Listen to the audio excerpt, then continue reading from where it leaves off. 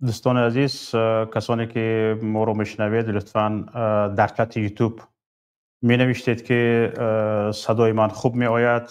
یگان در صدا و سیما مشکلات نیست، لطفاً می نویسید و برنامه رو آغاز می کردیم.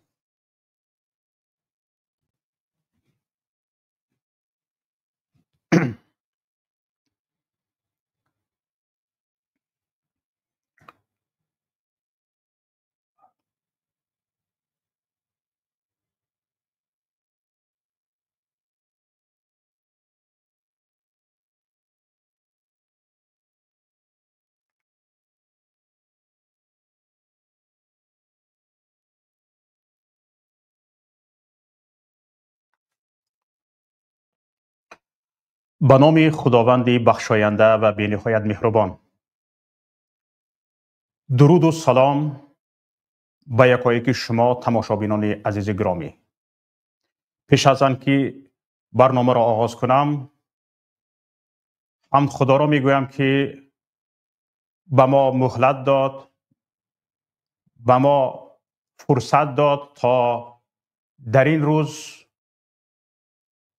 برنامه را آغاز کنیم که همایش را آغاز کنیم که در آن درباره استادان، برادران و دوستان همسنگرمان که در زندان ظالمان قرار دارند صحبت کرده باشیم.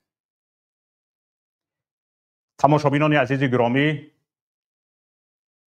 با احترام زیاد به یکایک شما و مسئولیت ایمانی شما را به همایش آنلاینی با عنوان تاجیکستان و زندانیان سیاسی و با سوال آیا راه نجات هست خوش آمدید میگویم. تماشابینان گرامی، موضوع امروزه بشبهه یکی از حساسترین و دردناکترین مسئله های جامعه ما می باشد.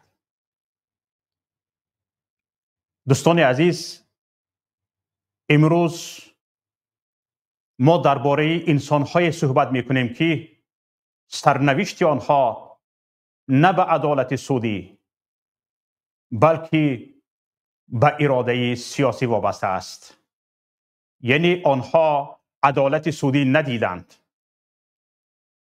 مقام های سودی مثل زاچه ها تنها گفته های بالا را تکرار کردند، طبق اراده سیاسی شخص های اول کشور آنها را پشت پنجره زندان کردند. اینها کی هستند؟ زندانیان سیاسی کی هستند؟ انسان هایی که تنها برای حق تلاشی، برای اندیشیدن، برای اظهار اندیشه، اعتقاد و آزادی وجدان به سالهای طولانی زندان محکوم شدند. امروز صدها فعالان سیاسی، روزنامه‌نگاران، روحانیان و شهروندان عادی در تاجیکستان زیر نام محبوس سیاسی زندگی می کنند. آنها نه جرم دارند نه جنایت صادر کردند. تنها به خاطر اندیشه اشان، تنها به خاطر مقصد آزاد زیستنشان پشت پنجره زندان شدند. اما پشت هر یکی نام آنها یک عائله، یک مادر گریان، یک فرزند انتظار و یک جامعه زخمدار ایستاده است. بی صدا، بی پروا و بی اهمیت گذشتن از این واقعیت معنای همسازی، همآوازی، همصدایی با جنایتکاران، با ظالمان را دارد. هر کی ذره در تن و بدنش خون گرم، خون مسلمانی، خون انسانی راه میگردد، در این قضیه بی‌پروا بوده نمیتواند. سوالی که امروز در عنوان همایش ما آمده است، آیا راه نجات هست؟ تنها یک سوالی نظریوی نیست. این سوال تاریخی و وجدانی و ایمانی برای هر یکی ماست و جواب به آن هم از اراده ما، از همبستگی ما و از صدای بلند و قاطع بودن ما وابسته است.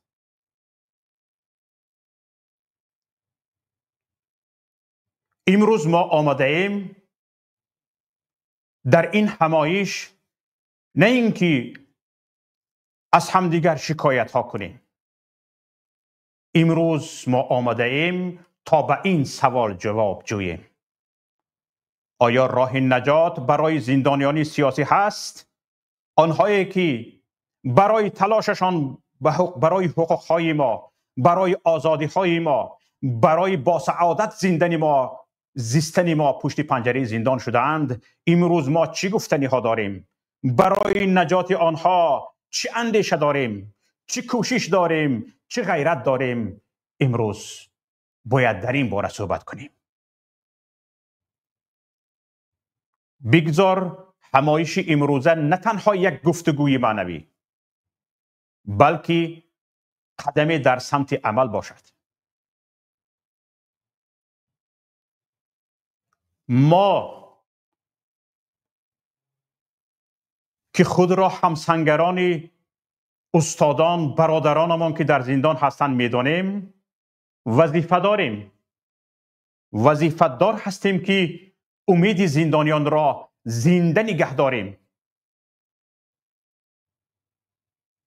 و همچنین به جهانیان بگوییم که در تاجیکستان نه همه خاموشند، نه همه به لب مهر زده اند، نه همه گونگی اختیار کرده اند، نه همه تسلیم شده اند. ما کوشش میکنیم که هیچگاه در داخل زندان دوستان ما، برادران ما، استادان ما و همان نفرانی که بهر ما پشت پنجره زندان شدند، امید آنها نمیرد.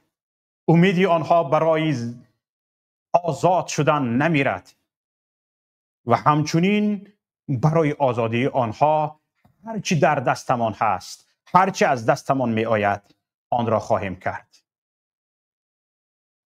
و امروز چنان که در عرفیت می گویند جامعه با مصلحت کوتاه نمی آید، امروز ما مصلحت خواهیم کرد، مشورت خواهیم کرد که چگونه زندانیانمان را از دست ظالمان نجات بدهیم و بیاندیشیم که آیا راه نجات هست. برای همین دوستان عزیز، همایش امروزه ما هم با همین سوال محدود است. تنها و تنها به همین سوال جواب می جوییم. هر کس که در این باره گفتنی دارد، هر کس که می خواهد در این باره فکر، اندیشه ابراز نماید، مرحمت. لینک وارد شدن به استودیو در اپیسان مانده شده است. وارد شود به نوبت، ما به اون نوبت میدهیم و هر فکری، هر ایده‌ای که دارد برای آزادی زندانیان سیاسی ابراز کند. و همچنین تماشابینان عزیز، ما در برنامه امروزه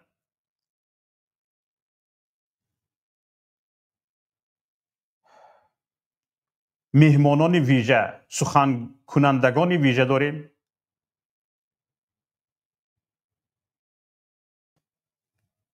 و کوشش میکنیم که علاوه بر سخن کنندگان ویژه، سخنورانی که به برنامه دعوت شده اند، کوشش میکنیم که دیگران نیز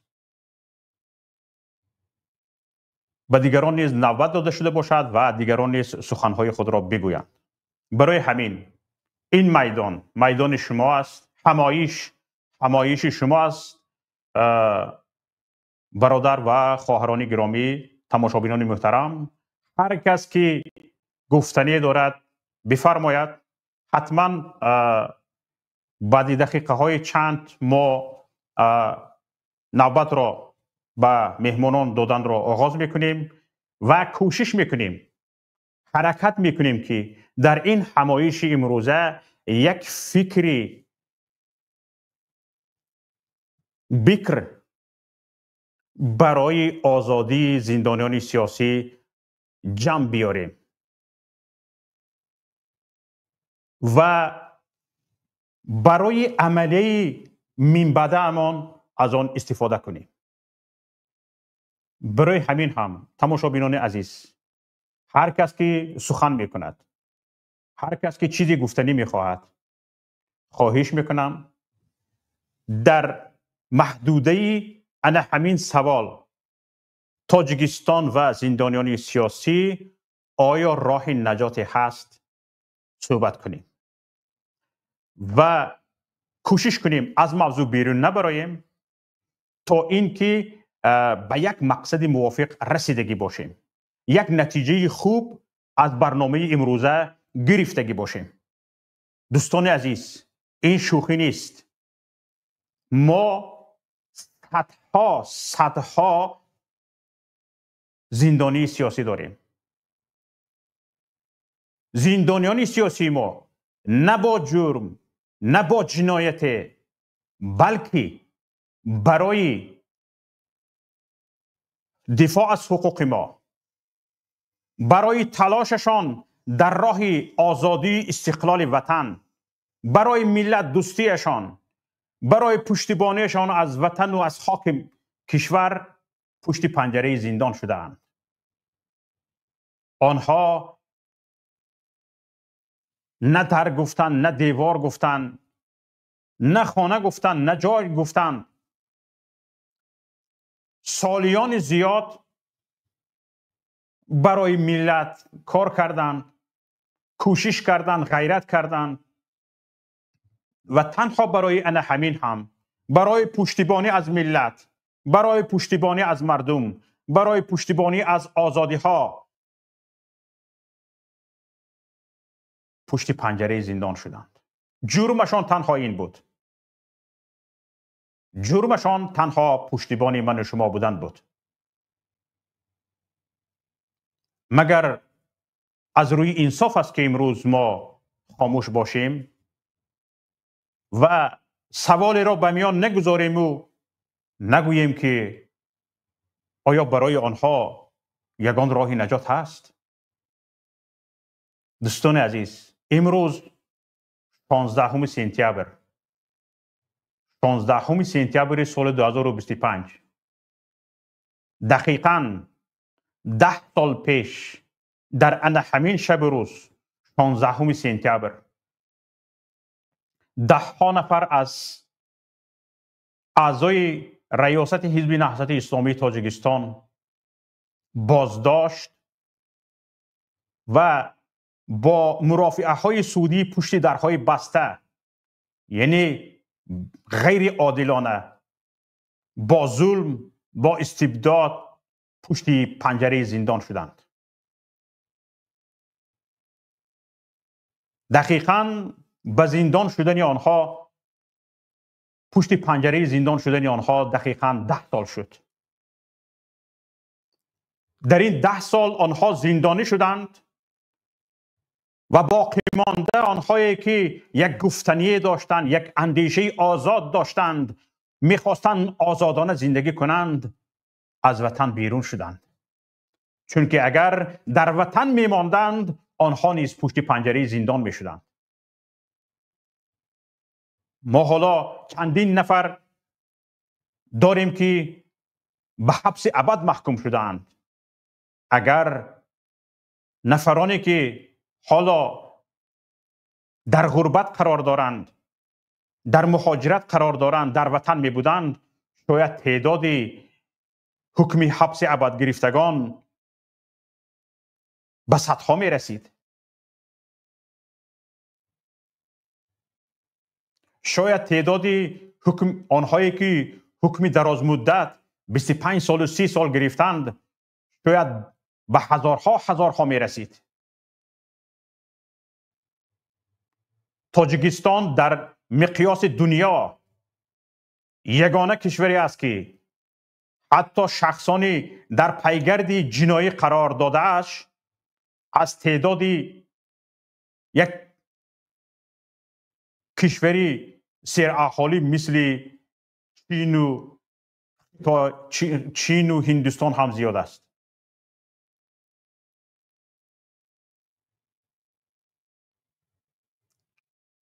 حالا شرم داشتن و سرشان در نزد جامعه بین الملل خم شد. چی شد؟ چندین نفر را از این روی خط بیرون کردند و چندین نفر هم با خلاصه خود اینترپول بعد از آن که سنجیده برآمد، بعد از آن که سنجش گذراند که اینها جنایت کردند یا نکردند، از روی خط اینترپول بیرون کرده شد و خلاصه آنها این شد که جانب تاجیکستان با اتهام، با دروغ، با تهمت آنها را در این روی خط جای داده است. یکی از آنهایی که در این روی خط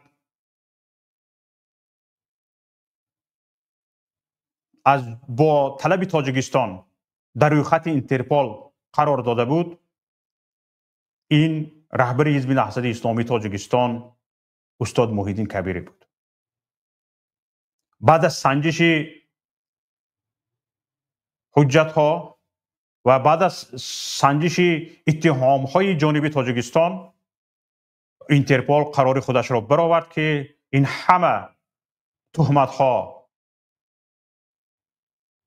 اساس ندارند و از روی خط بیرون کرد. مثل همین سازمان ملل متحد،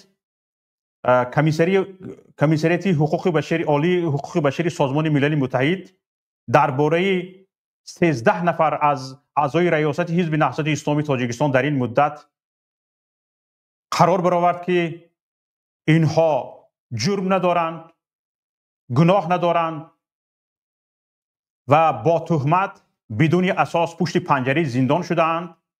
حکومت تاجیکستان وظیفه دار است که آنها را بدون قید و شرط آزاد کند و با آنها جبران معنوی پرداخت کند و آنهایی که در سود کردن آنها، در بازداشت آنها، در شکنجه آنها دست داشتند باید جزا داده شوند.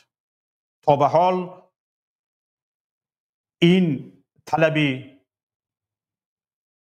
سازمان ملل متحد، کمیسریت عالی سازمان ملل متحد، کمیسریت حقوق بشری سازمان ملل متحد تا به حال عملی نشده است، اما یک سند تاریخی است. در این مدت 10 سال چندین رزولوسیه ها اتحاد اروپا قبول کرد. در این باره که در تاجیکستان حقوق انسان نقض می شود و عدالت وجود ندارد. حالا بیایید دوستان عزیز مهمانان را قبول میکنیم و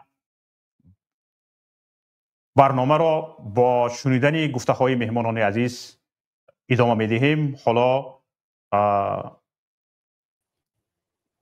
رهبر حزب نهضت اسلامی تاجیکستان استاد محیدین کبیری در پخش آنلاینی هستند، با ما هستند. ایشان را پیش از همه به این همایش خوش آمدید میگویم و سخن را به ایشان میدهم. سلام علیکم برادر شوکت و همدیران عزیز بینندگان این همایش آنلاینی.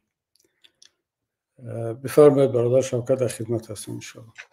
پیش از همه میخواستم الکی ما سوال رو گذاشتیم در برنامه در سرلوحه این همایش که الکی سوال به شما معلوم است، در این باره سخن میکردید.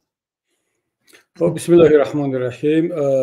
من قبل از اون که وارد موضوع شوم میخواستم در این لحظه ها، در این روز همدردی خودم با تمام هموطنان عزیز و اعضایان و جانبداران حزب نهضت اسلامی تاجیکستان، به خصوص با پیوندان و نزدیکان زندانی های سیاسی همدردی خود، اعضایان حزب نهضت اسلامی تاجیکستان، اعضایان و جانبداران پیمان و همه کسانی که دلشون برای زندانیان میتپد بیان کنم و از خداوند منان آزادی سریع و به قید و شرطی زندانی ها را تمنا دارم و این چنین برای گذشتگان، کسانی که در زندان جان خود را از دست دادن به شهادت رسیدن، از پروردگار مغفرت تمنا داریم و برای بازماندگانشان صبر و برای اونها هم جنت الفردوس و هم مغفرت گناه ها و انشاءالله امیدواریم که روح آنها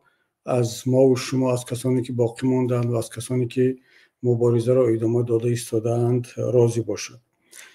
و نکته دیوم این است که من واقعا این روز را که دقیقاً 10 سال پیش این حادثه اتفاق افتاد یک مصیبت ملی میدانم و یک حادثه که در تاریخ ملت بسیار تأثیر چشمرس گذاشت و اگر ما 3 دهه استقلالیت ملی تاجیکستان را تقسیم کنیم، یک چند حادثه های خیلی کلیدی و مهم است که در حیات، در زندگی و عموما در رشد و وضعیت کشور ما، وطن ما تاثیر رساندن. یکیش اگر جنگ شهروندی باشد، دیگرش مذاکرات صلح و امضای سازشنامه صلح، فعالیت کمیسیون اشتی ملی هست که این جنگ را خاتمه بخشید. و حادثه سیوم این سرکوبگری های حکومت جمهوری تاجیکستان در سپتامبر 2015 و بعد از آن، از جمله حبس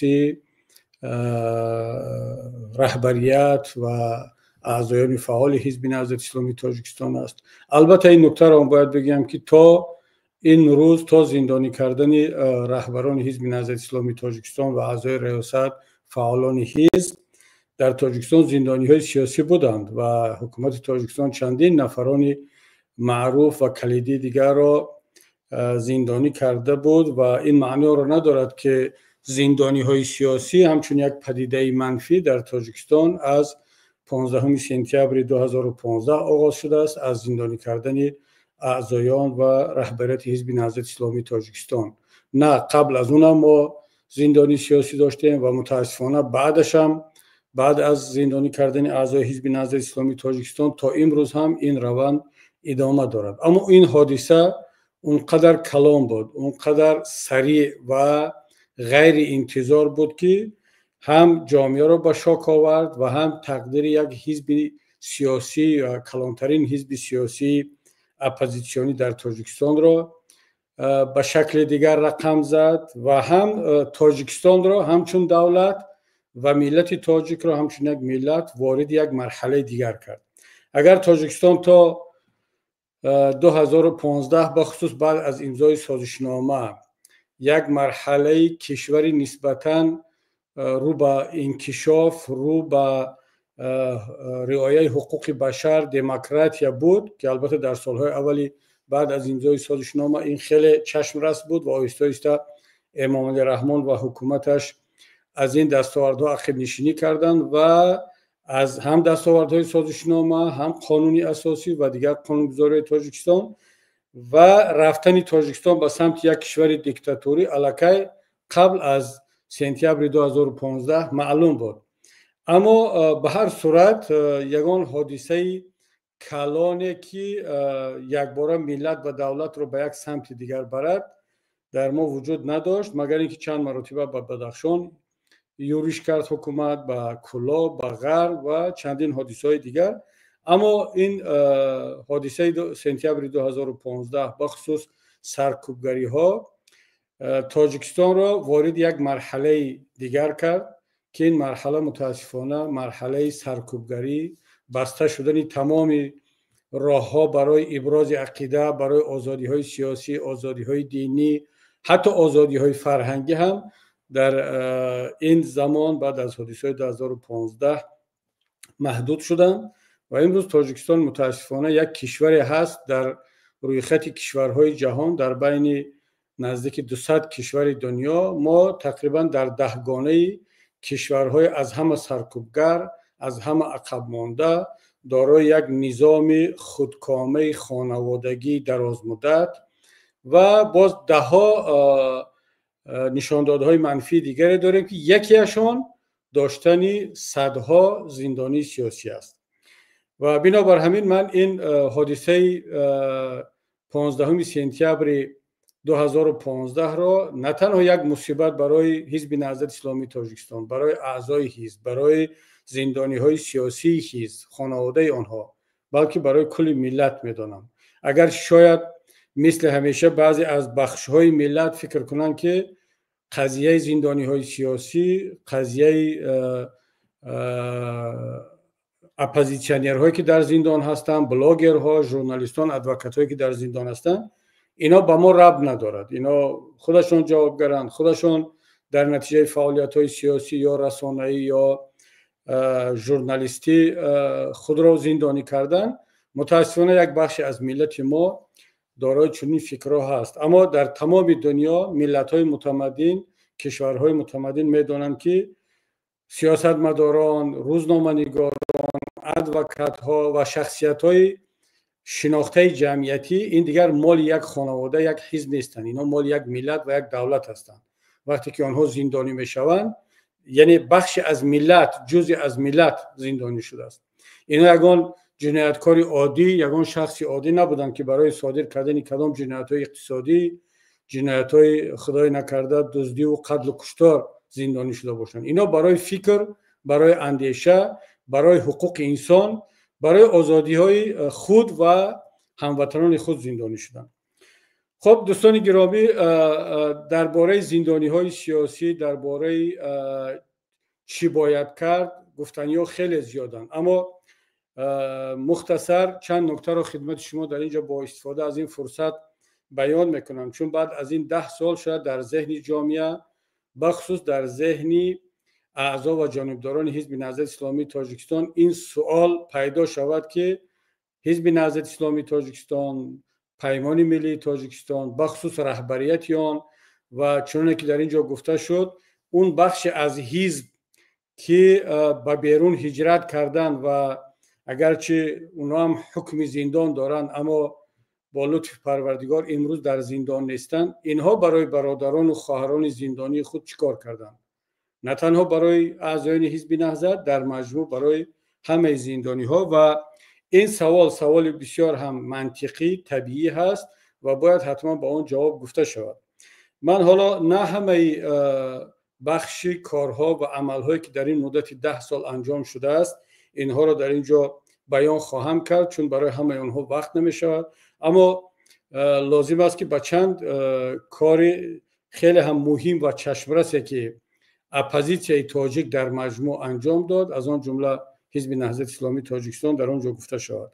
اولین کاری که رهبریت حزب نهضت اسلامی تاجیکستان بعد از این حادثه و برادران و خواهران حزب که در خارج بودن انجام دادن این بود که با جامعه جهانی وارد گفتگو شدند و قضیه را به جامعه جهانی شرح دادند، فهماندند که وضعیت چگونه است، چرا چنین شد و برای زندانی های سیاسی تاجیکستان از آن جمله زندانی های حزب نهضت اسلامی تاجیکستان جامعه جهانی باید چیکار کند.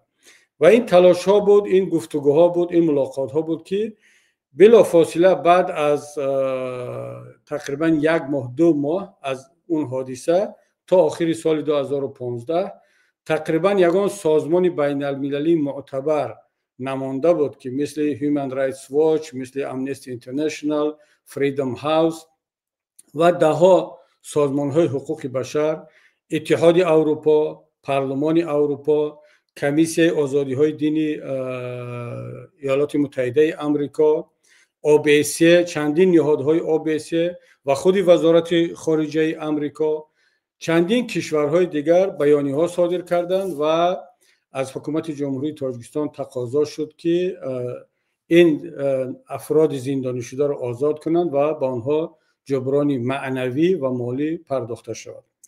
خب بعدا یک گروه کاری تشکیل شد از طرف حزب نهضت اسلامی تاجیکستان و با شرکت دیگر افراد فعال جامعه برای آماده کردن پرونده زندانی‌های سیاسی به سازمان ملل که در یک مدت کوتاه، این هم کار خیلی پرمشقت بود و باید که این کار به استانداردهای بین المللی جوابگو است. کافی نیست که یک عریضه نوشته شود یا یک عکس و قرار سود فرستاده شود، باید که این همه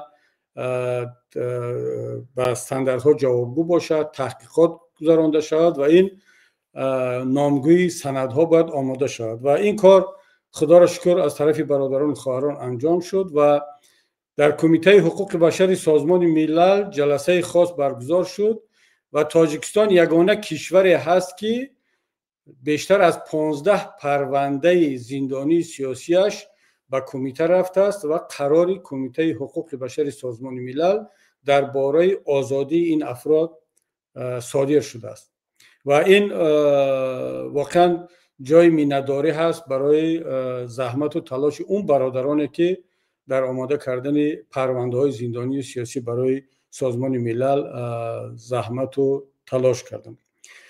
و بالاتر از این، حالا اخیراً شما همگان آگاه هستید که همین سال در اولهای سال به دادگاه بین المللی هاگ یا گاگ به زبان روسی پرونده مقامات جمهوری تاجیکستان از آن جمله خود امام علی رحمان به دادگاه فرستاده شد و در حالت بررسی است. در مرحله آموزش این پرونده ها هستند پروکورورهای دادگاه بین المللی و این پرونده که بیشتر از 250 صحیفه فقط شکایت رسمی هست، یعنی همون عیبنامه هست و بیشتر از 1000 صحیفه سند و دلیل هست، 10 ساعت نوارهای ویدیویی و اودیویی هست و تقریبا 80% این پرونده در دادگاه بین المللی درباره زندانیان سیاسی است. و حالا من کارهای اساسی و بزرگ انجام شده را از طرف حزب نهضت اسلامی تاجیکستان، برادران و خواهران شما بیان کرده ایستادم. در قطار این چندین سازمان ها، چندین مؤسسه های دیگری که از طرف اپوزیسیون تاجیک تأسیس داده شد و اینها هم وارد عمل شدند و اینها یک قسمتی از کار رو هم مستقلانه انجام دادند با صادر کردن بیانیه ها، با آماده کردن مجله های هر ساله مثل کمیته شهروندی آزاد کردن زندانی های سیاسی و گروگان های سیاسی. اینها همه در مجموع زحمت هایی است که اپوزیسیون تاجیک کشیده ایستاده است و من فکر میکنم که حالا اگر یک جنبستی کنیم، خلاصه گیری کنیم این قسمت صحبت رو، فکر میکنم که اپوزیسیون تاجیک در مجموع در مقایسه با تمام اپوزیسیون‌های دیگری آسیای مرکزی و حتی کشورهای سابق شوروی در مسئله، نه تنها در مسئله زندانی‌های سیاسی بلکه در دیگر مسائل هم از آن جمله در مسئله زندانی‌های سیاسی خود قدم‌های بیشتر گذاشت و نتیجه‌های بیشتری را هم به دست آورد. اما سوال اساسی این است که آیا این کافی بود؟ آیا این به آزاد کردن زندانی‌های سیاسی یعنی به این نتیجه رسید، باعث آزاد شدن آنها شد؟ و از همه سوال اساسی که در اینجا داده شد، چی امکانیت‌های وجود دارد برای نجات آنها؟ جواب من خیلی مشخص است. اون همه زحمت و تلاش‌هایی که حزب نهضت اسلامی تاجیکستان، پیمان ملی تاجیکستان، دیگر سازمان‌ها و گروه‌ها چی سیاسی و چی حقوقی انجام دادن، اینا کافی نبودن. آیا سوال این است که آیا ما میتوانستیم از این بیشتر عمل کنیم؟ بله میتوانستیم. و سوال دیگر است که چرا از این بیشتر اپوزیسیون تاجیک نتوانست عمل کند؟ این یک موضوع، یک صحبت طولانی دیگر است که انشاءالله باز در زمان دیگر، در وقت دیگر انجام خواهیم داد. اما من فکر میکنم که در اینجا چندین عامل های هستند که تأثیر رساندن تا اینکه ما نتیجه کمتر به دست بیاریم. اون نتیجه اساسی که باید به دست می آمد که آزادی زندانی های سیاسی هست و باقی میماند، این هدف، این به این نتیجه نرسیدیم و شاید که می توانستیم از این بیشتر باز قضیه زندانی های سیاسی را در صحنه سیاسی در جامعه جهانی مطرح کنیم که متاسفانه واقعیت همون است که الان هستیم. من فکر میکنم که هنوزم اپوزیسیون تاجیک امکانیت های وسیع دارد، امکانیت های دارد که از آن به طور باید شاید استفاده نشده است و اگر ما واقعا یک راهکارهای مشترک پیدا کنیم، اطراف آن برنامه‌ریزی کنیم، شاید که در این مرحله بعدی بتوانیم یک نتیجه بهتر بگیریم. چرا من به این یک کمی خوشبین هستم؟ چون الکی در همین شب و روز به دست ما یک ارگومنت یا یک دلیل بسیار قوی به دست آمد. من منظورم دادگاه بین المللی نیست. اگر پرونده امام علی رحمان و کماندش در دادگاه بین المللی به نتیجه برسد، در اون وقت این واقعا یک پیشرفت بسیار بزرگ می شود، چون دیگر نه اون کسانی که در زندان هستند اونها گناهکار حساب می شوند، جنایتکار حساب می شوند، بلکه کسی جنایتکار حساب می شود که پرونده آنها را به زندان برده است یا آنها را زندانی کرده است و این هم جنایتکار عادی نه، بلکه جنایتکار در سطح بین المللی. اما منظور من از اون که یک امکانیت دیگر در این آینده ها هست این است که اخیراً در همین شب و روز، همین هفته گذشته 52 نفر از زندانیای سیاسی بلاروس آزاد شدند و پیشتر از این البته یک تبادل هم در زندانی‌های نسبت زندانی‌های سیاسی رسیه شده بود، البته به این عدد زیاد نه، چندین نفر مثل یاشین، ایلیا یاشین و کرامورزا و دیگرها. اما این حادثه‌ای که در بلاروس شد نسبت زندانی‌های سیاسی بلاروس یک پیام جدی دارد و یک امکانیت خوب است که اپوزیسیون تاجیک میتواند از آن استفاده برد، به خصوص با نظر داشت یا که کنفرانس OBSE در راه است و ماه آینده در ورشو کنفرانس OBSE آغاز می شود. همین هفته آینده من به یکی از کشورهای اروپایی سفر دارم، البته برای یک کار دیگر، اما در حاشیه اون کارها ملاقات های هم با سازمان های بین المللی و احتمال دارد که با مقامات دولتی هم برگزار شود و موضوع مرکزی هم در این سفرها و هم در کنفرانس OBSE در ورشو در ماه اکتبر باید زندانی های سیاسی ما باشد. و چرا من این رو خیلی مهم میدانم؟ برای آنکه آزاد کردن زندانی های سیاسی بلاروس برای اپوزیسیون تاجیک هم یک امید داد، برای زندانی های سیاسی تاجیک یک امید، بگذار امیدی کلان نباشد ولی یک امید خرد هم باشد داد و از همه مهمش برای ما یک دلیل داد در نزد کشورهای غربی برای آنکه بالای قضیه زندانی های سیاسی به کشورهای غربی یک کمی فشار بیاریم. من چرا کشورهای غربی میگم؟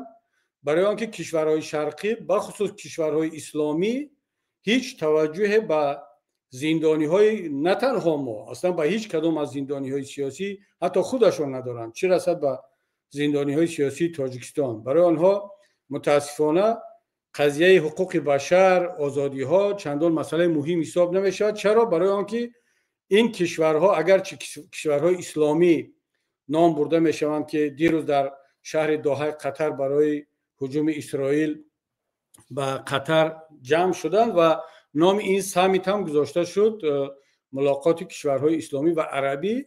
بله کشورهای عربی هستند اما به هیچ وجه اینا کشورهای اسلامی نیستند. برای آنکه فقط اکثریت اهالیشون مسلمان هست این کشورها کشورهای اسلامی نمیشوند. اینا نه دموکراتی اند نه اسلامی اند و یک کشورهای دیکتاتوری توتالیتری هستند که بغیر از حفظ قدرت در دست اون حاکمان چی پرزیدنت باشند، چی امیر باشند، چی پادشاه باشند، دیگر یگان برنامه هدف دیگر اونها ندارند. اما باید که فشار ما بالای کشورهای غربی باشد با این دلیل دوستانی عزیز که چرا غرب برای زندانی های سیاسی روسیه، بلاروس، حالا چندین کشورهای دیگری اروپایی که زندانی سیاسی دارد تلاش میکنند، اما برای زندانی های سیاسی کشورهای مثل تاجیکستان و دیگر کشورهای آسیای مرکزی کمترین توجه ندارند. سوال باید این باشد که آیا فقط برای آن که ما مسلمان هستیم؟ آیا فقط برای آن که ما آسیایی هستیم؟ آیا فقط برای آن که ما تاجیک هستیم؟ اگر ما هم بلاروس می بودیم یا مسیحی می بودیم یا جزئی از اروپا می بودیم، کشورهای غربی وارد گفتگو می شدن با دیکتاتورها، با آنها سانکسیا جاری میکردن، بعد در عوض وعده بیکار کردن سانکسیاها زندانی های سیاسی رو آزاد میکردن، مثل که با بلاروس کردن. فقط در عوض وعده آن که شرکت هواپیمایی بلاروسی بلاویا از تحریم های بین المللی، از تحریم های امریکایی، فقط حالا اروپایی وعده رو نداده است، از این تحریم ها آزاد می شود، در عوضش 52 زندانی سیاسی را لوکاشنکو آزاد کرد. چرا کشورهای غربی نسبت خانواده رحمان، نسبت تجارت آنها، نسبت وزیران قدرتی سانکسیا جاری نمیکند؟ نسبت شرکت های دولتی که پول ملت رو میدوزند چرا سانکسیا وارد نمیکند؟ این سوال ها خیلی سوال های مهم هستند، سوال های دشوار هستند که با ما این قضیه آزاد کردن زندانی های سیاسی بلاروس این دلیل ها رو داد، این امکانیت رو داد که در ملاقات ها، چه در حاشیه کنفرانس OBSE و چه در ملاقات های دو جانبه که ما در سفرها انجام میدهیم، از این فکت ها، از این دلیل ها استفاده بریم. البته این رو هم باید بگویم که معنی ندارد که وقتی که ما این دلیل ها رو استفاده میبریم، فشار میاریم، صحبت میکنیم، سوال های دشوار میگذاریم، همون نتیجه رو بگیریم که در بلاروس این نتیجه رو گرفتن. چون باید قبول کنیم، باید اعتراف کنیم که متاسفانه تاجیکستان در صحنه سیاسی، در این داد و ستدهای ژئوپلیتیکی جهانی یگان جایگاهی ندارد. اصلا چندان کشوری مهم نیست که ترامپ یا که اتحاد اروپا یا هر کشور دیگر توجه کند و در فکر زندانیای سیاسی او باشد، یا حداقل قضیه زندانیای سیاسی را همچون یک وسیله فشار بالای دیکتاتور استفاده برد. و این واقعیت است. اما این معنی را ندارد که ما دست بردار باشیم، ما رو افتاده شویم.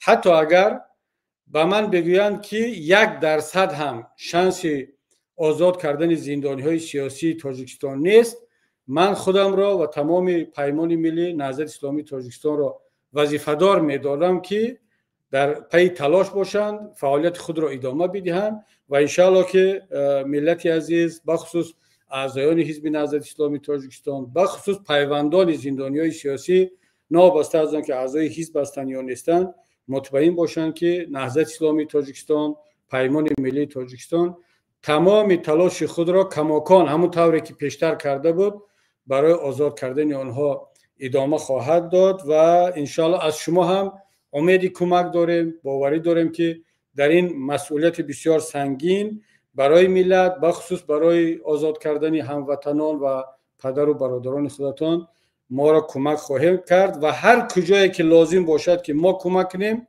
هرچی از دست ما بیاد، حتما در خدمت هستیم.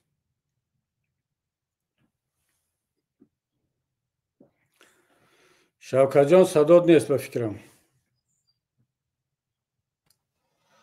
تشکر زیاد. حالا استاد علیم شیرزمانوف به ما پیوستند، ایشان را به همایش خوش آمدید میگویم. چندین نفر در انتظاری هم هستند.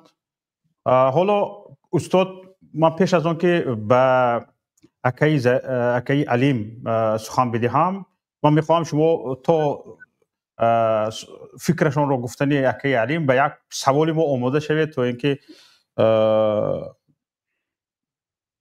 این سوال تنها سوال من نیست، سوال جامعه است. ما سوال گذاشتیم که در برنامه در این همایش سوال گذاشتیم که آیا راهی نجات هست؟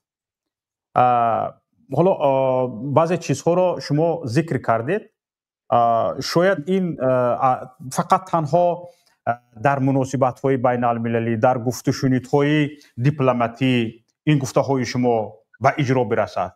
آیا راه‌های بجز از همین گفت و شنودهای دیپلماتی برای نجات زندانیان سیاسی وجود دارد؟ در این باره هم اندیشه شده است؟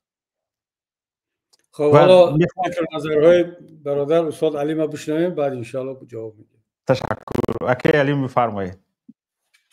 سلام علیکم محترم مشاهدین و میمونان این برنامه. تشکر از شوکت جان که بنده رو به این صحبت دعوت کردند و خب تلاش میکنم چند لحظه چند سخنی داشته باشم. شوکت این فرمت در صحبت در فرمت سوال جواب می شود یا چیزی در سر حالا من میخوام فکر اندیشه شما را در سوالی که در همین همایش گذاشته ایم بشنویم. مثلا گریم تاجیکستان و زندانیان سیاسی گفتیم، آیا راه نجات برای آنها وجود دارد یا نه؟ فکر نظر شما را در همین باره میخواستم. تاجیکستان اگر بگوییم که زندانیای سیاسی زندانیای واقعی دارد، زندانیای ریالی دارد که در زندان ها زیاده از 14,000 زندانی عمومی داریم، در زندان ها قرار دارند و تعداد بزرگی شهروندان تاجیکستان امروز در زندانی هستند که نامش تاجیکستان است و نجات تمام این زندانی ها در دست خود همین زندانی ها است که یک تعداد بزرگش در داخل زندان واقعی در داخل 4 دیوار زندان است و یک تعداد بزرگ دیگر مردم هم باز در زندان است که نام این زندان تاجیکستان است و همه اینها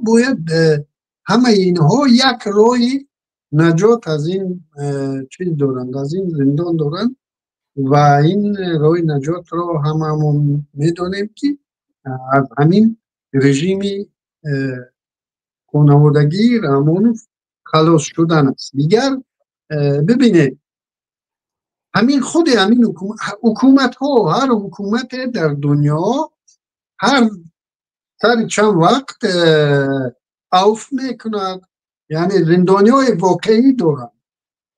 در اکثر دنیا زندانی سیاسی وجود ندارد و زندانی هایی که واقعا یگان جنایت کردن و در مقابل همین مردم، در برابر همین مردم حکومت ها در هر سر چند وقت با اوف رو پیاده می سازند و در تاجیکستان که از سال 99 ما یاد داریم، یعنی از تاجیکستان رو البته بر وقت‌تر هم یاد داریم، همون تاجیکستانی که یک نوع امیدی خانه امید تاجیکستانی ها شده بود در سال 99 که بعد از امضای سازشنامه اصلاح و در همان روز و ساعت ها مردم با امید شد که خب یک نوع زندگی آزاد را خواهد داشت و واقعا هم یک مدت نسبتاً آزادی را احساس کردیم و ببینید و در دنیا در تاجیکستان هم از همون 99 اگر گیریم تا سال 2010 چند موج اوفا بودند، ولی چرا از 2015 به این سو تقریبا که اوف نمی شود، تقریبا اوف جوری نمی شود. ببینید همین هر نفری که به سر وظیفه می آید، فرض کردیم دیرکتور مکتب، در مدت معین او همچون دیرکتور مکتب عمل می کند برای پیشرفت مکتب. آهسته که به فساد دست داد، دیگر چیز او می شود دریافت مبلغ، مقصد یگانه او می شود دریافت مبلغ. همین چیز بگویم زندان های تاجیکستان، همین نظام زندان های تاجیکستان امروز یک بیزنس شده، یک بیزنسی که زندانی ها در زندان رنگی که در خواست یعنی جای کت رو چی میکنن؟ کرایه میکنن، یعنی در هر شهر وی نرخ خود رو دارد.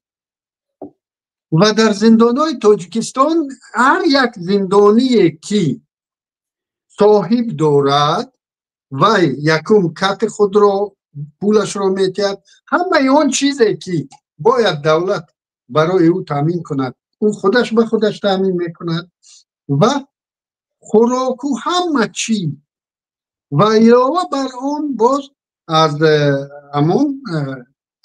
همون بودجه که دولت برای خورد و خوراک و همه چیز نگاه داشت زندان ها و زندانی ها پیش بینی کرده است، باز اون رو میدوزدن و هیچگاه همین نظام از خود رحمان افسر کرده، همش به گفت تاجیکا در دولت هیچ کس منفعت دار از خود رحمان شروع کرده تا آخرین زندانبان منفعت دار برای نیست که تعداد زندانی ها کم شود و چون تعقیب و فشار رپرسیا در تاجیکستان در سطح بالاترین است و مردم از اونجا راه گریز را پیش گرفتند، مردم باقی مانده در اونجا به گفت روزها از آب نرمتر و از علف پستر زندگی دارند. یعنی اگر عفو را جاری کنی تو باید، ما داشتیم همون تجربه رو داریم که عفو رو جاری میکنن، فرض کردیم 2000 زندانی رو جواب دادن، بعد چند ماه همون 2000 رو بر میگردونن، 2000 یا قسمت همون ها رو بر میگردونن، قسمت زندانی های نو رو اونجا جا بجا میکنن و باز همون تعداد امکانیت نگاه داشت زندانی ها اگر در تاجیکستان حدود 6-8 هزار باشد، امروز در زندان های تاجیکستان از 12 تا 14 هزار زندانی نگاه داشت می شود که این خودش یک همین از تعداد زیاد بودن اونها خودش یک نمود شکنجه بودن تعداد زیاد زندانی ها به جای 10 نفر بودن 15 نفر علاکه شکنجه زندانی ها. و این بیزنسی است که منفعت دار نیستن و بسیار وقت همین زندانی های نزدیکان زندانی ها چه سیاسیش باشد چه غیر سیاسی همیشه انتظار، همیشه افسانه خودشون برای خودشون افسانه ها میبافن که در پرلان در عرفه پرلان اید اوف طلایی می شود، در عرفه پرلان انتخابات اوف طلایی می شود و حتی آوازه ها بودن که همین مقدار آدم ها را بعد پرلان اید جواب میتین که اصلا اگر اونا را جواب تین در کوتاه مدت باید جای اونها را باز از نو پر کنند، چون این بیزنس است. هر یک آدم، مثال من در مکتب معلم بودگی اگر یک صنف رو محکم کردن چند معلم چیز از معاش معلوم میشد، یعنی چند خواننده از مکتب رفتن، یگان معلم، دیرکتور مکتب، مدیر مکتب، یگان کس منفعت دار نیست که تعداد خواننده کم شود، چون که با تعداد خواننده کم شدن مبلغ گذاری هم کم می شود. مبلغ گذاری که سر کسی است، همین خیلی دیگر مبلغ گذاری سر کسی در زندان ها است و همون مبلغ ها هیچ کس نمی خواهد که بودجتش پایین رود و این است اون شرایطی که امروز مردم ما متاسفانه خیلی با امید از ایدها و این افسانه را خود اینها، یعنی این آوازه ها رو خود اینها پهن میکنن، یعنی مردم رو با امید میکنن و مردم هنوز هم همین باور دارد که همین حکومت همچون حکومت عمل میکنن، یعنی برای این حکومت منفعت دار نیست که زندانی زیاد باشد، جنایتکار زیاد باشد. مردم عادی از همین 10 میلیون مردم اگر حساب کنیم که 6 میلیون مردمی یا 8 میلیون مردمی به کمال رسیده است که اندیشه میکند، همه اکثر همین مردم بر این باور است که این حکومت است و این حکومت هرگز مثل دیگر حکومت ها منفعت دار نیست که در کشورش سطح جنایت بالا باشد و زندان ها از زندانی ها زیاد باشد، چون این آدم واقعا آدم همه آدم ها بر این باورند. لیکن در حالت ما من نمیدونم به مانند دولت ما یگان دولت دیگر هم هست که همه چیز بیزنس شده است، از جمله همین سر مبلغ گذاری سر کسی در زندان های تاجیکستان، در نظام زندانی تاجیکستان باعث شده است که همین تعداد زندانی باید باشد و باید آن را زیاد کرد نکم، چون بودجه که با اونو جدا می شود اکثرش دزدیده می شود و زندانی ها را خیش و تبارشان. ببینید یک زندانی اگر به 18 سال زندان محکوم شده باشد، تصور کنید یک اویلهش به همین 18 سال محکوم شده است، همون تمام اویله تمام خیش و تبار به همون 18 سال محکوم شده. خانوادهش از بازدید تا بازدید حساب میکنند، از زنگ تا زنگ حساب میکنند.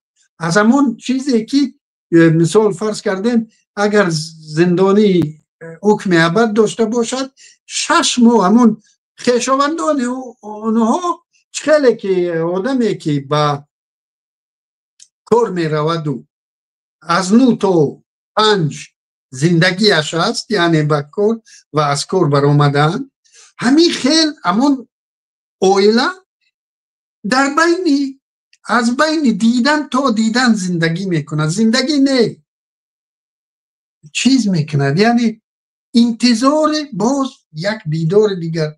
و تماما ببینید همین هر زندانی سیاسی همه خانوادهش امروز در زندان است. و باز یک چیز دیگر کوتاه بگویم، حاضر از کار آمدم با در این برنامه شرکت کردن، یک فکری در من آمد. ببینید زندان، مقصد زندانی کردن انسان از قدیم چی بود است؟ یعنی انسان هایی که در جامعه آداب ندارند، یعنی قانون رو رعایت نمی کنند، آدم های خوب نه، آدم های جنایتکار، اونها را یکم جزا میتین، دویم جزا میتین که اونها به دیگرها درس شود، دویم اونها رو از مردم محدود میکنند که اونها به مردم خطر نرسونند. و اساسی یکی از ترس های زندان این شرم بود. مثال زندانی واقعی که مثال یک جنایتکاری که واقعا جنایت کرد و زندانی شد، برای پدر، برای مادر، برای دیگر خشتبار ننگ است. لیکن در اون کشوری که انگیزه سیاسی اساساً زندانی ها، اگر ما زندانی های سیاسی واقعی رو میگیریم، لیکن همه اکثری همون زندانی شده ها که سیاسی هم نیستن، اکثرشون با انگیزه های سیاسی زندان رفته. اگر بنده خودم در بسیار پرونده هایی که هنوز در تاجیکستان بودم شرکت کردم و اکثر اونها هم با انگیزه سیاسی زندان شدن. و ببینید اگر انگیزه سیاسی باشد، اگر مایه افتخار همون پدر برای فرزندش نباشد، مایه شرمندگی ننگ او نمی شود. یعنی همین یکی از هدفهای زندان که در زندان بودن جنایتکار بودن این برای او آدم ننگ است، این در تاجیکستان کلا از میان رفته است. گرچنده که در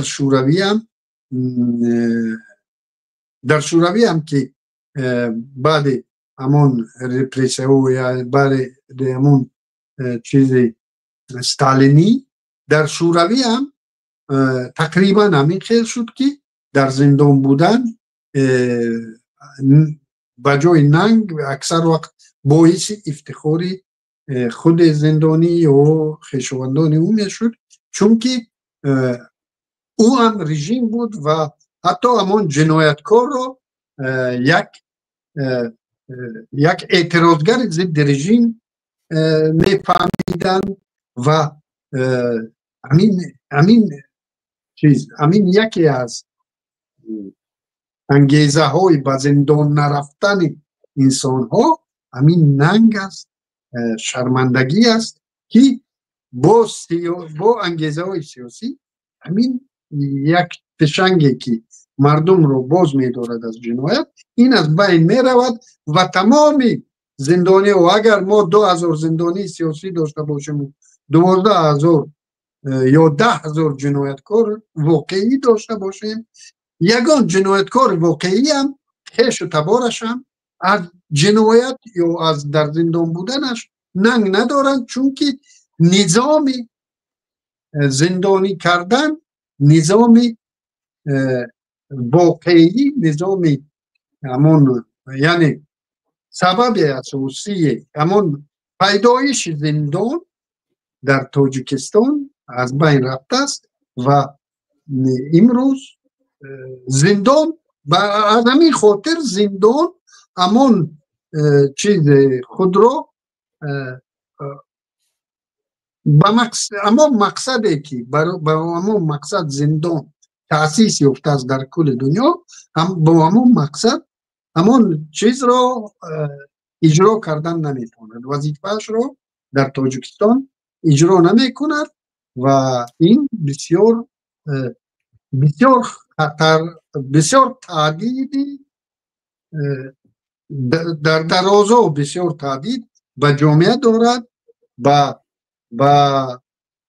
معنویات جامعه دارد که یک جنایتکار از جنایتش، از گناهش بجای آن که ننگ داشته باشد او خش تبارش، او افتخار میکند، چون که در مقابل یک رژیم خودکامه‌ای چی میگن خودسر، یعنی خودسری، همون خودسری که شد در مقامات، الکی همون جنایتکار در جامعه، در مفکوره جامعه جنایتکار حساب نمی شود، جنایتکار واقعی.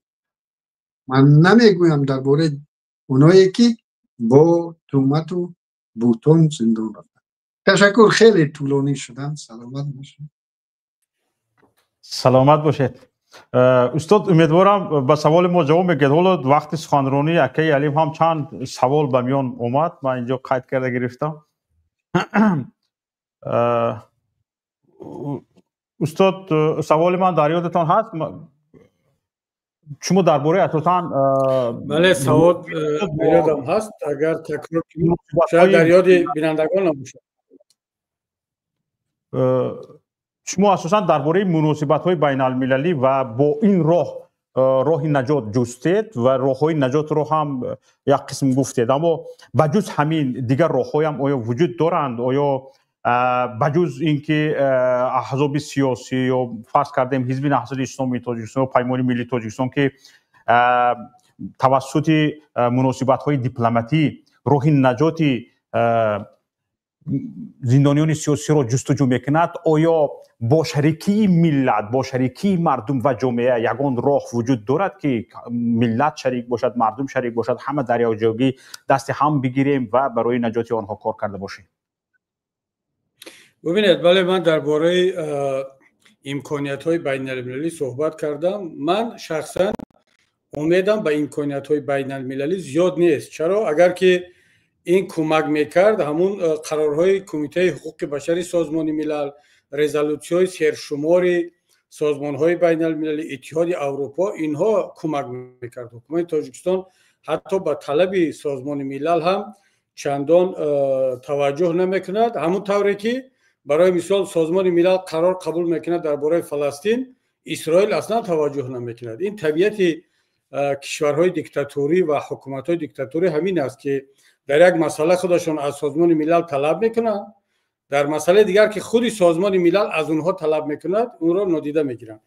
اما این معنی نداره که اگر ما با تلاش‌های بین‌المللی با سازمان‌های بین‌المللی زیاد امید نداریم این سمت را رها کنیم و اصلا دیگر از پیش نباشیم. در حال حاضر این یگانه امکانیت است حاضر و ما نباید این رو رها کنیم. بخصوص پیشتر هم گفتم که وقتی که بلاروس، زندانی‌های سیاسی بلاروس آزاد شدن، ما باید که در این سمت کاری بیشتر کنیم تا اینکه وادار کنیم، مجبور کنیم سازمان‌های بین‌المللی بخصوص کشورهای کلان غربی را که نسبت حکومت جمهوری تاجیکستان سانکسیا جاری کنند. حکومت جمهوری تاجیکستان که در غرب هم بیزنس دارند، پولهایشون در اینجا هست، خانوادگی رفت آمد میکنن، از سانکسیاهای کشورهای غربی خیلی میترسن و این میتواند خیلی تاثیر برساند. بنابر همین من نظرم این است که باید نه تنها حزب نهضت اسلامی تاجیکستان پیمان، بلکه تمام کسانی که به قضیه زندانی ها سر و کار دارند باید بالای یک نقطه تمرکز کنیم. وارد کردن، جاری کردن سانکسیا ها نسبت حکومت جمهوری تاجیکستان، به خصوص نسبت افرادی که در زندانی کردن، شکنجه کردن زندانی های ما دست دارند و این طلب رو ما کرده ایم 10 سال پیش، 5 سال پیش، همه سال کرده ایستادیم و در آینده خواهیم کرد. اما بسیار میخواستیم که دیگران هم در این مسیر با ما همراه شوند. اما من کاملا راضی هستم با شرح علیم که در ما فقط زندانی های سیاسی یا فقط زندانی هایی که در اون زندان سویتسکی و زندان وحدت و اینجا زندانی هستند یا در زندان یکم، اینا فقط زندانی نیستن، همه شهروندان جمهوری تاجیکستان زندانی هستند و به فکر من تا اگر ملت از این زندان بزرگ آزاد نشود، شانسی آزاد کردن زندانی های ما از زندان واقعی خیلی کار دشوار خواهد بود. یعنی ما وقتی که واقعا هم دلمون با زندانی ها میسوزد، تمرکز بالای زندانی ها میکنیم، با راه زاره و توالا و با راه خوشامدگویی به حکومت رحمانوف زندانی ها را نمیشد آزاد کرد.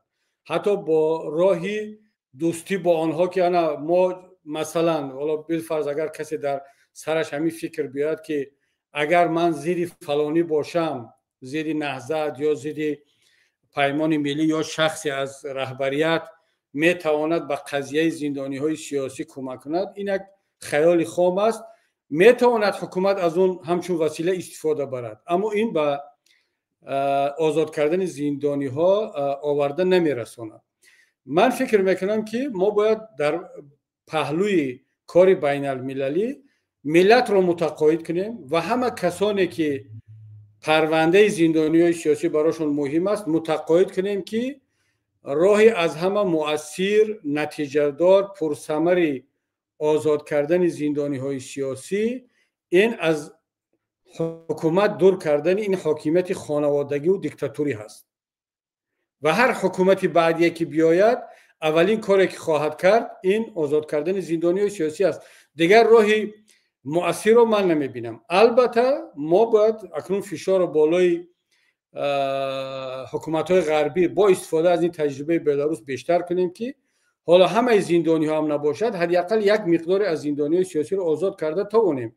مثلا در بلاروس هم همه زندانی ها رو لوکاشنکو آزاد نکرد، مثلا مثل شخصیت های خیلی معروف باباریکا یا اینکه اون خانم نامش کلسنیکووا با فکرم، اینها رو آزاد نکرد و اینها رو مانده است برای تجارت بعدی تا اینکه از غرب یگان امتیاز بگیرد و اینها رو آزاد کند. یعنی این ببینید حکومت‌های دیکتاتوری حتی حیات و زندگی زندانی ها را یک وسیله تجارت خود تبدیل دادن. همونطوری که علیم گفت در داخل از خانواده‌های زندانی ها پول میگیرن، تمام مرحله اولامین 18-20 سال اگر مدت داشته باشند، خانواده یک زندانی فرق ندارد او سیاسی است غیر سیاسی است، تمام مهلت زندانی شدن این نفر این هم جریمه میسپارد هم خوراک میبرد که بسیاری خانواده ها دیگر یک خانم مونده است و بچه ها پدر زندانی است ولی خوراک اون زندانی را تامین میکند، دارو، لباس،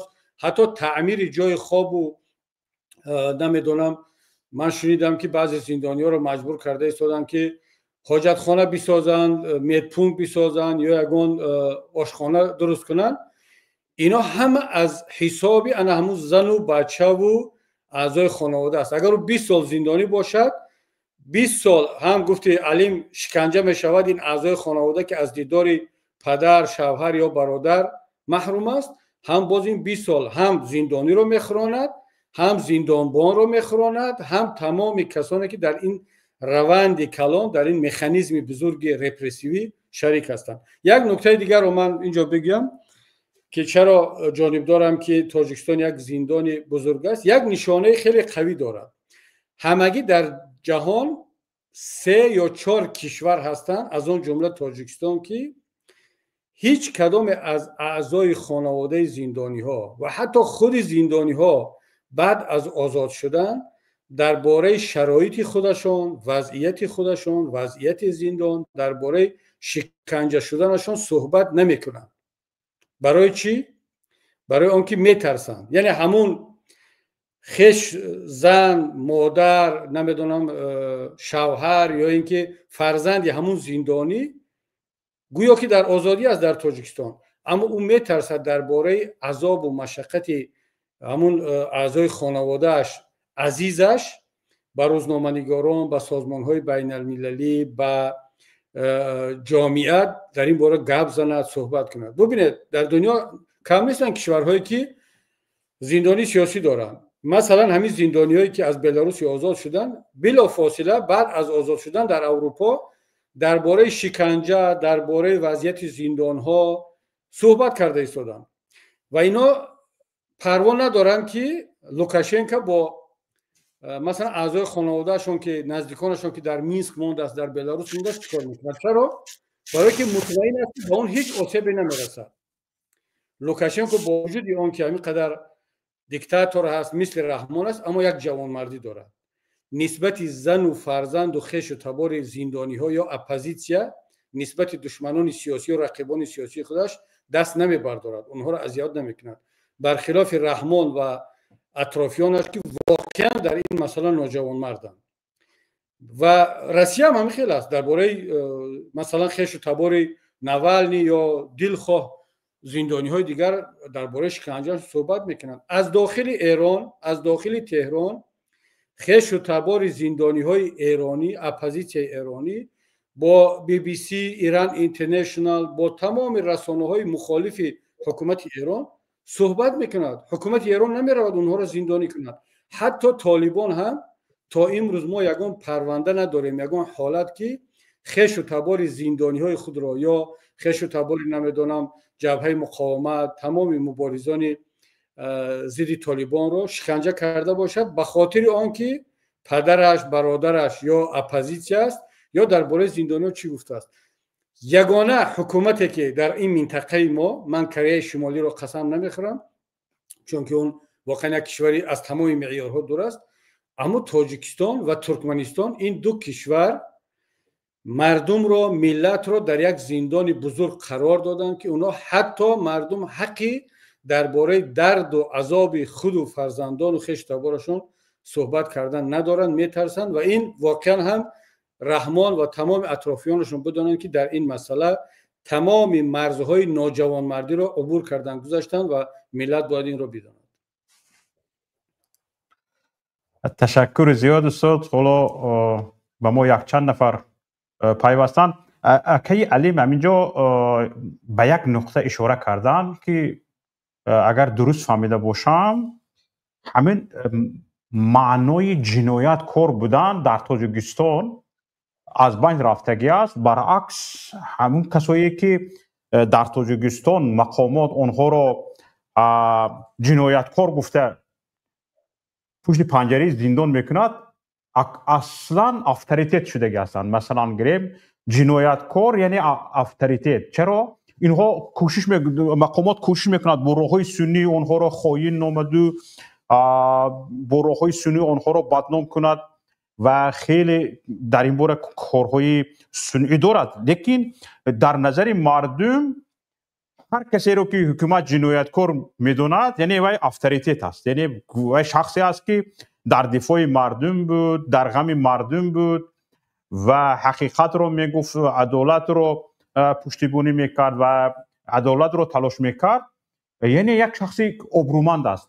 همین رو توسط تلویزیون، توسط رادیو، توسط گازت و توسط همه وسایل اخبار عامه حکومت کوشش میکند که از اونها یعنی یک چیزی، یک چهره منفی بسازد، لیکن نتوانسته سازد. در این حالت با وجود همین کارها در قطار این بیگناهانی که زندان شده‌اند، حتی دزد و غارتگر، مثلا گریم زناکار و اونهایی که واقعا جنایتکار هستند، اونها هم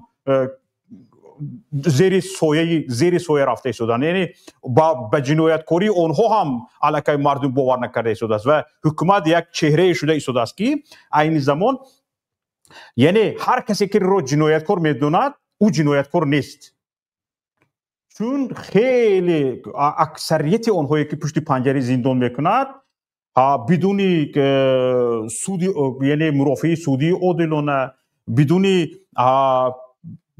درهای باز، مرافعه هایی که درشان باز میگذرد، اصلا پشت درهای بسته میگذرد. همین اصلا همین معنا به میان آمدگی است که هر کسی رو که حکومت جنایتکار میدوند البته او جنایتکار نیست. یعنی همین مضمونی جنایتکار بودن در تاجیکستان از بین رفته شده است. مگر همین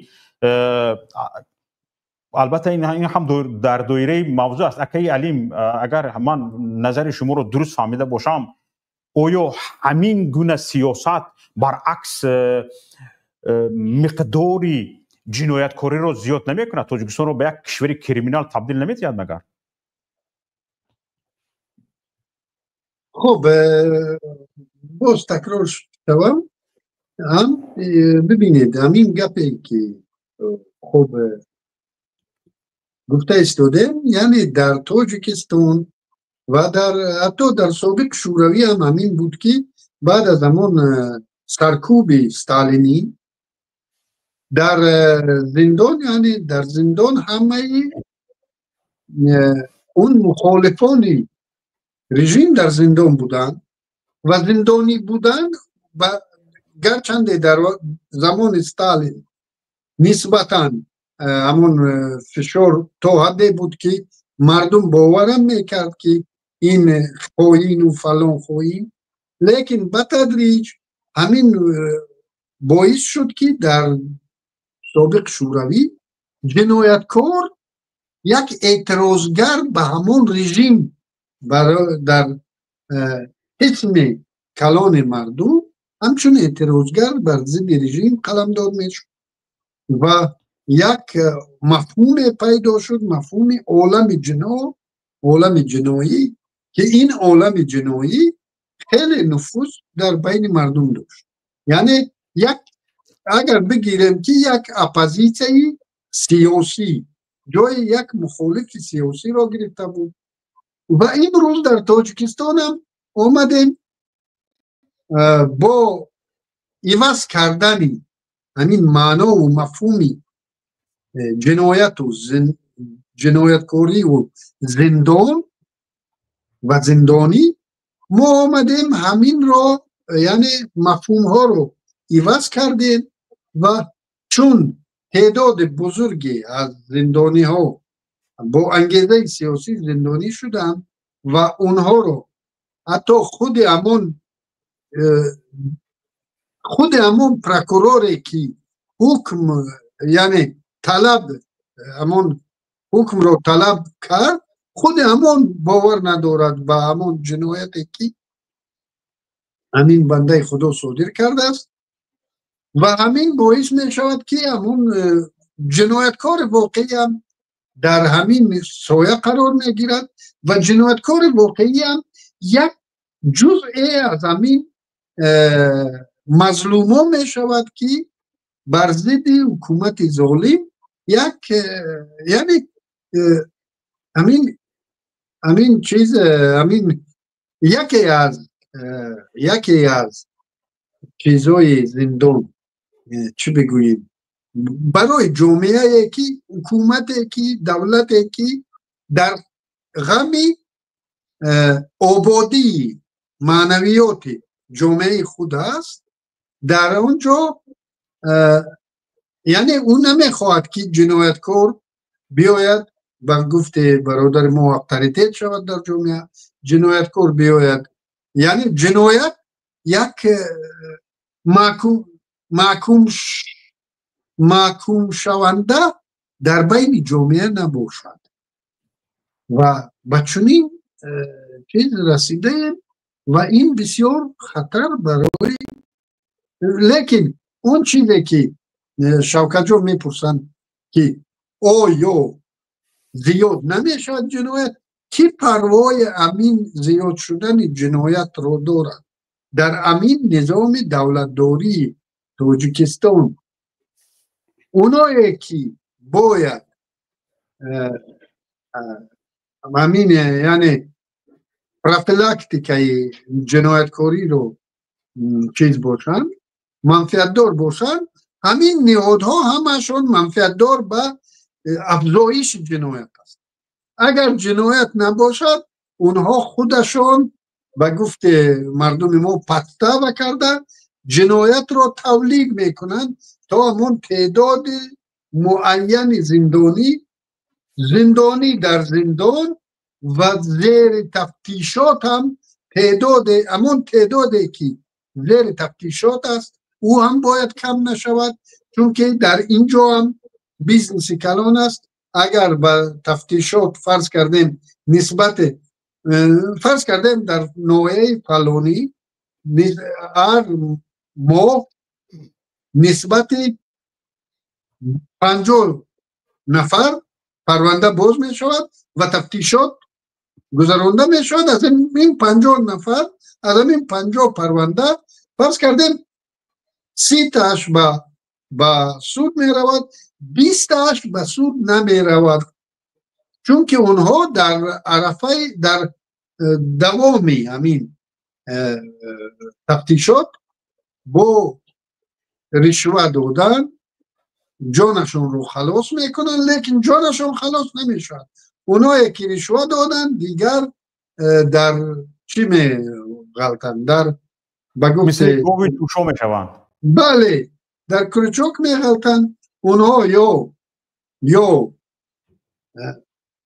یک جاسوس برای اونها میشن جاسوسی که زندگی خیلی پس دارد او مجبور است همیشه درباره همسایه‌هاش حسابات کرد دیگر یا او همیشه هر سر چند وقت باز میاند اول پرسیش و او همیشه او در همین چیز است و برای همین من خب و میخواستم دوستان اگر سوالات داشته باشن مرا اگر جواب میدادید خوب میشد چون که تشکر زیاد سلام قبل از اینکه علیم برود منم اجازت میپرسم از شما چون دیگر دوستان در نوبت هستند در افیر هم میبینم ولی یک نکته را من اینجا پیشنهاد میکنم قبل از رفتن همین که ببینید دوستان هر کس در همین سمت زندانی های سیاسی باید کاری خودش را انجام بدهد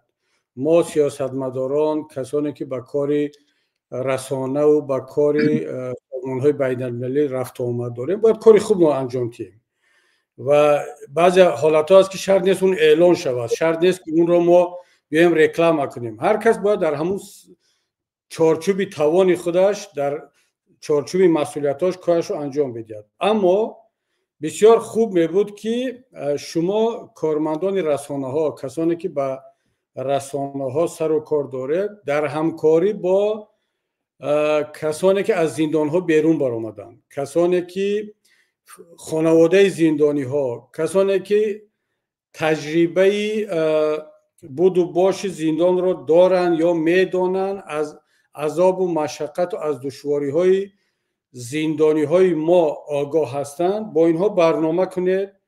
بعضا اگر لازم شد، من میدونم که این ترس و هراس همه رو فرا گرفته است و نه تنها خش و تبار و فرزندان زندانی ها در داخل کشور، حتی احتمال زیاد داره در خارج هم آماده نباشند که بیان همکاری کنند در این باره صحبت کنند. اما با وجود همین هم شما تلاش کنید که برنامه‌های ویژه مخصوص برگزار کنید، اینا دعوت شوند، صدا کنید، بنویسید.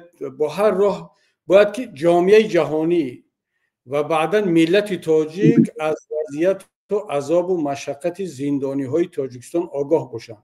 تا ما اگر این کار رو نکنیم و این یک تلاش های دست جمعانه اگر نباشد که هر کس کار خود را انجام دهد، سیاستمداران با راه سیاسی، رسانه ها با راه رسانه‌ای، نزدیکان و خش و تبار و زندانی های سابق از تجربهشان، از اون امکانیت هایی که از اون چیزایی که دیدن، اینا رو وقتی که ما در مجموع در یک پاکت کار میکنیم، همراه پیش میرویم، در اون وقت حالا شما سوال داد که آیا راهی نجات هست؟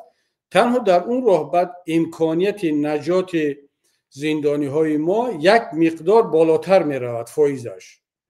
اما وقتی که هر کس کار خودش رو به تنهایی کند، همکاری نباشد، حتی کار به حد اتهام و تنقید یکدیگر رو، حتی ببینید همین مصیبتی زندانی های سیاسی رو در اون زندانی ها رو که یک مصیبت است، حتی در همین مسئله هم این رو هم موضوع رقابت تبدیل کردن، یعنی تبدیل به یک موضوع رقابت شده است که کی کمتر کرده شده است، کی بیشتر کرده شده است، کی خوب است کی بد است.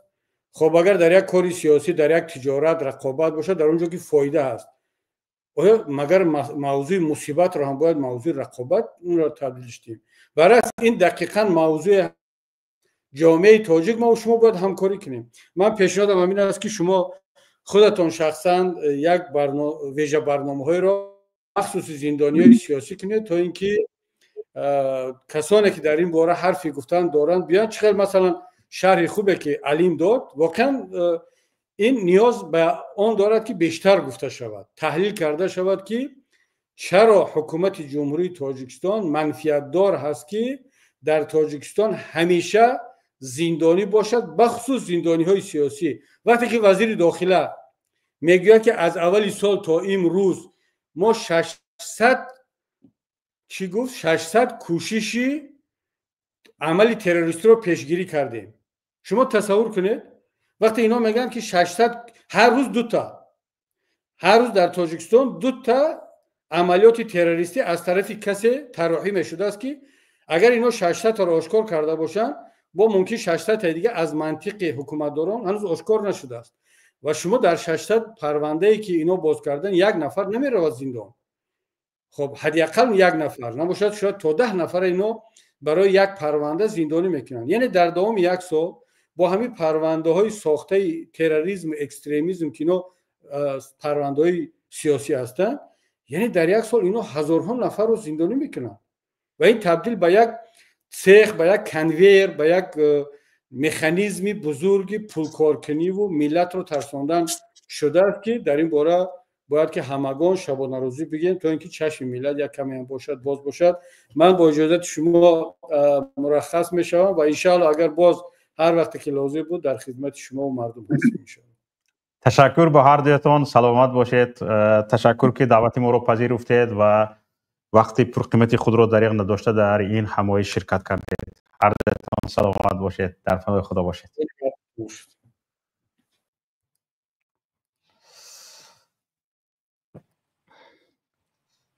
خب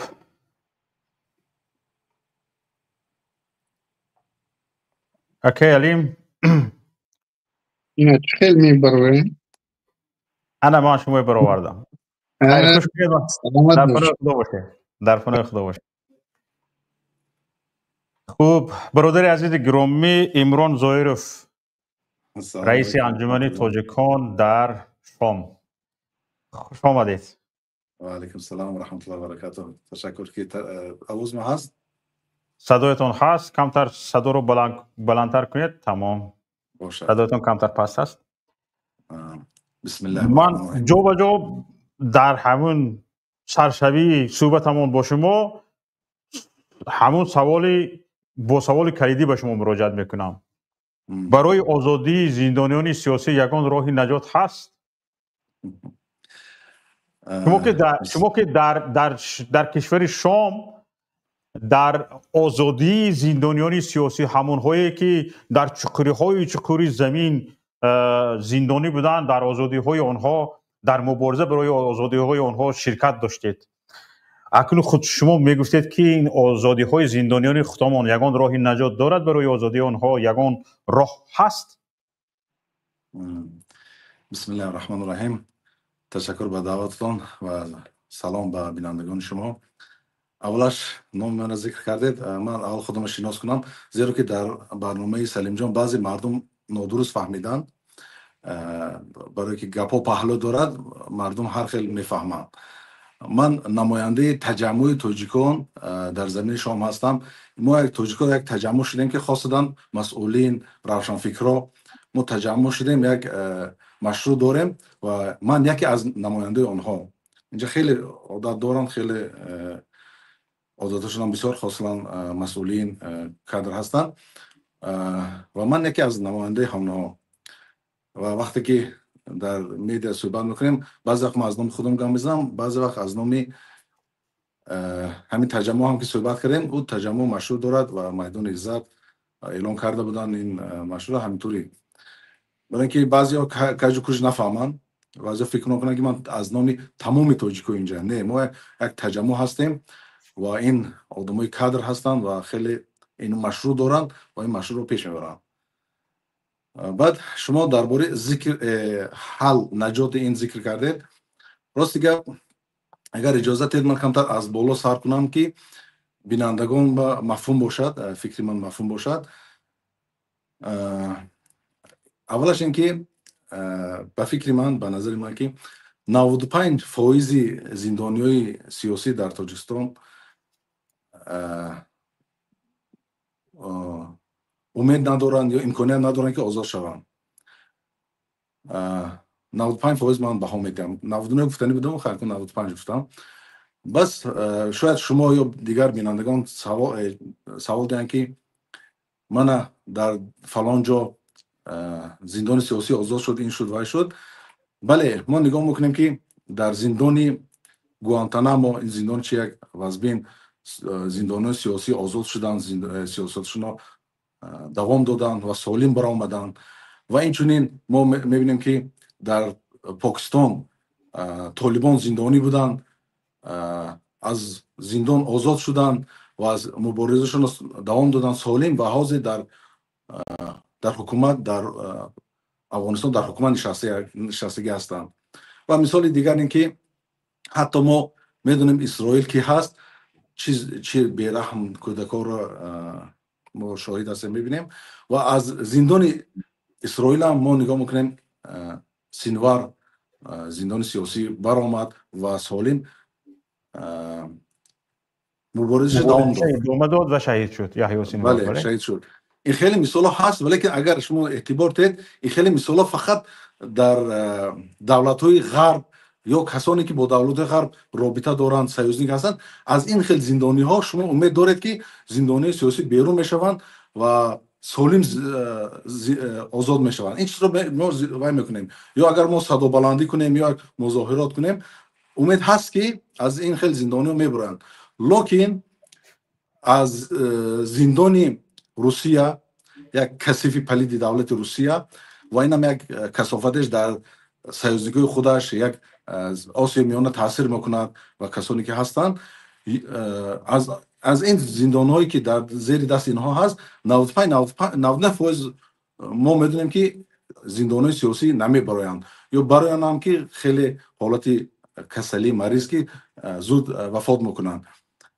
و دولت هایی که با سپیسولوژی روسیه ربط دارند یا از مکتب آنها درس می آموزند، خاصتا آسیا میانه، اینها از همونجا درس میگیرن. مکتبی که در روسیه هست، این منطقه‌ای که ذکر کردم، سردارش روسیه و کازانی سیوز، از اینها هیچ امید، هیچ امکانیت نیست که زندانی‌ها آزاد میشوند چرا؟ و با صدا بلند کردن یا بگویم وای یا یک مثال دیگه میبرم. همین نظام پیشینه سوریه بشار اسد با روسیه خیلی ربط داشت. همون درسای امنیتی روسیه میآموختن اینها. پس بالای بشار اسد سانکسیا عقوبت گذاشتن و اعلام کردن جنایتکار هست رئیس دولت و سانکسی اقتصادی همه رها کردن، هیچ نتیجه نداد. برای همین این نمیدونم یک مکتبی هست که در روسیه که همین وایش که این هم یک فهمیش هم کنه که زندان سیاسی را هیچ راه نمیتونه، هیچ نه با پول خرید نمیتونه نه با روی دیگر. حتی نگاه کنید که ژورنالیستایی که آنها ژورنالیست هستند سیاسی نیستند همونایی هم زندانی میکنن، ولیکن آنها امید فایز بسیار هست که شاید آزاد شوند، نه که زندان سیاسی آزاد شدنش خیلی خیلی امید کم، امکانیت کم دارد. و راهی حل یا راهی گیم که مثلا همین یک 5 فایزی یا یک فایزی که هست، یک امید هست یا راهی حل هست بیدن. از اینجا اگر شما پرسید اگر فکر میکنم هست. یکمش این که فشارهای دولت‌های غرب چون که استاد ذکر کردن بلاروسیه فشار سخت آوردن آزاد کردن. این هم به شرطی که فشار سخت و جدی باشد، نه اون فشارهایی که عادی باشد این نتیجه نمیده. ما دیدیم که در نظام پیشین سوریه هیچ نتیجه نداد. باید فشار سخت باشد، بعد از ترس این سیاسی زندانی سیاسی انشالله که آزاد میشوند. و دوم راهش که هست تاریخ نشان داد، تجربه نشان داد که همین زندان سیدنایا پر از زندانیان سیاسی بودند. چیکار شد؟ مردم خودشون خستن و به دست گرفتن و این زندان رو آزاد کردن. دیدن که با عقوبات دولت غرب نتیجه نداد، با فشارهای دولت ها نتیجه نداد. دولت های عرب خستن بلاکاده کردن، چی میگن، دوری جستن و معاملهشون کنده کردن، یکون ربط تجاری هیچ کار نکردن، نتیجه نداد. پس مردم در خلاصه آمدن که گفتم بیای خودمو امور خودمو رو به دست گیریم و زندانی سیاسی رو از زندان آزاد کنیم. و زندان سیدنایا بر همه مشهور است، معلوم است که در اونجا چیز معامله داشتن با زندانی سیاسی و مردم خستن و آزاد کردن. این هم یک راه حل هست که مردم خود اگر به دست گیرن این کار رو. ولیکن من فکر الو آواز گوش کرده شدم. من فکر میکنم امید میکنم که این فکر من خطا باشد تا این کار نرود که مردم خودشون به دست گیرن و زندانی آزاد کنند، زیرا که این خیلی صحنه وای هست. حکومتداران ما یک کمتر اخلاقشون کار کنند و دونن که دشمن اینها رو استفاده برده شده از دشمن روسیه که هست، بیدار شوند و فهمن که این هموطنان ما و شما قربانی سیاسی دولت‌های خاصم روسیه گونه همطوری شده است. برای انشالله که بیدار شوند و فهمن تا این درجه کار ندارد. تشکر زیاد برادر گرامی، سلامت باشید، زنده باشید. خیلی خوش شدیم که دعوت ما رو پذیرفتید و در برنامه شرکت کردید. تشکر به شما برادر عزیز. هزار رحمت. سلامت باشید. تشکر زیاد. حالا خوش آمدید برادر محمد ظریف سعید و برادر گرامی ما، یکی از سیاستمداران حزب نهضت اسلامی تاجیکستان، برادر گرامی محمدی تشایف. هر دوتون خوش آمدید. اگر دوستمان محمد ظریف راضی باشند سخن رو به برادر محمدی تشایف میدیم، چون ایشان وقتی کارشان اومدگی است ایشان به کار میروند، بعد هر دومون صحبت میکنیم انشاءالله اگر راضی باشید. سلامت باشید. تشکر برادر محمدی، بفرمایید. باز همین سوال است که آیا برای زندانیان سیاسی نجاتی هست؟ و سوال من باز به شما خصوصا فرق میکند، چون که شما شما بجز فعالیت های سیاستون در اروپا بعضی از فعالیت هایی رو داشتید که اونها افشا نمی شدند، مثلا حالا هم شاید صلاح دانسته نشود که در اینجا گفته شود و خصوصا سر کارتان با زندانیای سیاسی بود که در هیچ جا گزارش نمیشد و در هیچ جا گفته نمیشد و اما موفقانه به اجرا می رسید.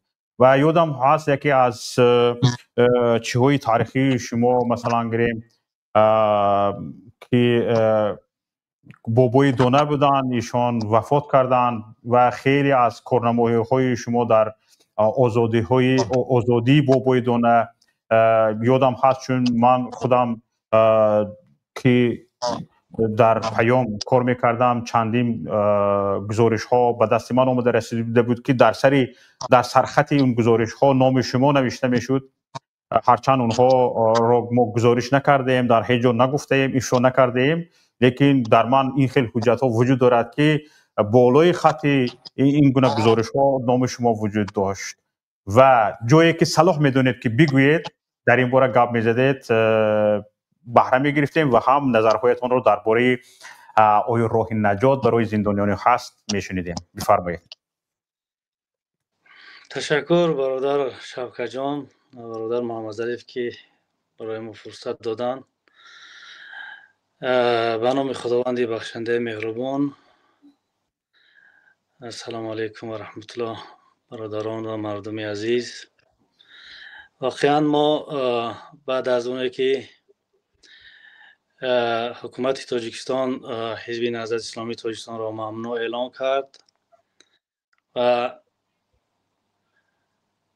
در حادثه هایی که در سال 2015 آمد، فکر میکنم بهترین ضربه را ناحیه رودکی خورد و 10 نفر از برادران ما، همسنگران ما زندانی و به شهادت رسیدند. و بعد از زندان شدن و به شهادت رسیدن این برادران و استادان ما، عاجلاً ما بر تماس شدیم به داخل کشور به واسطه دوستان و یک ستادی را با همراهی شهید بابای دانه تشکیل کردیم و بعد از تقریبا 1 ماه ما دیگر کمک های خود را مستقیما به برادران شهید و زندانی که در داخل تاجیکستان بودن از برادران ما در ناحیه رودکی شروع کردیم که مسئولیت این را بابای شهید مولادانه به دوش گرفتن و خیلی هم یک انسانی خاکی بودن، خدمتگار بودن، جسور بودن که در سن تقریبا 85-86 سالگی کمر همت بستند و گفتند که من در نزد خدا و در نزد ملت شهادت میتیم که این برادران ما بیگناه زندان شدند و به شهادت رسیدند و برای آزادی و کمک اینها هر چی که از دستم بیاید من آماده هستم که بکنم. من این صحبت ها را بعد از شهادت بابای دانه به ملت اولین بار است که میگویم که ما بعد از این حادثه ها در حال یک ستاد تشکیل کردیم و پیش از اون ما در فعالیت های داخلی هم یک بخشی داشتیم که با نیازمندا کمک میکردیم که با سرداری بابای دانه بود و بابای دانه وقتی که دیگر از سال 2015 تا سال 2020 که 27 آگوست سال 2020 بازداشت شدند، دیگر تا همون وقت هیچ کس از این فعالیت ما آگاه نبود و فقط ما هر چی که میکردیم بین خودمون بود و من و بابای دانا و چند برادر خواهری که با ما همکاری میکردن بود و از رهبریت تنها رهبریت هم آگاه بودن که ما یک سیتا داشتیم و مسئولیت اون 10 نفر برادر و شهرانی که شهید و زندانی بودن من با دوش گرفته بودن که از دستم می آمده کمک را با آنها میکنیم، نه به خاطری که به خاطری خاص کمک کردن این برادران و این هم فقط از حساب خودمون بود. من و بابای دانا که اون از نفقه خود و منم از حساب نفقه خود جدا میکردم یک مبلغ و بابای دانا هم خیلی یک انسانی تبرک بودن، بسیار انسان ها احترامش میکردن، حتی از حکومتداران اونا احترام میکردن برای که خیلی یک آدمی شخصی دیندار بودن و مردم به او اخلاص داشتن. از حتی حکومتدارا به اون کمک میکردن و اون کمک را میگرفت به برادران ما میرساند. تا این حد تا این جا ما به ما اون برادر صحبت ها را میکردن. وقتی که ما 10 نفر شهید و زندانی داشتیم در ناحیه رودکی از برادران ما، وقتی که بابای دانا را 27 اوت سال 2020 بازداشت کردن، فقط اون هم یک کمبودی از اون برادرانی که کمک میگرفته بودن در دایره بازداشت های برادرانی یزدگلان بود فکر میکنم سال 2020 در دوام اون بازداشت ها و یک گروه از این برادرای نهضتین هم بازداشت کردن و از خانه همون برادر یک مقدار سوم پیدا میکنن، 10,000 یا 15,000 سوم پیدا میکنن و اون میگه که من از فلان آدم گرفتم و پیش از اونه که این سوم 10,000 سوم به اون برادر میرسد، پیش از بازداشتش ما بابای ملادانه با من هم صحبت شد، با واسطه تلفن ما مستقیما هر وقت صحبت ها میکردیم و ثبت های زیادی اونم هست، شاید که در دست شما هم باشد، اگر امکان باشد برای مردم هم پیشنهاد کنید. بله هست، بله هست خودی وزیر. یعنی همون نواری پیش از وفاتشانه؟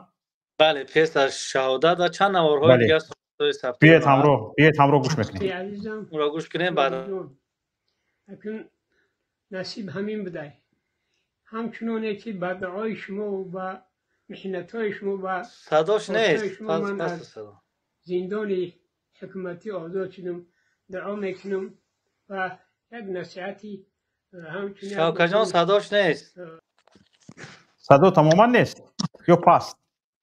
اصلا نه اومد صداش. در من هست صدا، نمیدونم اکنون چکر. عزیزم احمدی جان، اکنون نصیب همین بده، همچنانه که به دعای شما و محنت‌های شما و خواستای شما من از زندان حکومتی آزاد شدم دعا میکنم و یک نصیحتی همچنین یک آدمی دیدگی بسیار دیدگی نصیحتتون میکنم که همیشه از هر چی میخوای از الله بخوای. انشاءالله من که در همون مشکلات گرفتار شدم، فقط خداوند را در پیش نظرم داشتم، خداوند گویا که میدیدم همیشه دعا کردم و شما از اونجا شما را سبب کردن که این قدر طلب کرده برای آزادی ما آزاد شدم. شما هم خیلی هر چی که به سرتون آمده است شکرانه کنه و خدا را همیشه حاضر بدونه و هر چی که میخوای از خدا بخواهی، انشاءالله که به مقصد میرسی. پروردگار مهربان بسیار هم لطیف است. الله مهربان برآورده خیر میگردونه اگر خدا را همیشه از خدا طلب کنی و فرزندا را در راه خداشناسی تعلیم کنی و خودتون همیشه از خداوند با امید باشید که انشاءالله مهربان روز میشه که با برمیگردید به وطن انشاءالله. و همچون بله، این صحبتی بود که تقریبا 15 یا 20 روز پیش از شهادت بابای دانا بود با ما صحبت کردن، ثبت ویدیویش با ما صحبت کردن. واقعا ما باید که در همه کارمون خداوند را شاهد بدانیم و امید کنیم که با واسطه سرجمعی یک دست بودن انشاءالله که ما میتونیم که به سر بلند به وطن برویم. وقتی که بابای دانا پیش از اونه که بازداشت شد با من در تماس شد، گفت برادر محمدی من سلامتی هم خوب نیست، نشود که خداوند امانتش را از من بگیرد و اون امانت هایی که ما در دست داشتیم و دستی صاحبان امانت نارسیده بماند. ما یک مشورت کنیم و این امانتی که در دست ما هست باید که ما با صاحبان اینا برسونیم، برای اینکه ما یک برنامه داشتیم که ماهانه با اون خانواده های برادران شهید یک کمک میکردیم و گفتم که بگذار و اون امانتی را گفتن ما چقدر که در دست من هست میبرم با برادران میرسونم و همون مبلغی که در دست اون از خانه برادر پیدا کردم یک قسمتی از اون امانتی های چند ماهی کمکی خانواده هاشون بوده است و اونم به سبب شکنجه میگوید که از به واسطه بابای مولا دانا به ما آمد و به همین خاطر که از نفقه خود یک مبلغ جدا کردن و به برادرای خود کمک کردن، این مستفید تقریبا 85-86 ساله را بعد از 2 ماه بازداشت به 7 سال زندان محکوم کردن که این برای یک آدمی تقریبا 86 ساله این حکم ابد است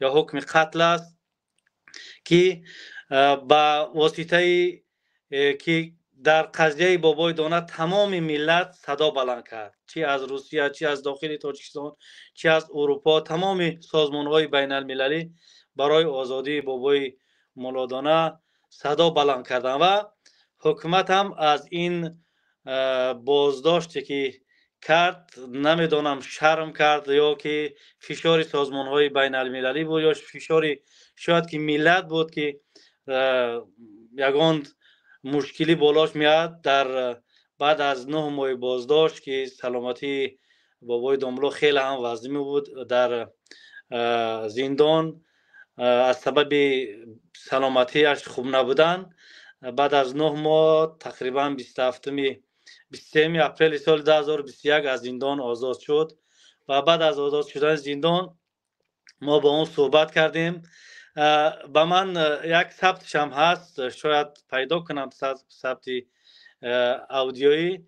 اون میگفت وقتی که من از زندان آزاد شدم در حال همون مفتشی که پروندهش کرده بوده است از من امنیت یا که وزارت داخله در همون زندان، نمیدونم قانون بوده است یا که تصادفاً با بابای مولا دانا واخورده است و گفته است که بابا مولا ما اگر به یک شرط خطوازی از اینجا برآمده خانه جواب میتیم که خودت درباره رئیس حزب و رئیس حزب ناحیه یگان ثبت ویدیویی کنی اونها را محکوم کنی. بعد یعنی رئیس حزب استاد کبیری و رئیس ناحیه یعنی ناحیه رودکی حزب نهضت اسلامی تاجیکستان شما؟ بله، یگان بیانیه ویدیویی ثبت کنی با زید اونا برآمد کنی شما را با جواب اگر نه دوباره وارد زندان بشه. گفته است که من را از زندان نترسان، من راضی هستم که 10 بار زندان شم تا بر شهادت برسم در زندان. من تهمت به برادرای خودم نمیکنم، اونا بیگناه هستن. و در اونجا هم اون کارکنی حکومت یا که امنیت دیگر میگه که من دیگر به صادقی بودن تو دیگر شک ندارم و از پشتش در پشتش میزنم میگه بابا جان برای تو سلامتی خواهانم. و این صحبت از زبان خودی بابای دانا برآمد و بعد از خانه آمدن در حال بعد از چند روز به من در تماس برآمد، شخصا خودش و گفت که من تا وقتی که جان در بدن دارم برای برادران خود خدمت میکنم. باید ما راههای کمک کردن به برادرای خودمون را پیدا کنیم. بعدا گفتم که چی باید کنیم داملا؟ گفت که ما یک چند خواهر است، با واسطه اون خواهرها ما میتونیم که با برادرای خودمون کمک کنیم. حتی دیگر اون خانوادهایی که از برادران ما بودن از ترس دیگر یگان چیز را قبول نمیکردن و این بابای دانه با یک تحریزی، با یک فکر و یک اندیشه دور و یک تجربه که داشت از زمان ظلم شوروی، اون خواهرها را سفربر میکند گویا که به خانه همین زندانیا یا که شهیدا همچون خواستگار روان میکند. میگوید که خودت میره همونجا از اون خانه اونا گویا که خودت خواستگار هستی و به واسطه همین همچون خواستگاری کمک خودت میرسه، یک هدیه میگیره، یک اون چی خرید میکند. به همین واسطه ما توانستیم که بعد از بازداشتش تقریبا 1.5 سال با برادران خود یک کمک خودمون برسونیم.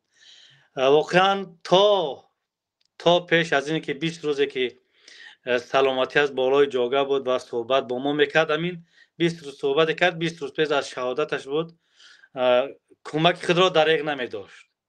حتی ما دیگر از طرف من نمیشد، دیگر ما راهی نداشتیم که کمک کنیم. در اون روزها چقدر برادران ما را زندان کردن برای کمک رساندن با برادران داخل دیگری ما دیگر راهی نداشتیم. اما اون با راهی هر راه پیدا میکرد یک چیز کمک با واسطه اون خواهرها و برادران ما سهم خودش میرساند. دیگر همین قدر امید دارم که اگر ما صادقیت خود را به مثل شهید بابای دانه داشته باشیم، انشالله امید داریم که ما با سر بلند به وطن میریم و برادرای خودمون را میتونیم که آزاد کنیم. یعنی گفتنی است که راه نجات معلمش این بابای دانه هستند. بله که تا وقتی شهادت در این راه استوار موندن. یعنی استواری. زنده باشید. تشکر زیاد به شما. سلامت باشید. تشکر. سلامت باشید. سلامت باشید. تشکر به شما برای کار. برادری عزیز گرامی ما محمد ظریف سعیدوف، آمدید برادر عزیز. پیش از آن که به شما نوبت سخن بدهم برادر عزیز، دوستان عزیز، واقعا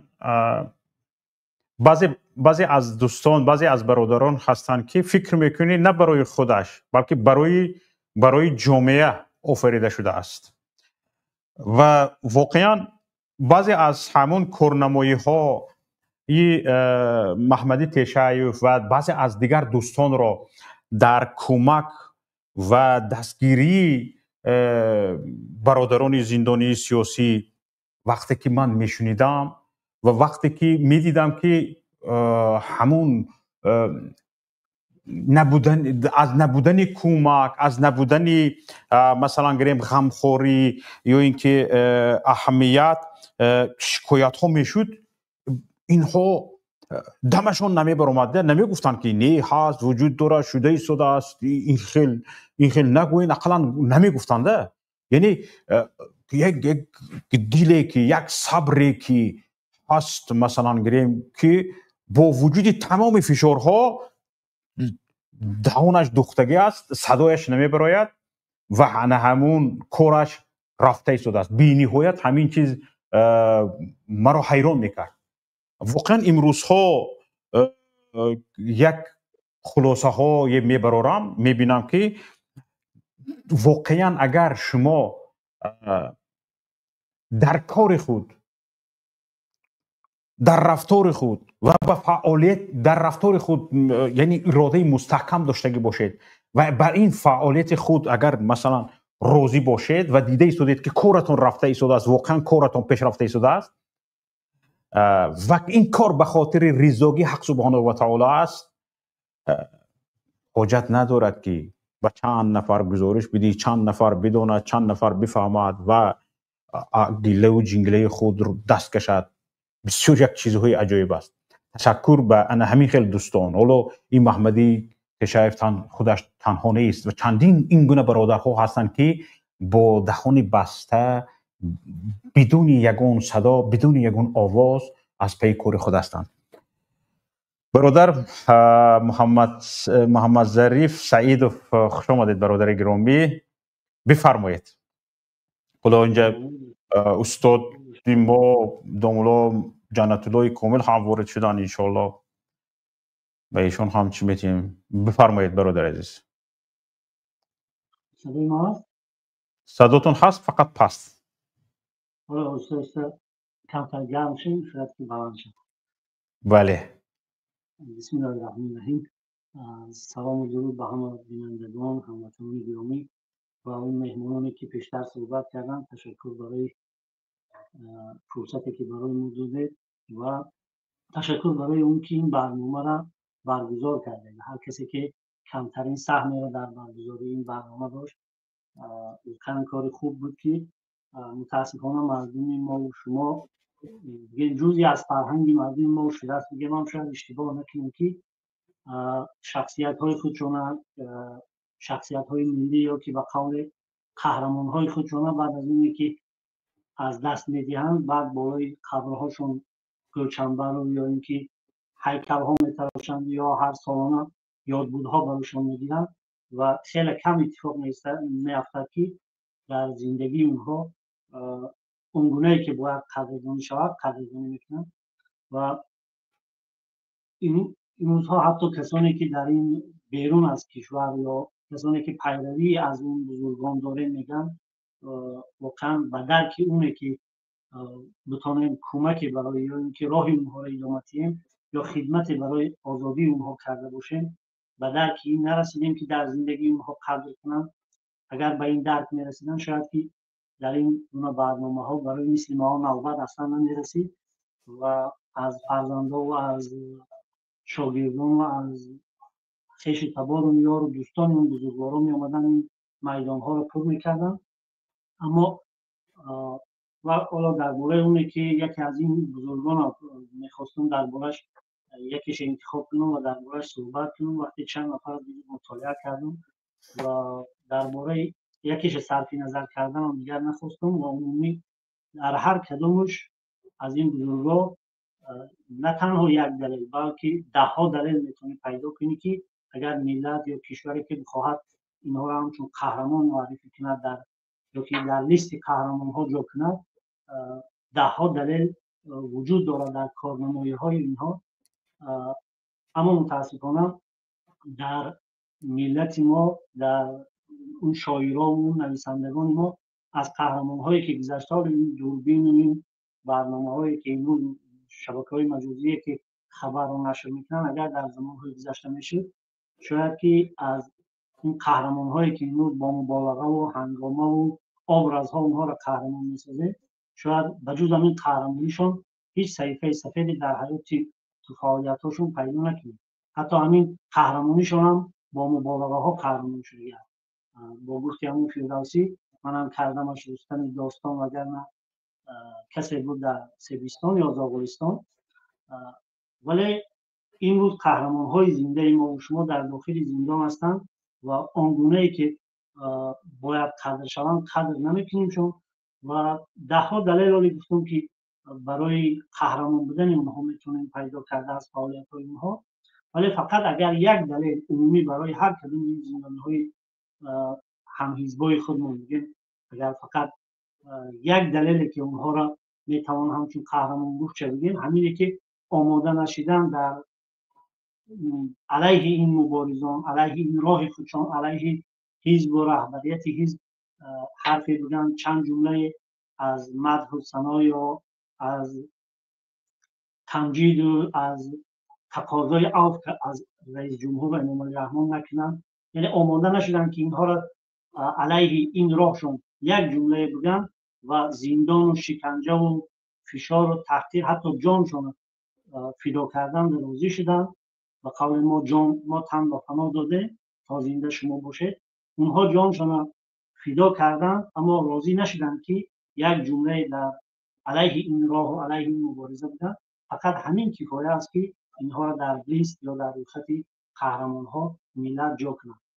اونها راضی نشدن که حتی کمترین اظهارات علیه این راه و علیه این مبارزه بکنن و امید و فکر میکردن که حالا هم فکر میکنن که شاید این بیانیه این یا صحبت هاشون علیه حزب و رهبریت شاید خدشه در این راه وارد میکنن، به این خاطر آماده نشیدن. اما کسانی که امروز ادعای ادامه دهنده راه اونها رو دارن با موقع گیری یا اظهارات هاشون نه تنها خدشه بلکه مشت محکم یا ضربه های محکم در این راه و در این مبارزه میزنن و میجهشون خم نمیخورد، پروا و ابای هم ندارن.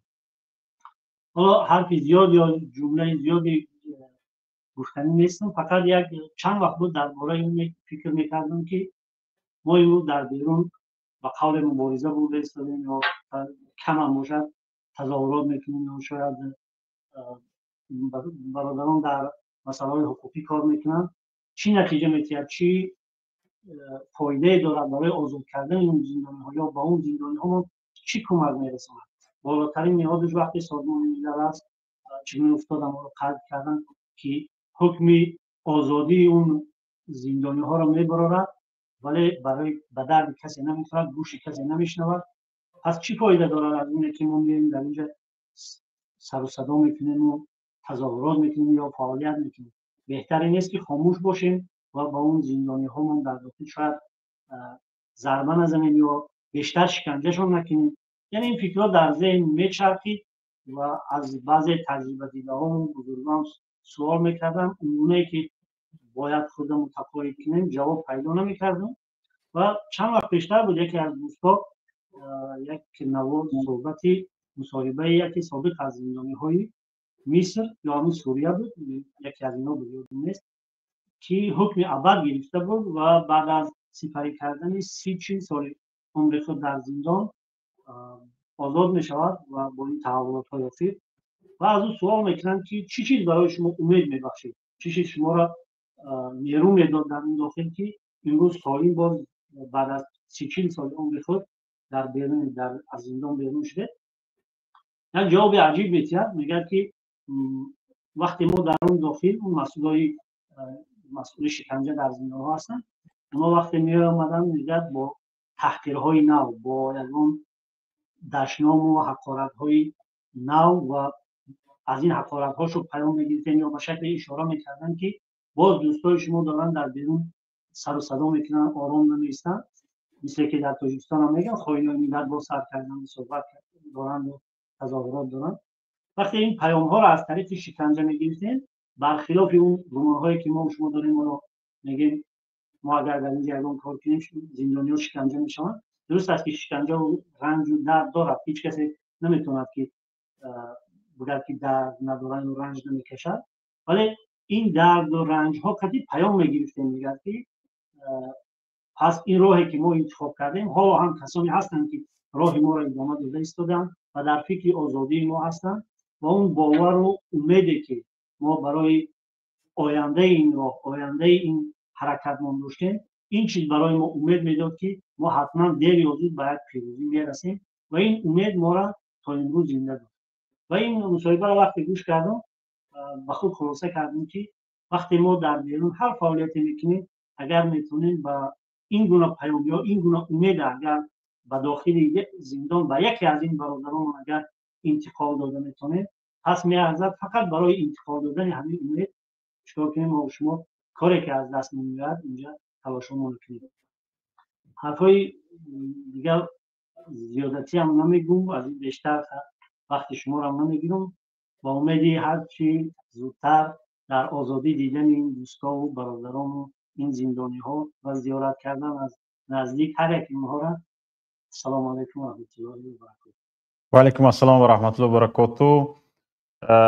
طول چندین وقتا بود که همینقدر صحبت پرمحتوا شنیدم. واقعا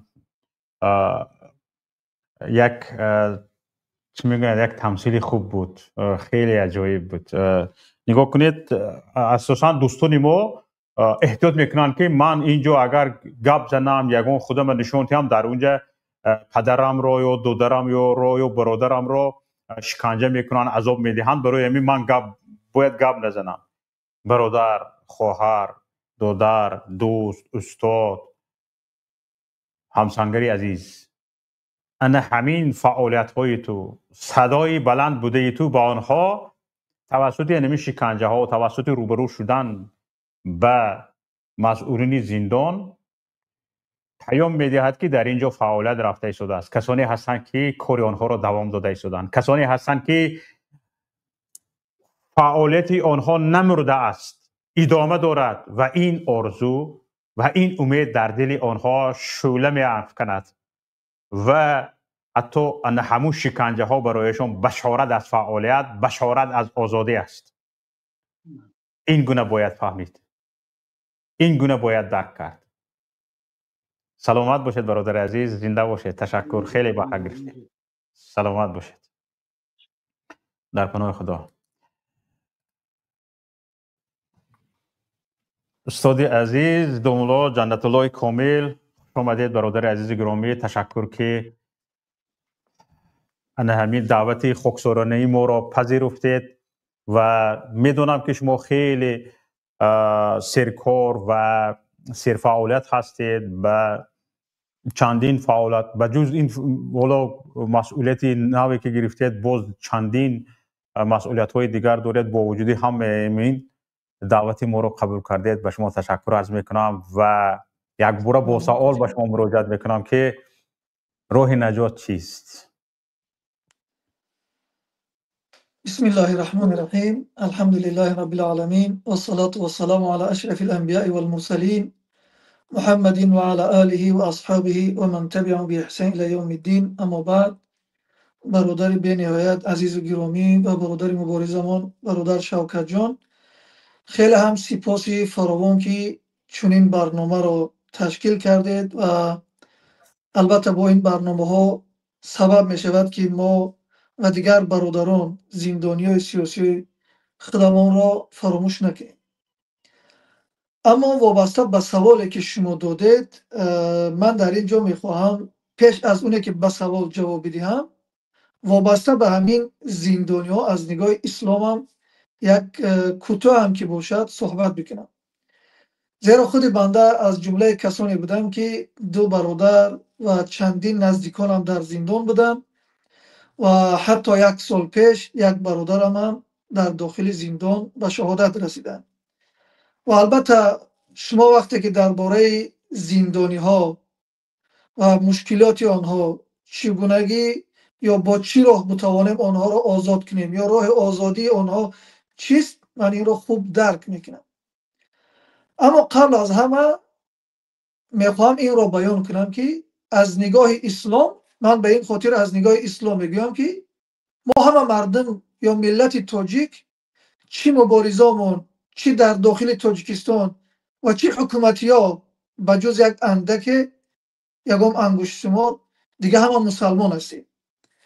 به همین خاطر این را هم ضرور میدونم که از نگاه اسلام حق اون زندانی ها را و اون واجباتی که بالای ما و شما دارد باید بیان کنم.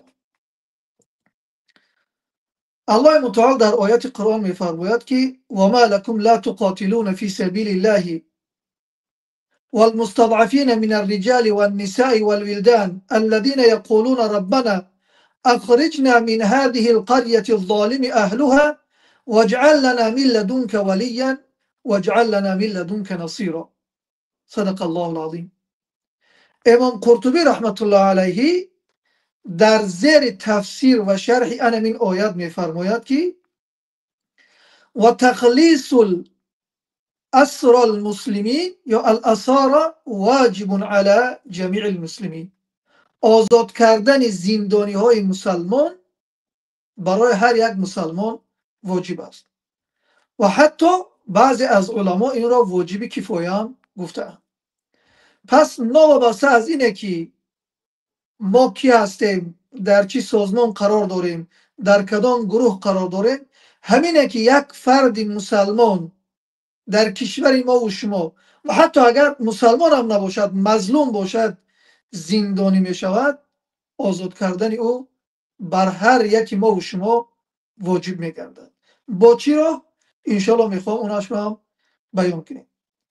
و حتی در آیت دیگر هم الله متعال میفرماید که نمیخوام انا زیادتر شود و این استنصروکم فی الدین فعلیکم النصر، اگر از شما طلب کنند که اونها را کمک بکنید در مسائل دین یعنی مسلمان ها، فعلیکم النصر، پس برای شما واجب میگردد که با اونها کمک برسانید. پیامبر خدا صلی الله علیه و سلم در حدیث میفرماید المسلم اخو المسلم لا یظلمه ولا یخذله، مسلمان برادر مسلمان است، او را ظلم و ستم نمی کند و دیگرش این است که ولا یخذله، و اون را یعنی رها نمی کند. وقتی که اون در عصر باشد، در زیر ظلم و ستم باشد، اون را رها نمی کند. اکنون بیاید ببینیم که چند آیت یا چند حدیث وابسته به حقوق زندانیا، وابسته به اون حق بالای هر یکی ما و شما دارد، ما در اینجا کوتاهک بیان کردیم و این را فراموش نکنیم. ما میخواهیم یا نمیخواهیم، هر کسی که در راه اختیار کرده مبارزه اسلامیش یا مبارزه آزادخواهیش استوار است، میخواهیم نمیخواهیم الله متعال آنها را آزاد میکند. شاید بعضی ها را به درجه شهادت برساند و بعضی ها را به درجه آزادی میرساند و بعضی ها را چون حضرت یوسف علیه السلام باز به سروری میرساند. این را ما فراموش نکنیم. وابسته به زندانی هایی که ما و شما داریم، هر یک کدام اینها قهرمانند. آغاز از برادران خودم، آغاز از استاد سید عمر حسینی، استاد محمد علی حیید، رحمت الله رجب، داملا زبیدالله، سیف الله زاده، قیام الدین عوض و ده ها زندانی هایی که بهترین و بهترین های ملت ما و شما بودن، امروز در زندانم. در هر یکی اونها خاطره دارم، با اونها هم نشین بودم، یک جای کار کردگیم. خوب میدونم که اونها برای ملت، برای دین خودشان، برای مردم خودشان چقدر زحمت میکشیدند و چقدر جانفیدایی میکردند و امروز هم در زندان جانفیدا هستند. باور کنین، من گاه فکر میکنم که البته از نگاه روانی، از نگاه فکری آنها در آزادی اند و ما و شما در زندان. بله، ما و شما جسما در زندانیم، اما از نگاه روحی اونها از ما و شما کده آزادترند، زیرا اونها در انمون راه خودشان انتخاب کرده و در جای قرار دارند که واقعا روحیه بزرگ دارند. امروز ما بعضی برادران رو میبینیم یا بعضی گروه ها رو میبینیم که در راه مبارزه یا در راه نصرت دین یا در هر جایی که باشد دل شکسته میشوند. این البته صفت مسلمانی نیست. شما همین کشور سوریه را یک بار نظر کنید، زندانی های بودن در اونجا که بعد از 42 سال زندانی رها یافتند، بعد از 42 سال زندانی، اما الله متعال آنها را تنها نگذاشت. اون قدر زحمت و تلاشی که اونها داشتن به هدر نگذاشت. اما ما چیکار کنیم که این زندانی های ما و شما آزاد شود؟ بیاید برادران ببینیم. اولا اینکه استوار بدن ما و شما و استوار بدن آنها، این یکی از بزرگترین سبب آزادی آنها است و من به این ایمان دارم و من این را جدی قبول میکنم. بله، 10 سال گذشت، ما چی کردیم نکردیم الله متعال خودش میداند. چقدر تنبلی کردیم الله متعال خودش میداند. فراموش کردیم یا نکردیم الله متعال خودش میداند. اما همین که اونها استوارند و ما هم دوباره زنده بشیم و در پشت تلاش آزادی اونها باشیم، حتما اونها آزاد میشوند، دیر و یا زود. اما من برادر گرامی میخوام در اینجا بعضی مسئله را آشکارتر بگویم. ما نباید درباره آزاد کردن زندانیامون بیشتر به کشورهای غرب یا به سازمانها تکیه کنیم. بله، بدون اونها نمیشود. این یکی از وظیفه‌های ما و شما است که باید مراجعت کنیم، زحمت بکشیم، پرونده اونها رو پیشنهاد کنیم، همه اینها رو بکنیم. اما این عمل ما و شما سبب نشود که به همین تکیه کنیم دیگر راه ها رو ترک کنیم.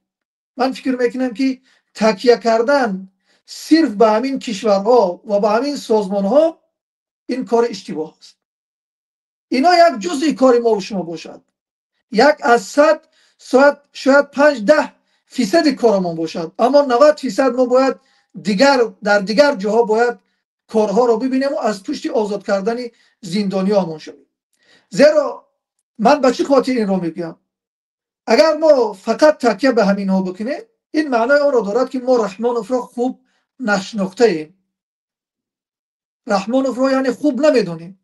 رحمانوف شخصی نیست که با بیانیه یک سازمان یا فشار آوردن یک سازمان یا چند تا سازمان از اون کار میکردگی خودش یا از اون ظلم و ستم خودش دست بکشد.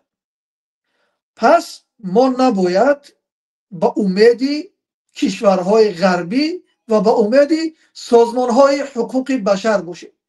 حالتی که امروز در غزه در فلسطین رخ میدهد، این ظلم و ستم و قتل و کشتاری که در اونجا هست مثل که جهان همتایش بردگی نیست. این سازمان هایی که ما و شما میبینیم به جز یک بیانیه دادن دیگر کاری نمیکنند. حتی سازمان ملل متحد هم چند قبل پیش بیان کرد که در غزه گرسنگی را رسما اعلام کرد، اما در عملا چی؟ هیچ چیز. این یک مسئله بود.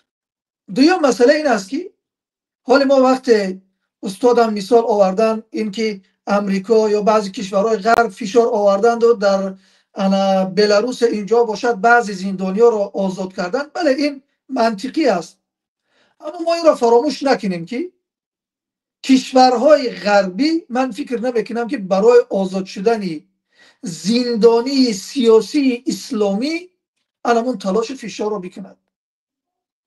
بله ما باید واجب است که زحمت ما را بکشیم، تلاش ما را بکنیم، از اینا دست نکشیم، اما تنها با امید همین ها باشیم یا تنها با امید این که اینها به رحمان و فشار بیارند اون زندانی ها را، اون استادان ما و شما را آزاد میکنند، من فکر نمیکنم که اینها هیچ وقت این کار را بکنند. زیرا اینها برای خودشان منفعت های دارند که اون را برای خودشان اولویت میگذارند و این حق هم را دارند. بله در اینجا حقوق انسان وجود دارد، اینا همش وجود دارد، اینا رو ما این کار نمیکنیم، اما اون مکانیزمی که یا اون چیزی که بخواهند برای زندانی سیاسی اسلامی انجام میدن فکر نمیکنم که جدا این کارا رو ببینن. شاید با واسطه یک بیانیه یا یک سخن یا یک محکوم کردن در یک محدوده اینا رو انجام بدهند، اما اون فشار جدیه که بیارن که رحمانوف مجبور شود آزاد بکند، باور کنید این کار رو بالای رحمانوف انجام نمیدهند و نخواهند داد. پس بهترین راهی که ما میتوانیم زندانیامون رو آزاد کنیم این با واسطه خودمون است، این با واسطه مردم ملت تاجیک است. مردم ملت تاجیک باید بیدار شود. مبارزا در هر جایی که باشند، آزادی خواه در هر جایی که باشند باید بیدار شوند، صدا بلند کنند و مردم از حقوق خودشان را طلب کنند، زندانیای خودشان را فراموش نکنند، در پشت آزادی زندانیای خودشان باشند. باور کنین همون قدر زحمتی را که ما بالای دیگر چیزا برای آزاد کردن زندانیامون تلاش میکنیم، اگر بالای خودمون انجام بدیم، بالای مردممون انجام بدیم، باور دارم که این آزادی اونها نزدیکتر میشود. همین سوریه را که من مثال آوردم، بشار اسد مدت 11 سال بود میکشت و زندان میکرد و همه ظلم و ستم را بالای زندانی اینا انجام میداد، اما دیدید که یکی از کشورها جدا وارد شده باشد و برای آزادی اونا کار انجام داده باشد. حتی همین امریکا هم قانون قیصر را به تصویب رساند، اما تنها یک قانون بود بالای حکمت بشار اسد برای منافع خودشون. بله بعضی جزاها و اینا رو معین کردن، اما هیچ زندانی را آزاد نکردن. اون کسی که 10,000 زندانی سوریگی را که در زیر ظلم و ستم بشار اسد و گروهاش بودند آزاد کرد، این مردم سوریه بود. خود مردم سوریه بود. استواریشون، مبارزه بردنشون، زندانی را فراموش نکردن و با واسطه مال بود، با واسطه مبارزه بود، با واسطه سلاح بود، به هر چیزی بود تونستن ده ها هزار زندانی را آزاد کنند. به همین خاطر اگر ما هم میخواهیم که زندانیان رو آزاد کنیم، بیشتر تکیه بالای خودمون کنیم، بالای ملت خودمون کنیم، ملت خودمون رو بیدار کنیم، ملت خودمون رو بخزونیم، ملت خودمون رو از حالت زندانی آگاه کنیم و قدر و قیمت زندانی ها رو نادیده نگیریم. اونها رو همیشه در مد نظر یا در مد اول فعالیت خودمون قرار بدهیم و از بزرگواری اونها، از استواری اونها یکدیگر رو آگاه کنیم، ملت رو آگاه کنیم. باور دارم که به این واسطه ملت که آگاه شد، ملت بیدار شد، مردم بیدار شد، خواه نخواه مجبور میشوند زندانی ها رو آزاد کنند. اگر زندانی ها رو اونا آزادم نکردن، خود ملت بیرق را در دست گرفته میرود زندانی ها را آزاد میکنند. السلام علیکم و رحمت الله.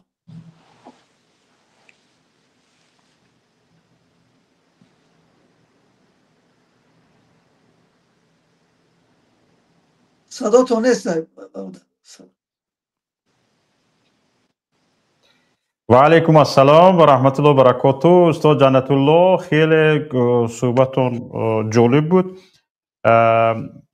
و از همه برای من جالبش این بود که شما پوره کننده یا نشان دهنده جنبه دیگری راه نجات را خیلی سریع و نشان دادید و گفتم ممکن است که انا همین صحبت شما بود که یک جنبه دیگری راه مبارزه برای نجات زندانیان سیاسی را در این همایش امروزه ما نشان داد.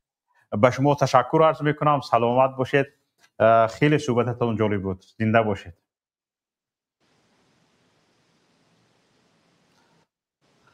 خوب، تشکر خیلی هم زیاد. سلامت و سربلند باشین. زنده باشید. تشکر. حالا دوستان عزیز، روبروی من شما یکی از فداکاران، یکی از سابقه داران، یکی از مبارزان راه آزادی که خیلی از جوانی عضوی حزب نهضت اسلامی تاجیکستان بودند و از نواسته از جوانیشان چنانه که تاریخ رو من خواندم در تاریخ حزب نهضت اسلامی تاجیکستان چه که آمده است، ایشان هنوز در آوان جوانی در پهلوی استادان، در پهلوی رهبران، در پهلوی ریاست این حرکت بودند و یکی از جوانترین محبوسان سیاسی اتحاد جماهیر شوروی سوسیالیستی بودند. در روبروی من شما استاد شمس الدین سعید هستند و خیلی که میگویند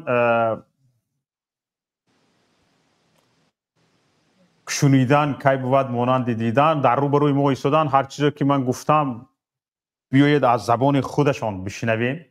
ایشان را که دیدیم خیلی وقتها شده بود در وسایل اخباری ما نمیدیدیم. آخرین مصاحبهشان به فکرم قریب 1 سال گذشت. آخرین مصاحبهشان با یک رسانه. حالا سوال اولی من این است، بیاید خودتون بگید که شما کی در چند سالگی به عضویت حزب نهضت اسلامی تاجیکستان پذیرفته شدید؟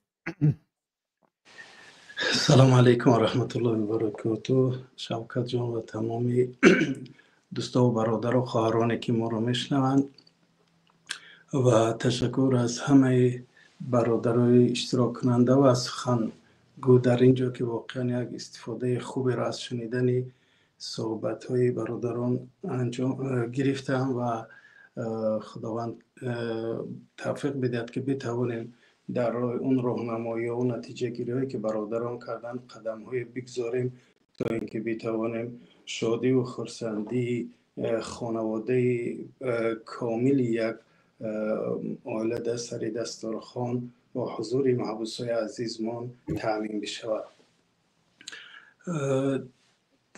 راستش من صنف 8 بودم که اولین مراتب وارد حلقه های درسی مربوط به نهضت وارد شدم و این توسط بهترین استادها و شخصیت هایی که ما را راهنمایی میکردن. سال چند بود؟ بله؟ سال چند بودین؟ خب دیگه صنف 8 بودن ما تقریبا میشود سال 1970 بود. اولین مراتبه که ما به یک حلقه درسی پیشنهاد شدیم که در اونجا رفت درس و صحبت ها یک کمی فرق میکرد. از همون آهسته آهسته، البته در روزهای اول ما هیچ کس با چنین اسم نام برده نمیشد، ولی آهسته وقتی که درس هامون پیشتر رفت و بعضی آشنایی با بعضی شخصیت ها هم پیدا کردیم که در حلقه های درسی ما حاضر می شدن و بعضی راهنمایی ها میکردن. پس آهسته آهسته معلوم شد که یک درسایی که امروز میخوانیم ما یک درسای کلاسیکی فقط 3 ماهی زمستان یا تعطیلات تابستان نیست، بلکه این یک شکلی منظم است و این آهسته آهسته دوام میکرد تا اینکه خب بعد از فعال شدن یک سبوکی هایی که در شوروی پیدا شد، دیگه آهسته آهسته یک آوازه های میشوندیم خود ما هم که این حلقه هایی که هست این مربوطی به یک گروه ملاهای نوبرآمد است که اونها این فکر میکنند. اما وقتی که این سال 80 بود، سال 1980 بود، گمان کنم همون وقت یکی از دوستان میگن بلندتر گپ زنید. سال 1980 بود. چون که چرا سال 1982؟ چون که در همون سال المپیاد در مسکو صورت میگرفت و همون سال در همه جا یک نظارت ها و یک کنترل های زیاد بود و حلقه های درسی هم که ما می رفتیم یا کسایی به نزد ما می آمدن حس می شد که خیلی یک احتیاط کاری میکنن. ولی بعدی یک سالش دیگه سال 81 دیگه ما متوجه شدیم، دیگه ما را آگاه کردن که یک در چی برنامه اشتراک داریم و داریم کجا می رویم. ولی با البته در اون وقت صحبت از کارهای سیاسی یا دولت را مثلا کنار زدن یا ضد دولت برآمدن نبود، بلکه صحبت از فرهنگ والای ملی خودمون، از دین، از واقعیت‌هایی که در افغانستان میگذرد. همه اینا نشان دهنده اون بود که دیگه این درس‌های کلاسیکی نیستن و این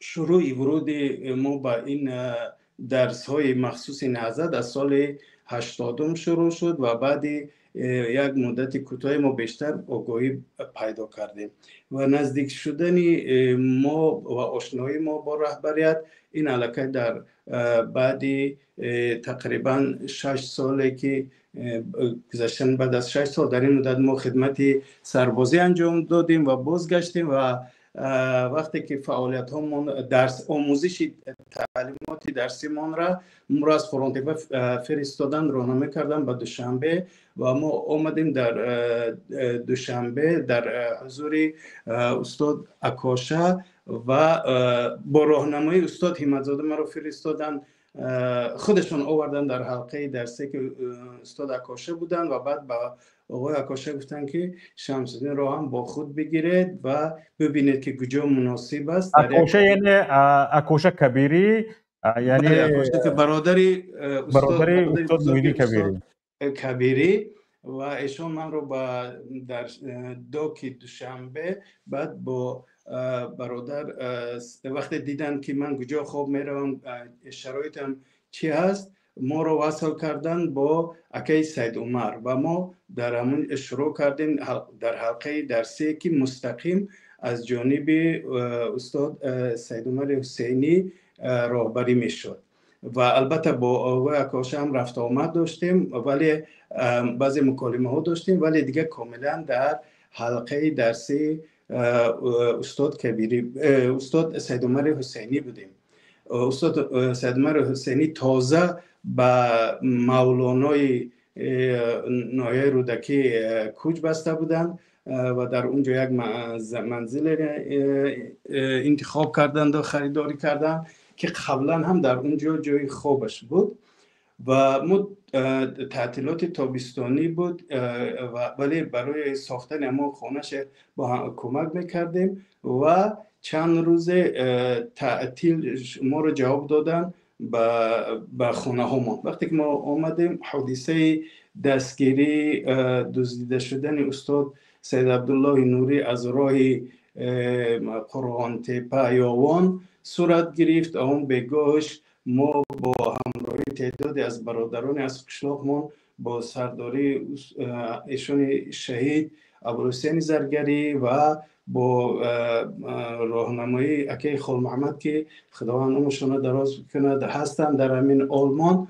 با ماشین او و من و پدرم خودش نمیدونم با کسی دیگه بود، ما با روانه منزل استاد شدیم که در راه با مردم رو برو شدیم و ما را فهموندن که باید برویم نزد آبکام و این آبکام شهر قرغان تپه و در اونجا تظاهرات صورت گرفت، چنان که همه برادران میدونن و این اولین تظاهراتی بود که در تاریخ شوروی برای دفاع از یک روحانی و برای یک چیزی حرکی بود و این تظاهرات در دفاع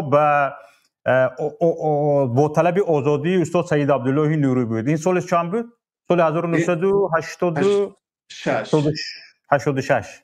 سال 1986 بود وقتی که استاد را از راه دزدیدن. برادرها که با همراهش بودن زود خبر را رسوندن و یک مدت کوتاه دیگه خبر پخش شد. مردم با وجودی که قبلا سابقه از این کارها نبود، سابقه اعتراض ها، سابقه مخالفت کردن با یک حکم حکومتی، با وجود اون که استاد را دزدیدن و کسی در اول به عهده نمی گرفت، با وجود همین دیگر مردم از طرف همه جا جمع شدن. اولا در سرخوز ترکمنستان در منزلی در اطراف منزل استاد، بعد از اونجا قرار به این شد مسئولین نهضت در دیگر جا تصمیم گرفتن و پیام دادن که باید از حکومت طلب کنیم، چون که اونها هر جا که سر میزدن از پلیس اینها بازداشتگاه ها همه رد میکرد، میگفت که ما چنین شخصی را بازداشت نکردیم، چون از این یک خطر نابودی استاد دیگه حس کرده میشد. رهبریت نهضت به این خلاصه آمد که باید تظاهرات کرد تا اینکه این اونا خبر به هر جا پخش شود و فشار بیاریم تا اینکه استاد که در وقت میگفتن داملا عبدالله کلانی از اونجا آزاد شود. و مردم در نزد اون مردمی که توانستن اولی ها گمان میکنم حدود 2000 بودن و اطراف آبکام حزب کمونیستی ولایت خزران جمع شدن. بعد فشارهای زیاد بالاخره شب دیر وقت اونها حکومت قائل شد، اعلان کرد که بله سید عبدالله دستگیر شده است و در دوشنبه است و میتوانید شما یک هیئت را جدا کنید و بروند ببینند. و این هیئت جدا شد، رفتند و دامولا را دیدن، ولی بعد چندی از همین تعدادی از برادران را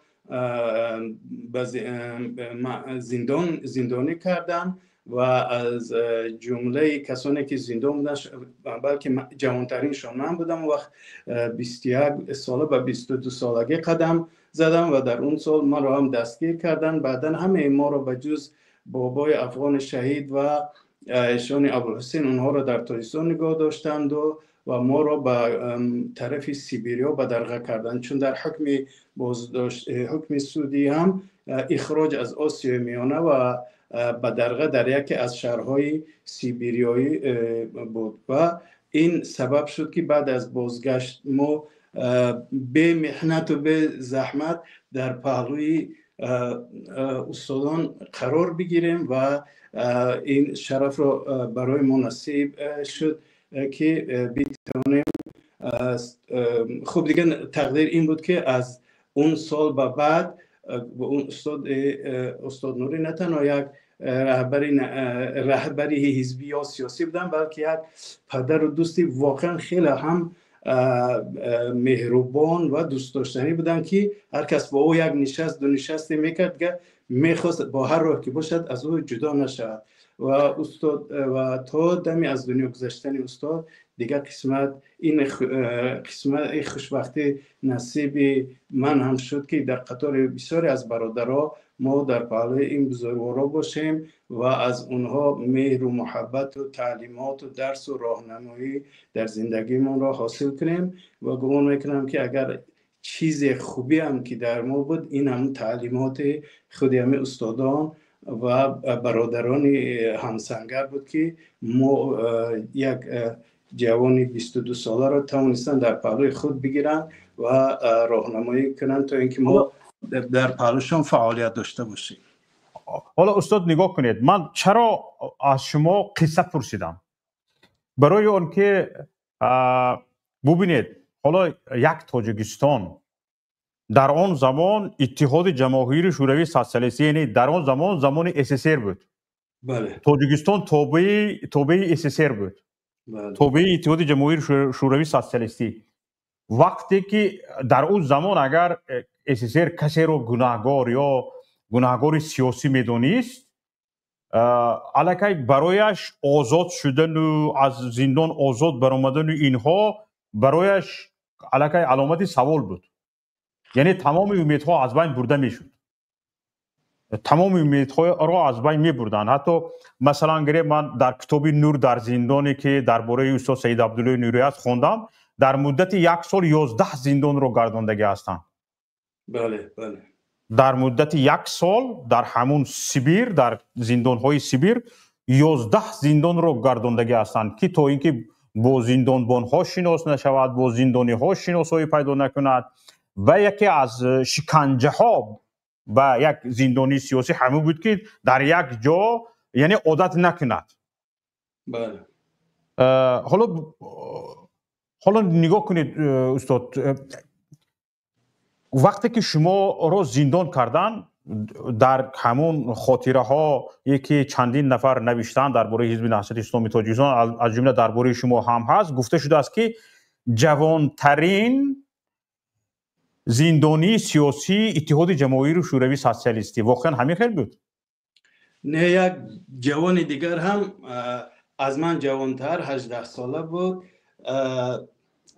اتفاق را بینید که ما شاید اون سال 1987 کسی خبر داشته بود یا داشته باشد، شاید جوانانه، یک نفر جوان آلمانی با هواپیمای خوردی سپورتی میگن با اون پرواز کرده بود به شوروی و رفته در نزد کرملین نشسته بود و خب ما اون وقتا هیچ خبر از این نداشتیم. من در سیبریا بودم. ناگه آمدن مرا گرفتند و بردن، دستبند زدند و محکم کردن. بعدی روز دیگرش بود یا همون شبش بود و یک نفر با من خبر داد که یک نفر با هواپیما اومدش نشسته است در اونجا. اون رو دستگیر کردن البته و این چون شما سیاسی هستید پس یگان بلای یگان ارتباطی با هم داشته باشید یا به هر حال ما رو گرفتن محکم کردن. نمیدونم من چقدر نشستم که بعد آزاد کردن. اتفاقا اون ولایتی که من زندگی میکنم الان اون هم در همین جا زندگی میکند. ولی خب بعضی پیشنهادهای از خودی بعضی خبرنگارای اینا بود که یک برنامه کنند و ما با هم بشینیم، ولی تا این دم موفق نشدیم. ولی واقعا هم در خودی وقتی که ما رو به سیبریا بردن، یک فرقیت زندان‌های اون اخیر سالهای شوروی این بود که عموما خیلی که اکای علیم یا اشاره خوب کردن، عموما کسانی که معروف می شدن به اینکه یک فعالیت ضد حکومت شوروی کردن، اون برای زندانی‌ها یک قهرمان بود.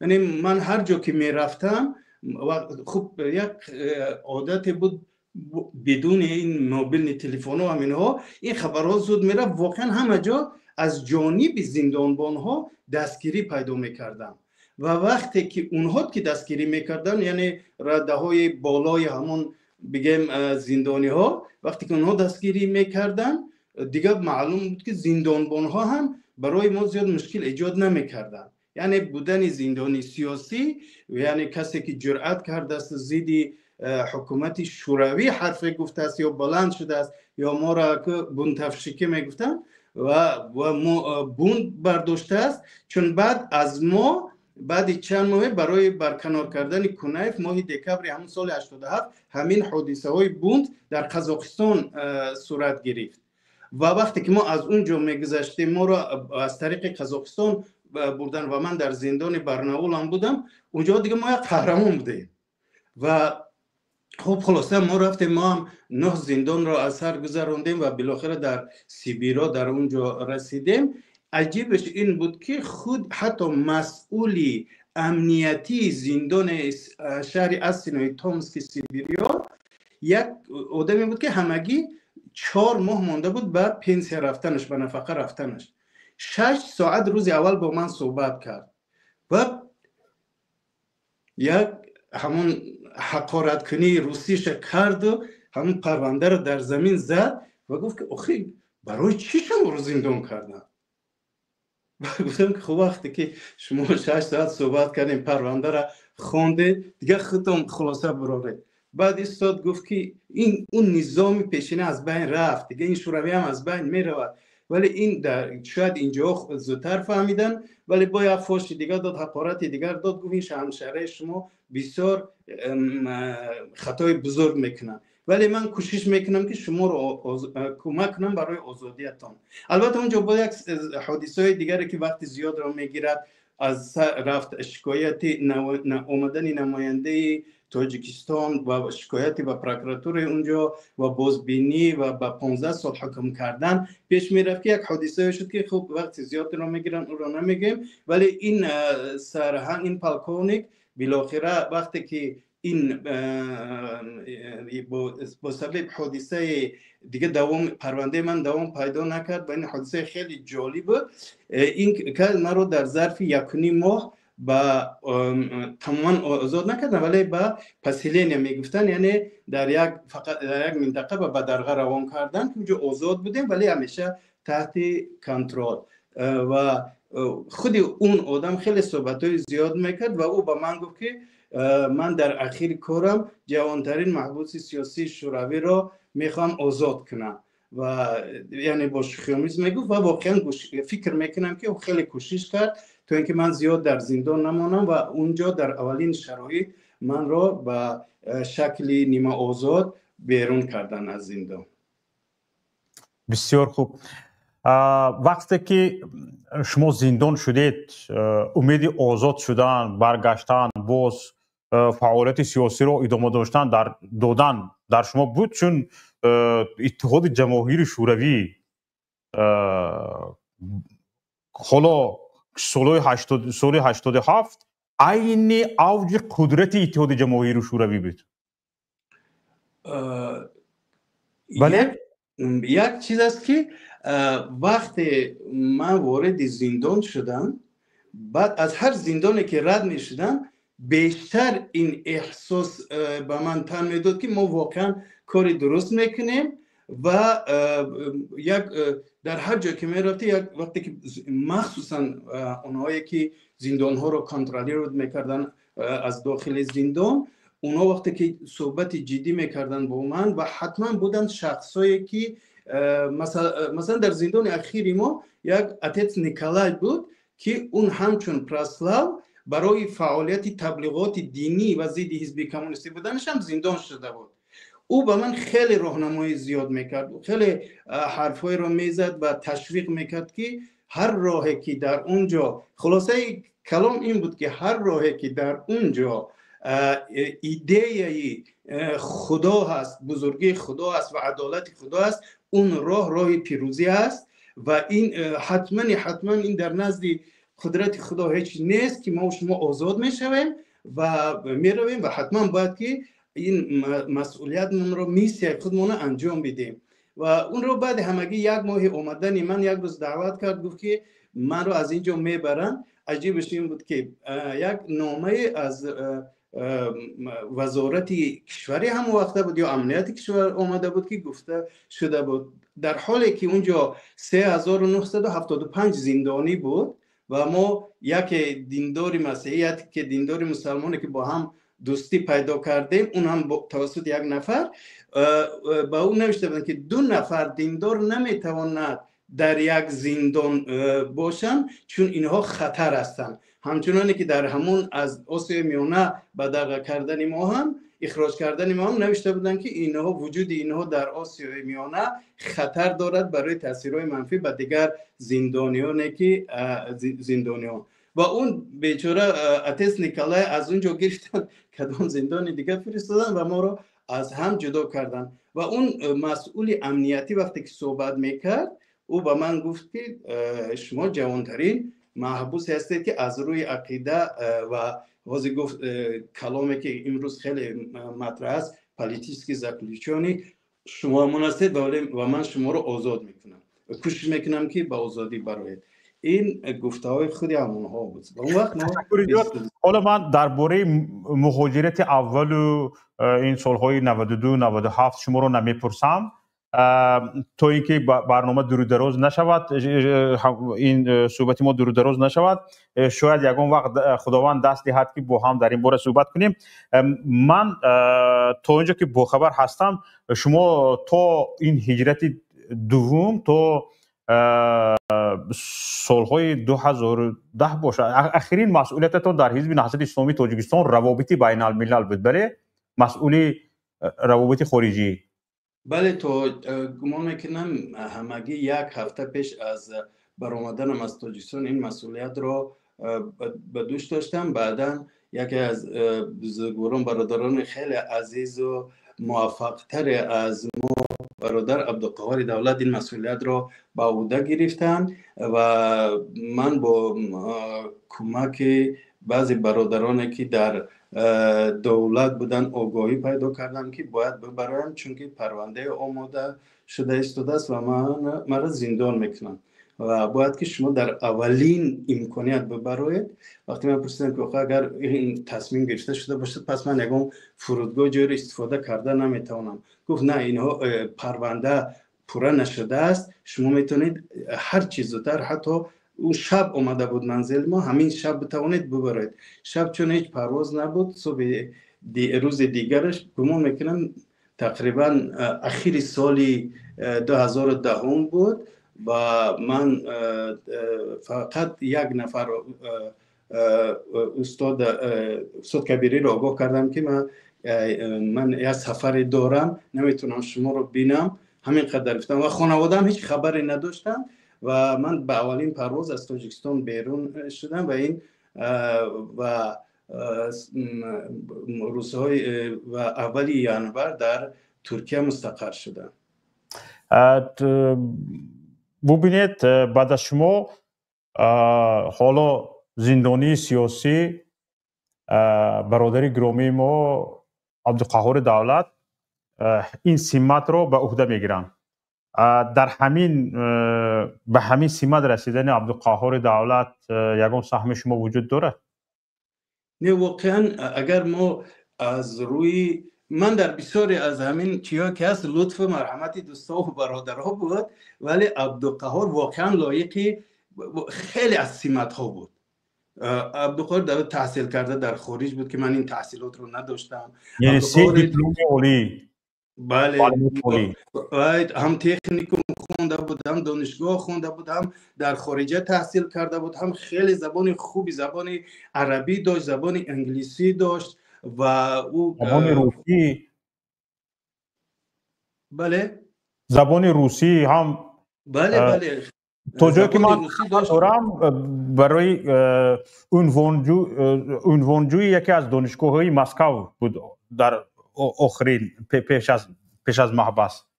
در ساحه ژورنالیستی هم او با همکاری بعضی مرکزهای تحلیلی بود گمان میکنم در روسیه او مقاله ها می نوشت و خیلی هم موردی قبول بود و عبدالقهار واقعا یک شخصی صاحب فکر، اندیشه و جسور بود و در برابری همه این زیاد ملت دوستار و کشور دوستار بود و حتی دیگر فکر اندیشه مثلا بار دیگر هجرت کردن برآمدن در سرش نبود. او فقط میگفت که یعنی تمام هر چه سعی و کوشش دارن باید در داخل برای آبادی وطن انجام بدن.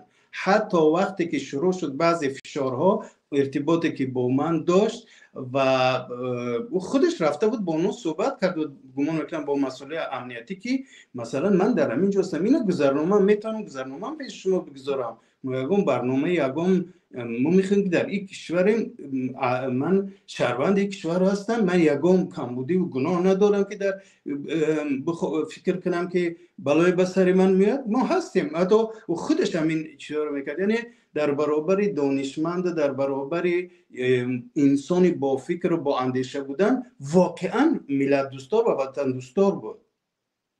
برای همون خیلی چیزهایی بود که در این جوان دیده میشد و واقعا لایق این کار بود. اگر با وجودی که ببینید در بسیار وقتا وقتی یک کادر میشد اون رو از هر طرف کمک میکنن، اون بیچاره هم کار میکرد، هم باز فعالیت های جمعیتی میکرد، هم در کار حزبی، در همه جا موفق بود. چون ما خیلی رابطه نزدیک داشتیم و مثلا من از فکر و اندیشه و صحبت های او راحت میکردم. یعنی ما بگیم از جهت علم و اندیشه و فکر وقتی که او به جای من اومد، من خیلی خوشحال بودم که یک چنین شخصیتی اومد و در ظرف فعالیتی چند وقتی کوتاه خودم نشون داد که از ما دیده خیلی در فعالیتش موفق تر است.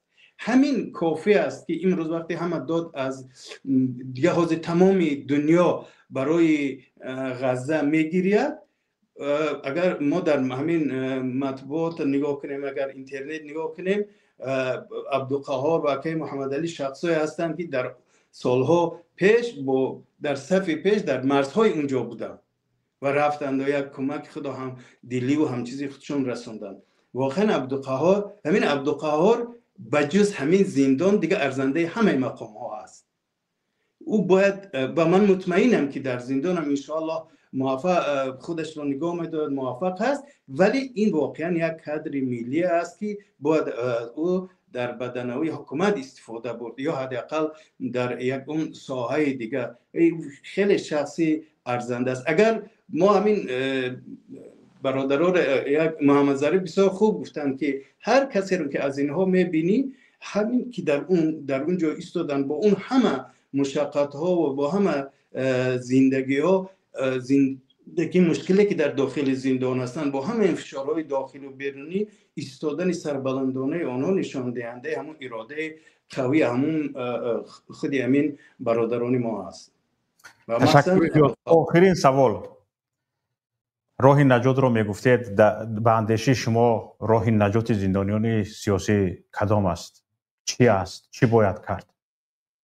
واقعا از همینجا مجموعه که صحبت‌های انجام گرفت، نه بسیار چیزا رو پیشگویی کرده نمیشه، تحولات رو پیشگویی کرده نمیشه. در این عمر 60 ساله خودم دیدم که هیچ کس پیشگویی از سقوط شوروی نمیکرد و شوروی سقوط کرده، صدها زندانی با سر بلند برآمدن و قهرمان شدند و هیچ کس فکر نمیکنه قضیه سوریه، قضیه دیگه کشورهایی که در این بهار عربی و در دیگر حادثه ها میشود یا امروز مثلا در کشورهای دیکتاتوری شده است که یک تحولات ناگهانی از یک چیز کوچک سر میزند و اون برادران میان بیرون. ولی آماده بودن برای همه در همه حالت لازم است. ولی گمان میکنم که اگر یک وجدانی عمومی ملی به درد بیاید و این هر کس در هر جایی که است، نویسنده در اتاق کاری خودش، خبرنگار، یک سیاستمدار، اگر همه این کوشش ها و غیرت ها دست جمعانه شود و اختلافات ها و فکرهای هر طرفه از بین برود، خودی همین الکه یک کمک بزرگ خواهد شد برای برآمدن اونها. در اینجا فقط یک چیز دیگر هم میخوام بگویم که ما در واقعا وقتی یاد زندانی ها میکنیم درباره اونها فکر میکنیم، یک قشر دیگری جامعه ما که از این حادثه زندانی ها ضربه نهایت سنگین خوردند و مشقت های به حد به اندازه رو میکشند، این همسرای خانواده ها، مادرای زندانی ها و همسران زندانی هستند که با اون مشکلات هایی که دیگر ببینید فرهنگ ملی ما رو، خب مثلا من برادر خمدی نمیشناختم، همسرش در خانه فقط دنبال تربیه کودک ها و نگهداری خانه و شوهرش در بیرون کار میکرد میومد. و این فرهنگی در بیرون گشتن ها و یا بازار به بازار گشتن این چیزها را نداشت.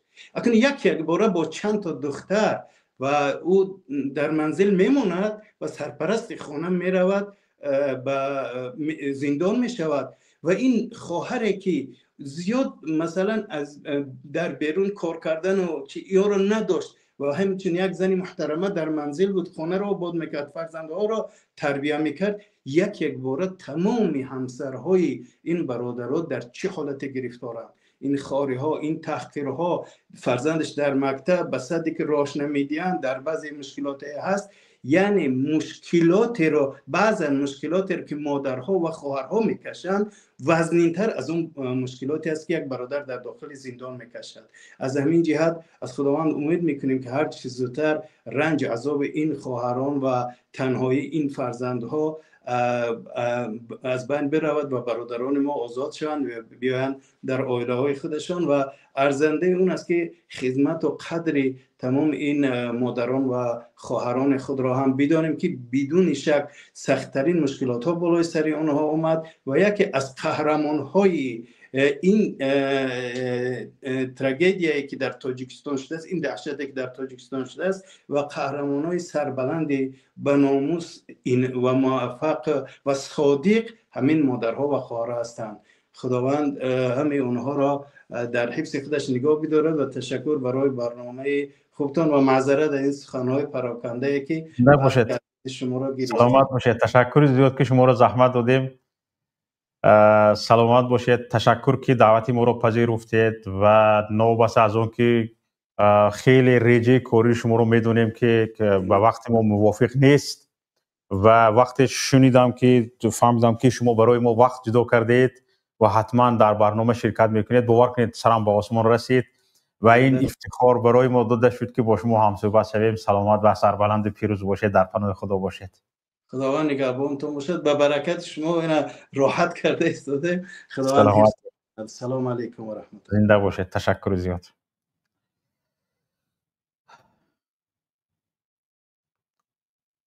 حالا یک نفر که ها وارد شده بودن به ایشان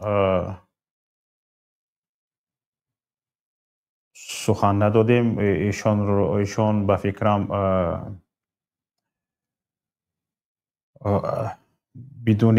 بدون عکس صحبت میکنند. آزادی به زندانیان گپ زنید. بعد از آن برادر عزیز گرامی ما محمد تقایف.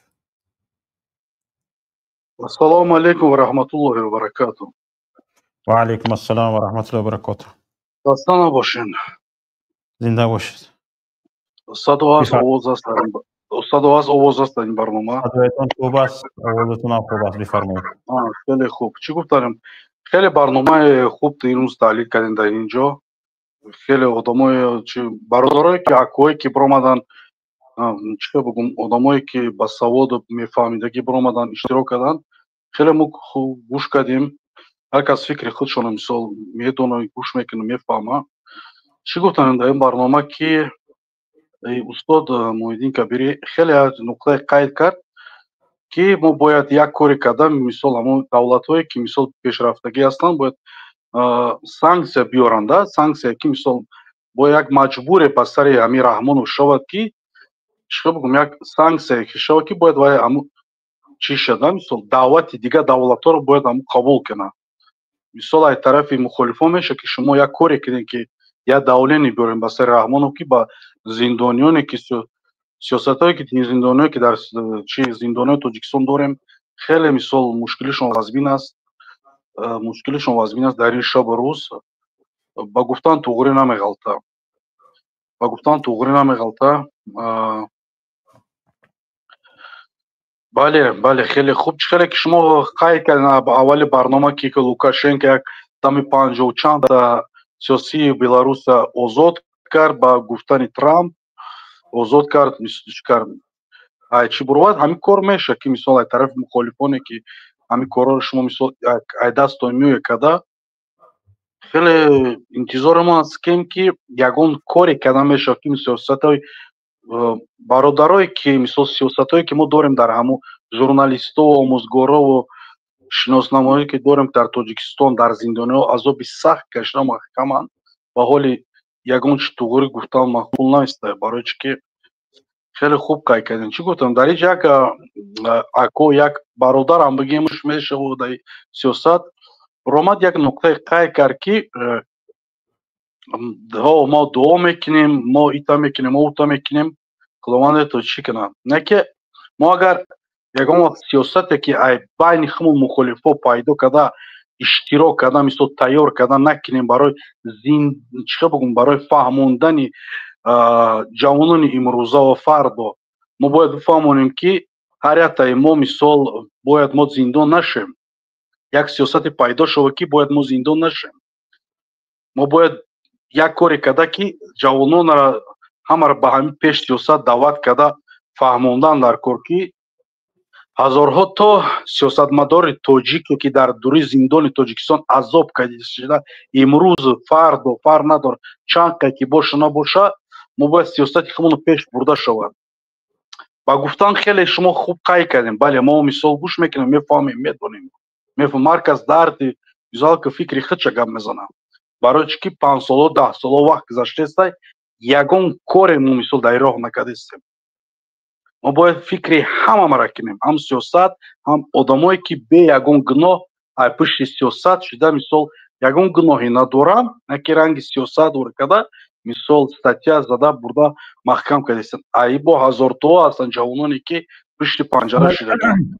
به نظر شما کدام راههای وجود دارد که باید آن را کرد برای آزاد کردن زندانیان سیاسی؟ به نظر ما اکوی خیلی هم برنامه‌ای که شما امروز کردین هم برنامه ما خیلی معقول اومد. هم برنامه سیاست هم برنامه‌ای که مثلا بین مخالفا خیلی سخنای شیرین خیلی سخنای پر ادب و خیلی سخنایی که مثلا با سوادان و خیلی سخنای شیرین خیلی سخنای نوی گفتن که ما باید چیکار کرده شود. بله خیلی قاید کردم برادر استاد محیدین کبری خیلی گپای خوب گفت زد. ای طرف مخالفا ای طرف مخالفی در اروپا هستند ای دست شما میه کاری که میشه شما باید یک نمود جمع کرده مثال ген اسامبله اوند و دیگه جاده مثال شما باید жалобаш روی کنین مثال یک کاری کرده شود که обязательно باید مخالفای ما که سیاستایی که در زندان هستند باید آزاد شود. خیلی آدمایی که هستند ای پشت مخالفا باید زندان شدگان.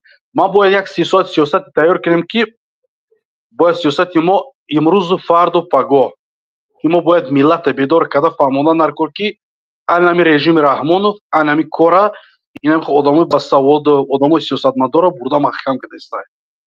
امروز برنامه شما خیلی روشن‌تر شد. بله خیلی برنامه را ما چند سال ما نگاه کردیم چه بگم انتظار همین برنامه بدین باور کنید خیلی برنامه قریب 10 سال نبود راستش خیلی برنامه خوش رفت. این برنامه ما обязательно گفتیم که ما می‌نویسیم ما قاید میکنیم میمونیم.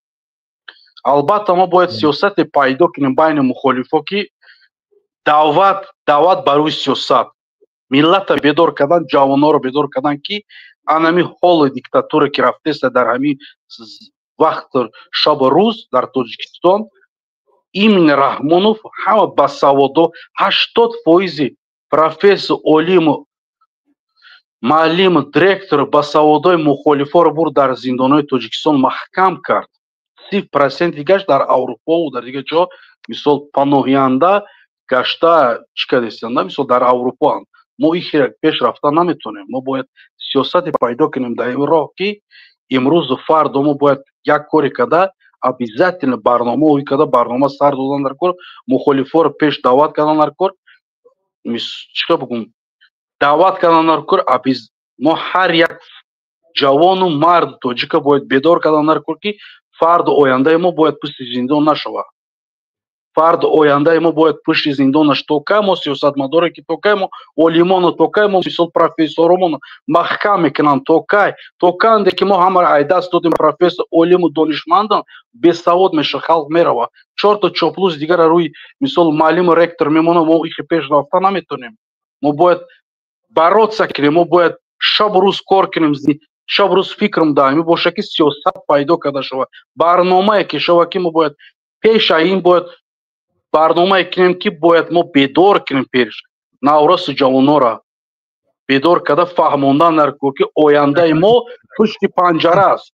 برای این چیکار کردن در کار که ما پروز روز خشته پیش رفتن در کار. برای اول نوتاز شده، تیار شده، بیدار شده، پیش رفته. هر یک برادر فرنر کسی که آدمایی که میشناسی میدونی برای همین پیش رفته آدمات بیدار کو سیاست پیش بگی. همین برنامه دا قبول شه. هر یک سخنایی که میگن مثال با فکر بگی چه بگم خوندن در کار دایمرا شور شدن در کار با مثال چه بگم خیتره رحمان شدن در کار. رحمان خود خیتره میگم باید خیتره رحمان. سلامت باشید برادر. تشکر زیاد برادر. محمد آقای بفرمایید. السلام علیکم و رحمت الله و برکاته. از دیدارتون خیلی خوشم برادر عزیز گرامی، برادر مبارز، خوش آمدید. تشکر مویم از دیدار شما. سوال به شما، چی کار کنیم، چی باید کرد که زندانیان سیاسی را نجات بدیم، آزاد بکنیم؟ عموما برای تاجیکستان راه نجات چی است؟ راه آزادی چی است؟ راه نجات من 3 نمود پیشنهاد میکنم. از همین 3 نمود کدامش معقول شود مردم تاجیک با. راه یکمش باید تمام مخالفا یک جا شوند. هم برنامه 1 هفته پیش بفکرم یا 5 روز پیش خطا نکنم اعلام کرده بودید کنی مخالفا هیچ کس اینجا نامد. دیگر گروه ها با کنی آنها چرا آنها عمده فکرشون نگفتن؟ چرا یک جای نیستن با شما؟ این یک باید آنها یک جایشان با شما. دویمش این که باید مردم آشکار دعوت کرد. چخیلی که نیپال چپه شد برآمدن در کار یک بار جنگ کردن کار، جنگ یک بار خوابوندن در کار، دعوت کردن کار که تمام جوانات تیار شوند رنگ نیپال این توده افباش پیش کردن کار.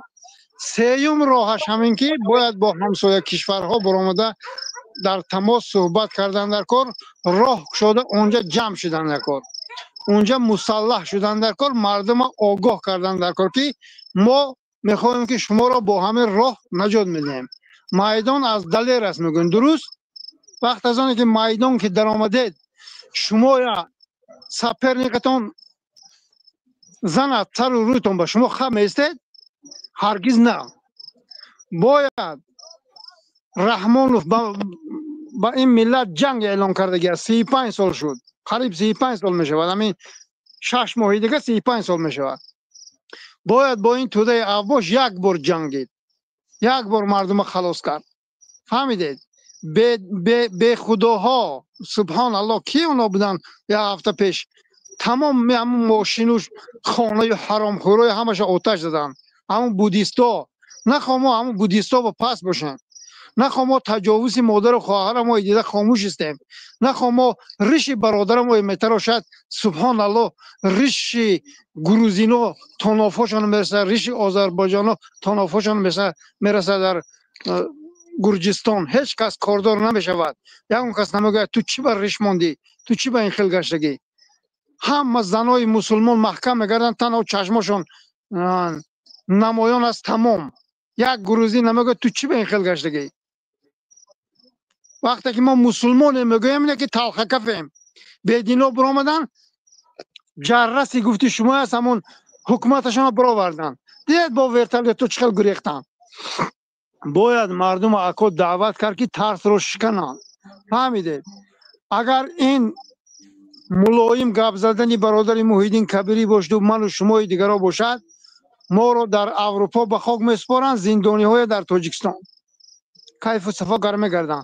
حال رستم که آمد گوش کنید، حال رستم که آمد باور کنید من دلم خیلی در خواطر که زندانی های قتل میکنن. فهمیدید؟ زندانی های میکشن اینا. رستم که اومد کار بار بزه میشود. با همه خاطر باید مردم دعوت کرد، مردم نترسن. سبحان الله. باید مردم اکا سرجم باشن. فهمیدید؟ مردم دعوت کردن در کار که تیاری بینن. همین یک روز با همین یک آدمی در حقیقت لیدر گوید که فلان روز باید ما میخیزیم، آرام بخیزیم، ما سراز خیسته همه زده لب نمیکنیم. کسی ما با چقه شد ما میزنیم چپه میکنیم. تمام. ما آزادی میخوایم، ما جای کار در وطن ما میخوایم، ما میخوایم در نزد پدر و مادر ما باشیم، ما میخوایم که فرزندای ما سبحان الله پدرشون در مهاجرت یک بردن نان میکوبن، فرزنداشون حال صنف 3-4 کنجنبانی و رقص بازی و یک توده افباش، آینده اونا چی میشود اکا؟ هزارها نوار برآورده خودی حکومت نشر کرده است. باز همون قتل که همون مادر و فرزنداش کردن این کار دست خودی فرمان امام علی رحمه الله است. فهمیدید؟ دو بیچاره قپ دیم بردن، یک دش 16 ساله، یک دش 30 چند ساله. سبحان الله یک شپلاق زنی دراز میپرد و کجا آدم میکشد. اینها با همین راه میخواهند که کرسی هاشون مستحکم شود. نه که این ملت را باید آگاه کرد که سرقاتل تاجیکستان امام علی رحمه الله است. با فرمان همین تمام جنایت ها می شود. اینها بازداشت کرده بودن در کانی بادام قاتل های. با چه وقت قاتل پیدا شد؟ از کدام قبرستان قاتل پیدا شد که رودکی با قتل کرد؟ عینا نمخیل سرقاتل مردم تاجیک آزاد است و امام علی رحمه الله است. با فرمان همین پرخر پاش تمام جنایت ها صادر می شود.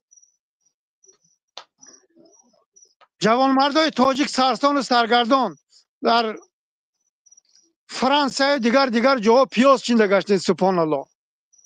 باید دعوت کردیم مردم با وطن برگردن. یگان دولت سود نمیکنه تنها تاجیکستان. ما باید اونجا با جای کار پیدا کنیم، ما باید اونجا با سبحان الله زندگی کنیم. ما چیکار میکنیم در دولت های بیگانه؟ چه با این توده افباش، این حرامزاده ها، این مادر به خطا ها جای کار پیدا میکنن. هر یک از تگی کار دارد، میلیاردر شدن پشت این مردم ها. چرا ملت کار نمیافته است؟ اینا کی بودن که سرزمین ما رو سودا میکنن؟ تمام کانی نقره و طلا و انگشت و خروستل و بریلیانت و تمام بدخشان با همه چیزا هست. خیتایی ها برابر میداد سو 25% خودش میگیره، 75% خیتایی میگرفت. از اینا کی بودن؟ اینا کی اجازه داد که اینا آمده همه را کردن و ما رو در بدر خاک بسر کردن؟ بعد مخالفا باید بس کنند. بیزنسمنیا آدمایی که همینجا برام صحبت کردن آشو چیزاشون رو رکلام کرده گشتن. تمامش ما درک داریم. باید بس کنن این کارو برا. باید مبارزه بود. باید هر یک مخالف برام دعوت کرد.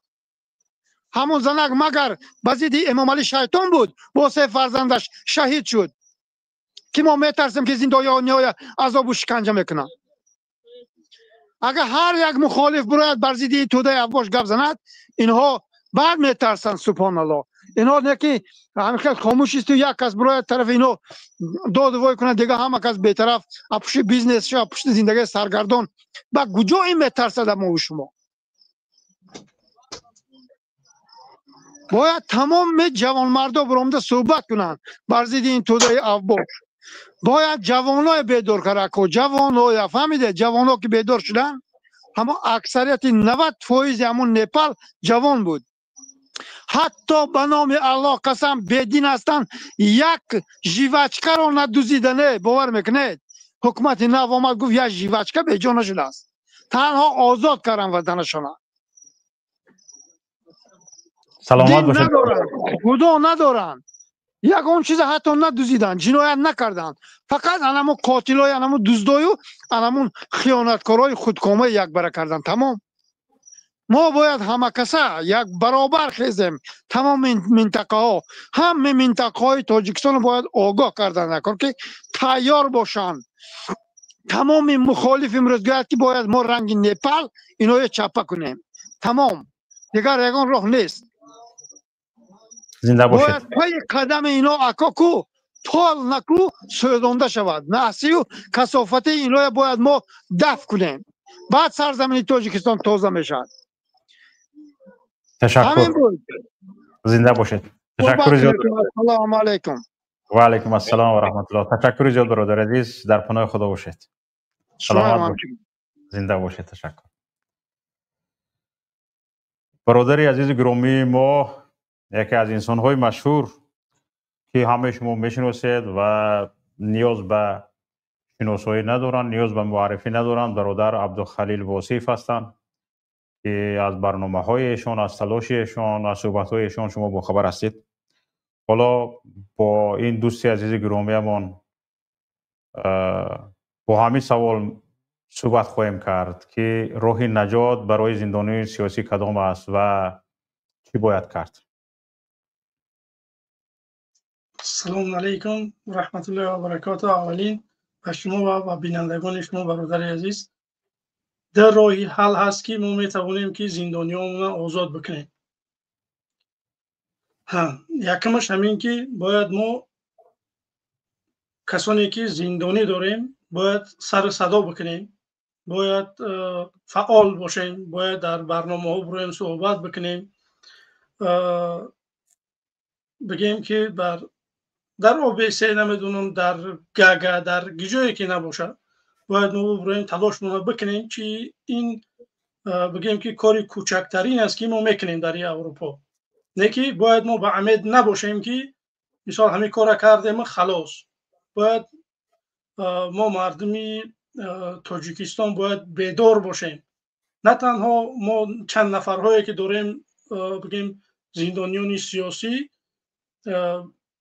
مردم فکر نکنه که تنها ما مخالفین درباره همون زندانیان سیاسی میبریم صحبت میکنیم، تنها هدف ما آزاد کردن است. نه، مردم تاجیکستان هم به مثل زندان زندگی دارن. امروز شما بیست یک بار تصور بکنید، من چند بارها میگم که مردم تاجیکستان در تاجیکستان و مثل کوارترانت های. شما میره در دیگه دولت ها کار میکنیم، میگه نمیدونم نلاگی زمین میتیو که ولی آب و برق همین چیزها تا شما نمیتونید در تاجیکستان کار بکنید، همین چیزها را بتیه. تاجیکستان برای ما و شما را نتونست در 34 سال نتونست یک کارخانه بسازه که مردم ما بگیم که کار بکنن، فعالیت بکنن، در تاجیکستان زندگی بکنن. به همین خاطر من میگم که تاجیکستان برای تاجیکستانی‌ها را به مثل کوارترانت است. رای نجات هست برای زندانیان ما اگر متحد بشیم، ما اگر یکجا بشیم، ما اگر دست به دست همدیگر بتیم کار بکنیم، ما میتوانیم که زندانیان آزاد بکنیم. برای چی بلاروس میتوانست است ما نمیتونستیم؟ لوکاشنکو رحمانوف کم زیاد نیست، هر دو شد بگیم اینش پا ماندگی اوش پا گرفتگی، هر دو شو یگان. ما میتوانیم که برادرامون، پدرها، مادرهامون، بگیم یار و دوستامون از زندان آزاد بکنیم. این چیزا ما میتونیم. نه که ما اومدیم متاسفانه بعضی همون فراموش کردیم که ما گیجا اومدگیم. باور بکنید من راستش میخواهم که مردم زودتر سرجم بشه و زودتر یک کاری بکنیم که به وطن بر بگردیم و بگیم که برادرها را آزاد بکنیم، بگیم که پدرها، مادرها، برادرها در آغوش بگیریم. این آرزوی من است. این چیزا من میخواهم، نه تنها من، همه مردم تاجیکستان این چیزا میخواه که مثال تپش یار و دوست بگیم که پدر و مادر همین نوش زندگی بکنن. نگاه بکنین که دیگه وریانتش این است که اگر همین بگیم که یگان کار نکنیم، دیگه وریانت همین است که فقط میشه که امام مهدی را جداد کرد که امام مهدی بیاید و که ملت تاجیک آزاد بکنه. دیگه یگان وریانت دیگه نیست. یا که میخوایم تلاش میکنیم آزاد چون میکنیم، یا که پروست یک طرف میشینیم امام مهدی را جداد میکنیم که کی بیاید در تاجیکستان آزادی برای ملت تاجیک بیاره. این همین در راه یا که میخیزیم کنکرت درگان کار میکنیم یا که اجداد میکنیم که امام مهدی میوه بگیم که آزاد میکنیم برادرهای مرا. برادر شوکت من راستیش کار داشتم نه وقتم وای نبود یکی شما دعوت کرده من آمدم راستا جام مناسب نیست بگیم که وقت نیست باور بکنید به همین خاطر کم ترک من تشکر میکنم که شما ما را دعوت کرده برادر عزیز. من میخوام که هر چند زودتر ما مردمی تاجیک مخالفان و همه کسا یک جا بشیم یک کاری بکنیم که زندانی را آزاد بکنیم.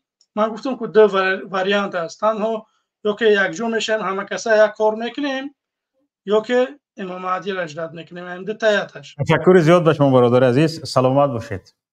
تشکر زیاد، در پناه خدا باشید. تشکر که دعوت ما رو پذیرفتید. واقعا تشکر به برادر عزیز. دوستان عزیز، واقعا زندگی در اروپا از زندگی در سابق کشورهای اتحاد شوروی، روسیه فرق میکند. دوستان عزیز، در اینجا باید کار کنی. کار نکنی زندگیت پیش نمی رود. او دستگیری های اجتماعی درست وجود دارد در یک مهلت معین. تو همون زمانی که اینتگراسیون شدی، همون زمانی که اینتگراسیون شدی، از حفظ اجتماعی حجت تو به جاب سنتر میگذارد، یعنی به وزارت مهنت گوییم میگذارد. اینا وظیفه دارد میکنن که باید کار کنی. حالا درباره برادر عزیز گرامی ما درباره تجارت و بیزنس صحبت کردن، گفتم من چند دیدم تجارت کرده ایستاده است، بیزنس کرده ایستاده است. همین بیچاره هایی که تجارت میکند، بیزنس میکند، از همون 35% کمش سر میشود تا 50-55% انداز میسپارد. یعنی خیلی در اینجا وضعیت پولکار کردن و زندگی پیش بردن وزنین است. با وجود اون که اروپا است، با وجود اون که تمام امکانات ها هست، تمام امکانات ها که شد، رقابت هم خیلی وزنین است. رقابت هم خیلی کلان است. در این رقابت های بازار مهنت، بازار تجارت، شما نان یافته خوردنتون خیلی مشکل است. باز راه های تجارت این خیلی هم تو رفته بازارشینی، سمشک فروشی، اینها که اگر معلومات تجارت نداشته باشه، اگر سوادی یعنی تحصیل تجارتی نداشته باشه، فهم و درک تجارتی نداشته باشه، در رقابت از پا می افتی. خیلی روزی مشکل است. برای همین دوستان عزیز در اینجا یعنی همه محتاج نشده، هم زندگی خود رو پیش برده، هم راه مبارزه رو پیش برده، هم برای مبارزه سهم گذار شدن و اینها هم در فکر اهل اویله، هم در فکر تاجیکستان، در فکر زندانیان سیاسی، همین در یک جو جمع کردن. چند کس دیوانه کردگی است، چند کس به بیماری های دپرسیو، استرسیو اینها دچار کردگی است. چند نفر در اینجا، چند نفر حتی مثلا گریم بیمار شده، از میدان سیاست برآمده رفتگی است. و زندانی سیاسی در اینجا چند نفر ما در همین میدان مبارزه بیمار کردگی هستیم، به بیماری های چند دچار شدگی است. چه خیلی که در جنگ مثلا گریم دست تد میشکند، پود میشکند، یردار میشی، زخمدار میشی، از کفتت تیر میخوری، از پود تیر میخوری. مثلا گریم در این مبارزه کاش از دست تیر میخوری، معنی سرت ساق میمون، صحت میمون. چند نفر در همین راهی مبارزه از دست دادگی هستیم.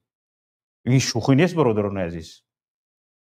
در اینجا همین بی انفوسیکم میری، همین کله داری نداری به دستت یک سلاح هم میتیان میزنی میری.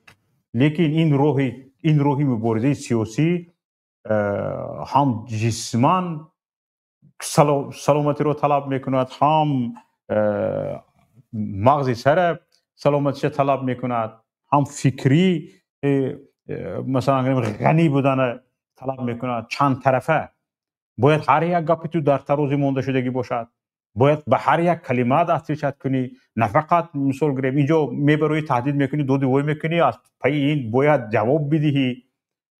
خیلی برادران عزیز مشکل است و باز در همین حالت وقت جدا بکنی هر یک همین نفرانی که امروز در برنامه شرکت کردن هر یک نفرش کار میکند.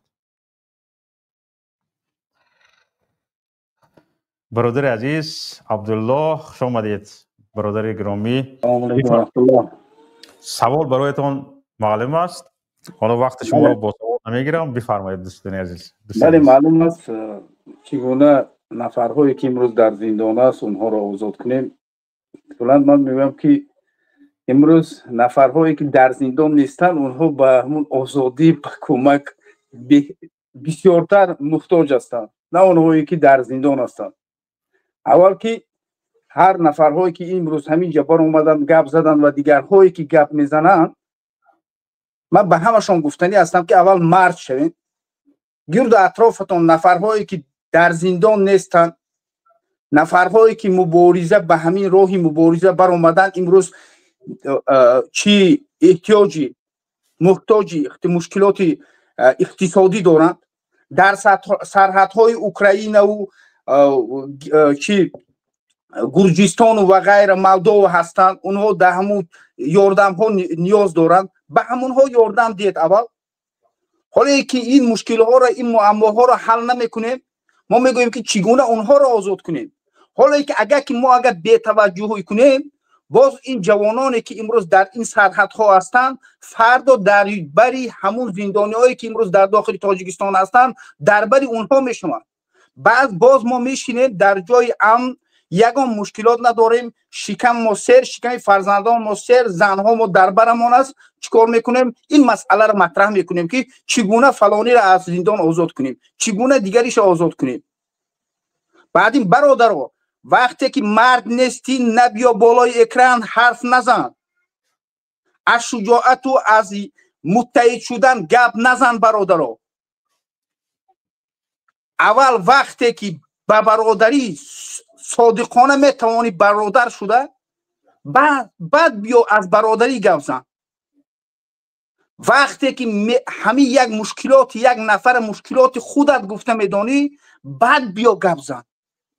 اکثری نفرهایی که اینجا آمدن و نه آمدن شنیدن مسئله یک برادری که در سرحد اوکراین و پولند هست، امروز مسئله اقتصادی دارد، لیکن همه خاموش، گویا که به گوش اونها نرسیده باشد. لیکن چی از غمی نفرهایی که در غزه هست یا که در چی است در زندان تاجیکستان است، این چیزا مطرح میکنن، در این مسئله گپ میزنن. تا اون وقتی که این مردم این ملت یک جای نشود، متحد نشود، این ملت امروز اینها در زندان هستند، فردا ما در زندان هستیم. این همین گونه است. پس فردا فرزندان ما در او زندان است. برای چی؟ برای که ملت همین گونه است، به حیات یکدیگر بی‌پروا است. فقط اگر که مرد یا که زندان شد بعد میگوید که انسان خوب بود، بیا در حقش دعا کنیم. نه برادرای عزیز، در زندگیش در زنده بودنش کمک کنید، در زنده بودنش اصلاح کنید، در زنده بودنتان متحد شوید.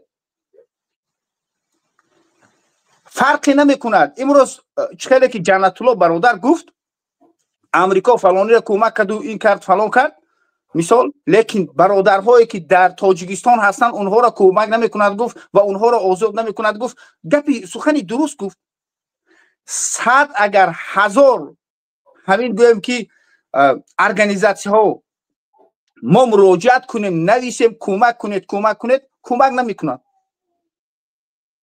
امروز ما میبینیم که تقریبا 20,000 طفل مردم غزه مرد، دنیا چشم میپوشد. شما فکر میکنید که 1000 2000 10,000 نفری که در زندان تاجیکستان هست به این چیز امریکا و دیگر دولت های اروپایی و دولت های مسلمانی به این چیز مسلمان ها اگر که باز اگر 10,000 تاجیک مرد چی میکنن؟ دلشان میسوزد. شما کدام راه پیشنهاد میکنید؟ کلا که اگر که گویم که امروز یا فردا یا بعد 10 سال یک راهی هست که اگر ما همون راه اگر گویم که طی کنیم یا که همین راه گذاریم این زندانی ها آزاد میشود گویم مثلا. لیکن من فکر نمی کنم که همین خیلی راه هست با همون راههایی که ما انتخاب کرده باشیم راه گویم که رحمان ظالم است، رحمان طاغوت است، رحمان دشمن خلق است. نه راهی که شما پیش بینی میکنید مثلا گریم پاس کردیم اندیشش دارید یا که پیش نظرتون هست یگانه اگر که گویم که یگانه گویم که عدالت یگانه گویم که کل مسلمان ها را برای چی برای در اونجا 500 نه هزار نفر مسلمان ها از حزب نهضت است، از سلفی است، از اخوان المسلمین است، از تبلیغ است، از حزب التحریر هست.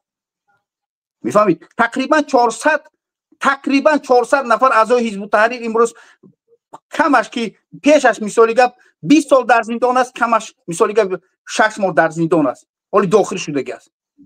400 نفر با دیگر برادرایی که سلفی بودن، اخوانی بودن، تبلیغی بودن، اونها هم به همون عقیدهشون به همون خواستشون گفتن که ما با اسلام زندگی کردن میخوایم، اونها هم گرفتن زندان کردن.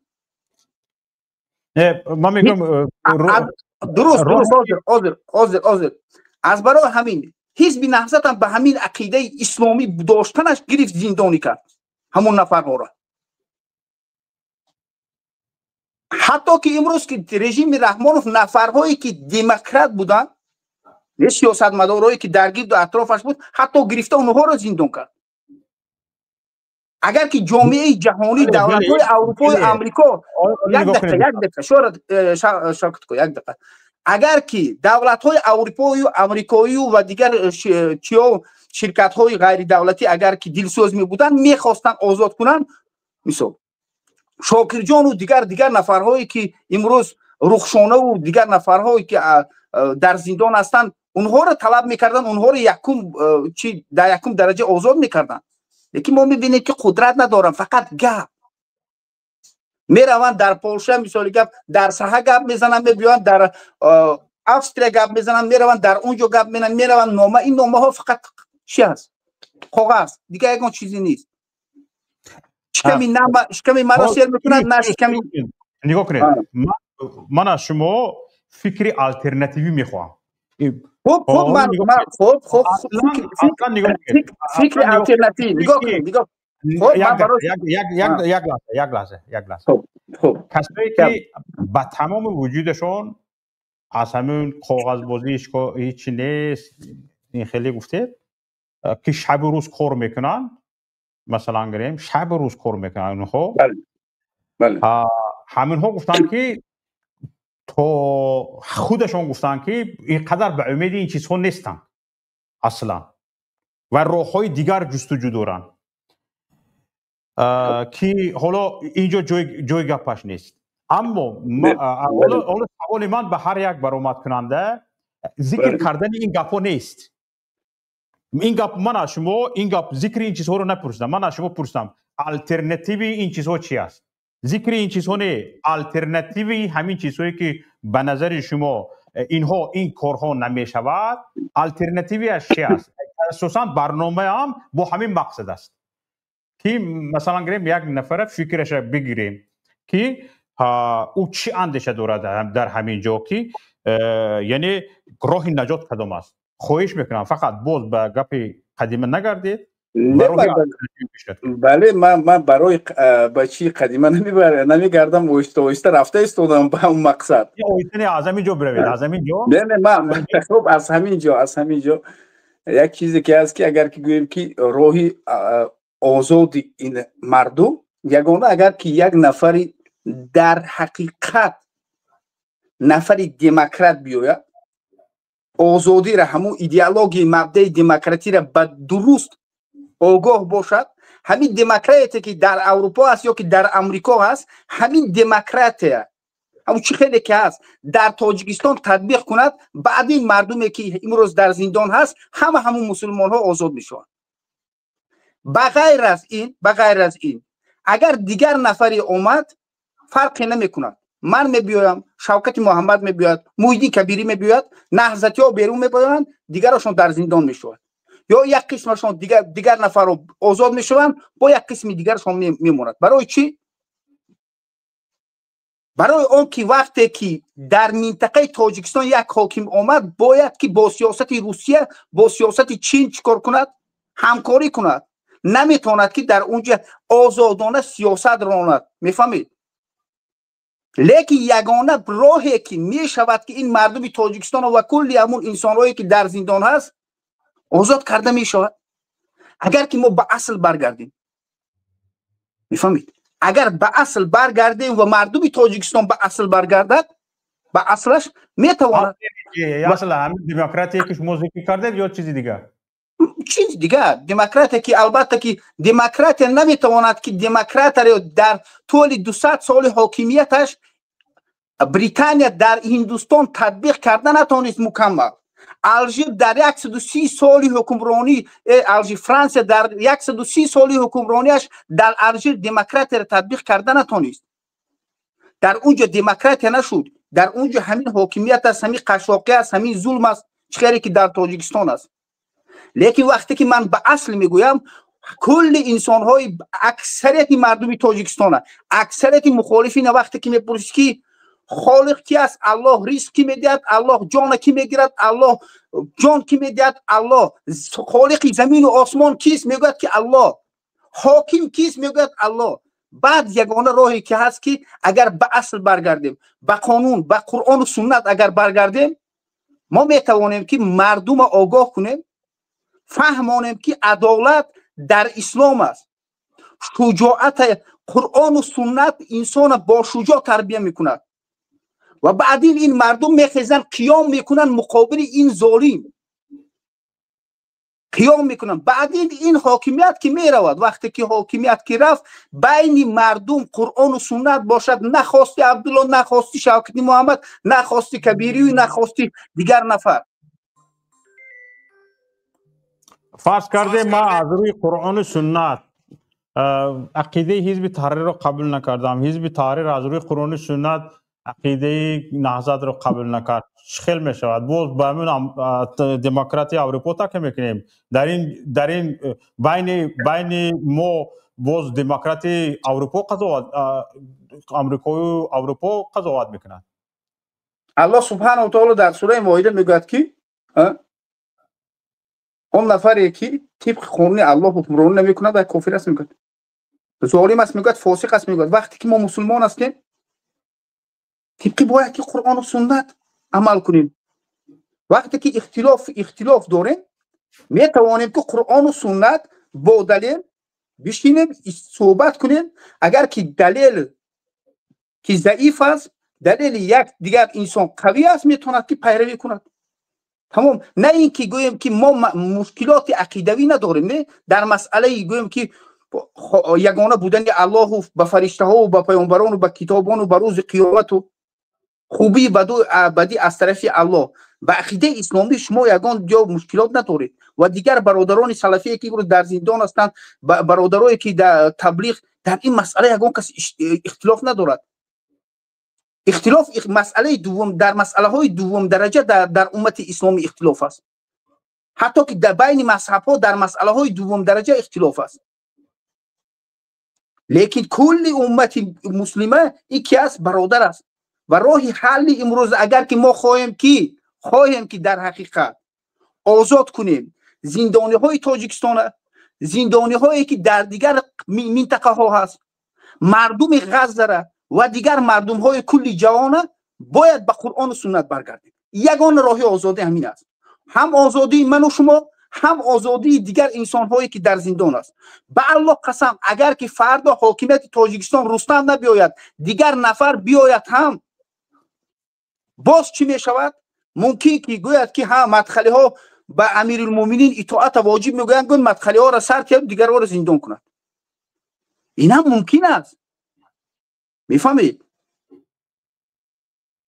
سلامت باشید. از برای همین یگانه راه آزادی همین میبینم. یکی هر انسانی که فکر و نظرش میگوید که ما باید این کارا کنیم اون کارا کنیم، البته من باز میگویم اگر که همین کارها مراجعت ها یاردم میکرد 20,000 کودک غزه امروز نمیمرد.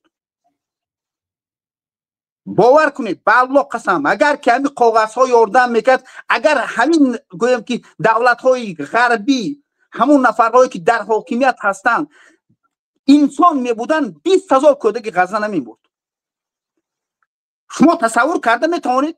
من صد سگ بچه را در پیشم مردش تصور کرده نمیتوانم. اگر که یک نفر همون قوت و قدرت من میرسد 100 سگ بچه را کشد، من طاقت کرده نمیتوانم. حتی که تا 100 تا نرفته میروم همون گویم که جاغش میزنم میشکنم. میفهمید؟ امروز دولت های ابرقوت قوت دارد نگاه میکند گویا که نمیدونم چی مرده ایستاده باشد، پشه مرده ایستاده از در پیش اینها، نظر اینها. لیکن هزارها میبینیم کوچه ها خیابان ها پر است، آدم ها غزه آزادی برای غزه، آزادی برای غزه. هزارها یوریست ها می نویسن بالای اونها، هیچی نمیشود. میفهمید؟ از برای همین تا آنگاهی که همین نفرهایی که با خودشان رو مبارز میگویند در حقیقت عدالت رعایت نکنند، در حقیقت آن چیزی که میگویند به همون سخنشان وفادار نمیشوند، دروغگو هستند، کذاب هستند، هیچ چیز نمیشود. اگر در کار شاید حجت میبیارم، حجت میکشم. باز همینجا برآمده که از مخالفت و از شجاعت و از مردی گپ نزنید، اول مرد شوید. همون نفرها رو من گفته استادم، همون نفرها میدوند. از برای همین و اول و یک کس وعده کردی، یک برادری مبارزته در معما فرآمد. اگر که خودی همون انسان احمق باشد، زن و فرزندی وی فکر کن که زن و فرزندی وی در گشنگی است. وقتی که یک برادری مبارز برآمده حق میگوید، دیوانه و شست چارک و کی گفته تمغه های دروغین زدن بس کنید. از همین تمغه های دروغی و دیگر برادرها از یکدیگر دور شدگی هستند. سلامت باشد. بخشی زیاد اگر مثال نقشه، مثال موضوع دیگر چیز بود، من به دیگر چیز کشیدم یا که اون چیزهایی که شما نمیخواستید همون چیزها را گفت زدم. برای هم برادرایی که بسیاری ها میگن که برای چی در همون برنامه شوکتکو برنامه میکنید، شما هم شهری هستین. من میگم که من میبینم همینجا، من اون چیزی که هست همون رو میگویم، میروم برای که من میتونم در همین منبر اجازت هست من میتونم گپ زنم. بله برادر عزیز، اینجا من از شما طلب نکردم که طبق خواسته های من صحبت کرده باشید، بلکه طلب کردم که طبق همین سوال گذاشته من صحبت کنید. سلامت باشید. اصلا ما شما رو همچون یک نفری در همون مسائل حقوقی دینی یک نفری کارشناس میدونم و اساسا چشمدوری من از شما صحبت های کارشناسانه بود، نه صحبت های اگریسیوی، صحبت های کارشناسانه بود. به هر حال خیلی از چیزهایی که باید گفته میشد شما گفتید. اینجا ببینید دوستان، حاضر همین حاضر برنامه من برده ایستادم. یک برادر ما در امریکای لاتینی مرافع سعودیش رفته ایستاده است. حالا در اونجا ساعتی ما از اونجا فرق میکند. مرافع سعودیش رفته ایستاده است. تقریبا به این مرافع سعودی هم برادر ما 6 ماه همین خیلی آمادگی دیدگی است. خودش در محبس است. در اونجا مثلا گریم از دهان شما یک جمله برآمد، همین خیلی بوده است که به همون جمله برآمدگی دیگه گشته گرفته نمیتونی و به همین جمله برآمدگی باید دلیل یافتتی، حجت یافتتی، یعنی سند یافتتی. فهمیدید؟ به هر یک جمله برآمدگی وقتی که از دهنت برآمد باید او درست باشد، یکم دروغ نگفتگی باشی. وقتی راست گفتگی باشی همون وقت گفتگیت قبول است که با او حجت پیشنهاد کنی، دلیل پیشنهاد کرده توانی. بله. با برزدم این به هر یک گپی زدگی دلیل پیشنهاد میکنی که او تو خودت در داخل زندان هستی، همین چیزا از کجا پیدا میکنی؟ فهمیده شدید؟ او برادر خودش در کجا است، زن و بچهش در کجا است، یک قسمی اهل و اولادش نمیخواد با تو صحبت کند، او خودش در زندان مرده رفته ایستاده است، در خودی در پل صراط بودگی انسان برین. فهمده شده؟ همین شب حاضر همین ساعتایی که من شما صحبت کرده ایستادیم در اونجا سود رفته است. بله. بو برزم این هر یک دلیلی تو درست دلیل است، لیکن باید از همون کشور یک نفر اکسپرت شناخته شده باید دریافت کنی که به سیاست تاجیکستان شناس باشد و گفته های تو رو همچون اکسپرت تحلیل کرده به صوت تصدیق کند که درست میگوید. من سیاست تاجیکستان رو میدونم، این سیاست درست واقعا همین خیلی است و واقعا من سنجیده برآمدم همین خیلی است. یک اکسپرت خالص باید اینو تصدیق کند. خیلی فهمیدید؟ هم و یک انسان خودش در محبس است، پیش تبارش از همسنگرانش میترسد، قطعی همسنگرانش صحبت نمی کند. در همین حالت مثلا گریم یک حزب سیاسی یا یک حرکت سیاسی سگ بر این عذاب میکشد برای نجات یک نفر فعالش، سگ بر این عذاب میکشد. فهمده ایستادید؟ و اکسپرت مثلا گریم اقلا سیاست تاجیکستان آموختگی باشد، علمی آموختگی باشد. این خیلی هم تو از روی گزیت خوندگی نه، کار علمی بردگی باشد، کار علمی تحقیقاتی باید بردگی باشد، بعد حق در اون سود اشتراک کردن دارد. فهمده ایستادید؟ طلب تو چی اندازه است؟ بله. مثلا گریم رهبریتی هیز نومن نویستگی است. مثلا گریم که من آماده هستم برای شناس کردن شما به شرایط تاجیکستان، به شرایط مثال گریم هیز آماده هستم در آنلاینی، در فرمت آنلاینی شرکت کنم. مثلا گریم حاضر در اونجا ذکر نشده است، لیکن اگر همون کشور ویزتی است آماده است که رهبریتی حزب را در سود شرکت کند. لیکن اصلی کار ببینید، اگر برای یک حرکت سیاسی در همین خارج این یک نفر است. حاضر انا همین خیل پرونده دار نکم از 30-40 نفر هستند. دیگه کارهای سیاسی را مونیم، مبارزه با تاجیکستان و مبارزه با حکومت و اینها تنها انا همین 30-40 نفر دیلش 8-10 نفر فعال به خودش آواره میکند. 8-10 نفر فعال به خودش آواره میکند. حاضر در همین جا به من جلسه‌های گوش کرده نمیتونم پسند به همین گپ این آدم چی جواب دهم گفته من گوش کرده نمیتونم. در اینجا برنامه برده شدم، باید نوشته است که مثلا خیر برنامه تا بعد برنامه صحبت میکنیم گفته. حاضر همین جای خودش بغیر از من 3 نفر دیگه آورن. او بچه به من شناس است. باید من کاری کنم، یک علاج کنم، زبان خیش تبارش بیابم و او سوالها جواب بیابم. فهمده شده چی خیل برای یک حزب سیاسی غم یک حال در همون مثلا گریم نتونستی از دودش نبر اومدی استرداد میکند به تاجیکستان. بله من همین چیزه بله من درک کرده ایستادم همین مشکلات مردم، همون نفرهایی که به همین راه برو آمدن امروز در نیم راه موندن. مشکلات غضب من همین است، برای آنکه من 1 هفته است که یک نفر یک برادر محتاج است از همین مبارزین، به اینش مراجعت میکنم، به ویش مراجعت میکنم، به دیگرش مراجعت، برادرها کمک یاردم یاری اقل قرض دید، بعدین همون مرد است بر میگردوند. اینش طرفدار ما نیست، ویش پول ندارم، دروغ میگوید. به الله قسم که 50-100 یورو در اروپا پول نیست. میفهمید؟ اگر که همین مردها متحد شوند که هر نفر، نه اینکه نفری که در امریکا است، میفهمید، بلکه در کجای کره زمین نباشد، مبارز یک برادر با عائلش با فرزندانش اینقدر خار و ذلیل نمیشود. میفهمید؟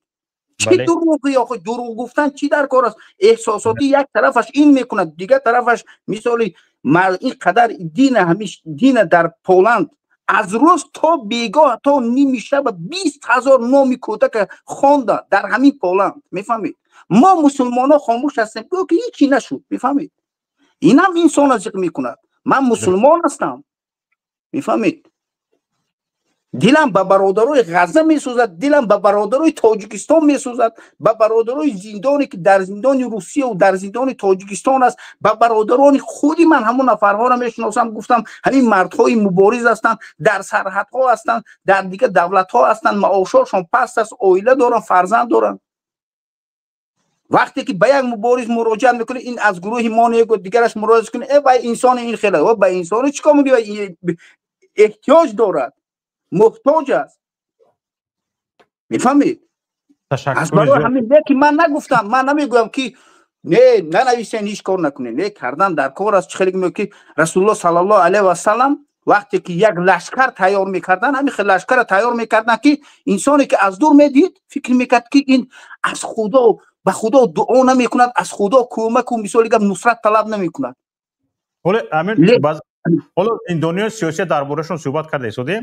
همین درگرد اطراف کسایی که مثلا بازداشت میشوند در گذشتن به سرحد اروپا بازداشت میشوند یا که در بعضی کشورهای میمونن، یکی از طلبات‌های اساسیشون خودش در یک حالتی است که او حالتش مثلا شخصای با تجربه میدوند که چی باید کرده.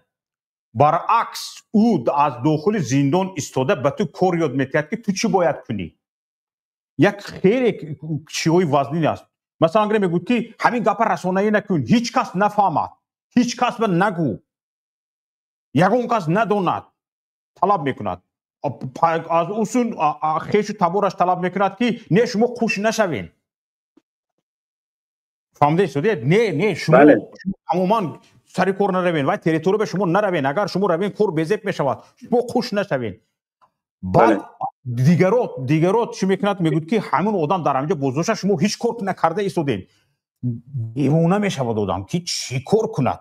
برای همین یک نفری که بازداشت شده است از سه طرف همین خیلی کشالت میکند. به کجا کشاله شده نمیدونیده. اینش میگوید به سازمان های بین المللی مراجعت نکن. وایش میگوید که نه از ادوکات فلانی باید از فلان جا ادوکات باید نگیری. نه وای ادوکات حتما نوپرسیده رسانه‌ای میکند، به سازمان های بین المللی خبر میدهد. وای باید تاکید کنی باز ادوکاتی که تو وای حقوق شناس وای از حقوق دفاع میکند گفته وای مثلا گریم ننیمت میکنی، باز مشکلات بین باید با ادوکات گپ بیاتی. این کار نکن، وای کار نکن، وای کار این گپ نگو، وای گپ نگو گفته. آخر وای ادوکات تو همین گپ تو همین کار میدونی گفته، حقوق میدونی، چیکار کردن میدونی گفته، وای پول میتی مثلا گریم کیرو میکنی. با پیشت بیاید باز با او میگویی که نه این گپ میگویی وای گپ نمیگویی، اینش میگونی وایش نمیکنی، اینجا میری اونجا نمیری. در همین حالت اکثریت همین ادوکات هایی که ما رو میشناسن حتی همین برابر مراجعت کردن رد میکنن. بله خطاجو هست. من چیز نمیگم که زو یک ادوکات چیکار باید کنه شما نمیکنید. شما رنگ بندید به من کار یاد میدید. آخر ما نه همون خیش تباری بازداشت شده، خودی بازداشت شده مثلا گریم طلب میکنه. خیلی مشکل است. بله در این چیز من شک و شبهه نمیکنم، برای که بسیار در این مسئله ها آگاهی دارم. لیکن من گفتنی هستم که باید که ما یک چخیلی که رسول الله صلی الله علیه و سلم گفتم وقتی که لشکر تیار میکردن انسان ها فکر میکرد که این به الله چی دعا نمیکند، یاری کمک طلب نمیکند. لیکن وقتی که رسول الله صلی الله علیه و سلم دعا میکردن میگه انسانی که دعای رسول الله را میدید فکر میکرد که این گویا که لشکر ندارد. میفهمید؟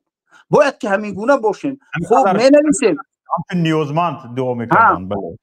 مینویسیم خوب نویسیم، لیکن بعد نویسن همه خیر رفت کراچی فلان جا رفت نامه یونباش کردن به دیگر سمت هم باید که حرکت کنید.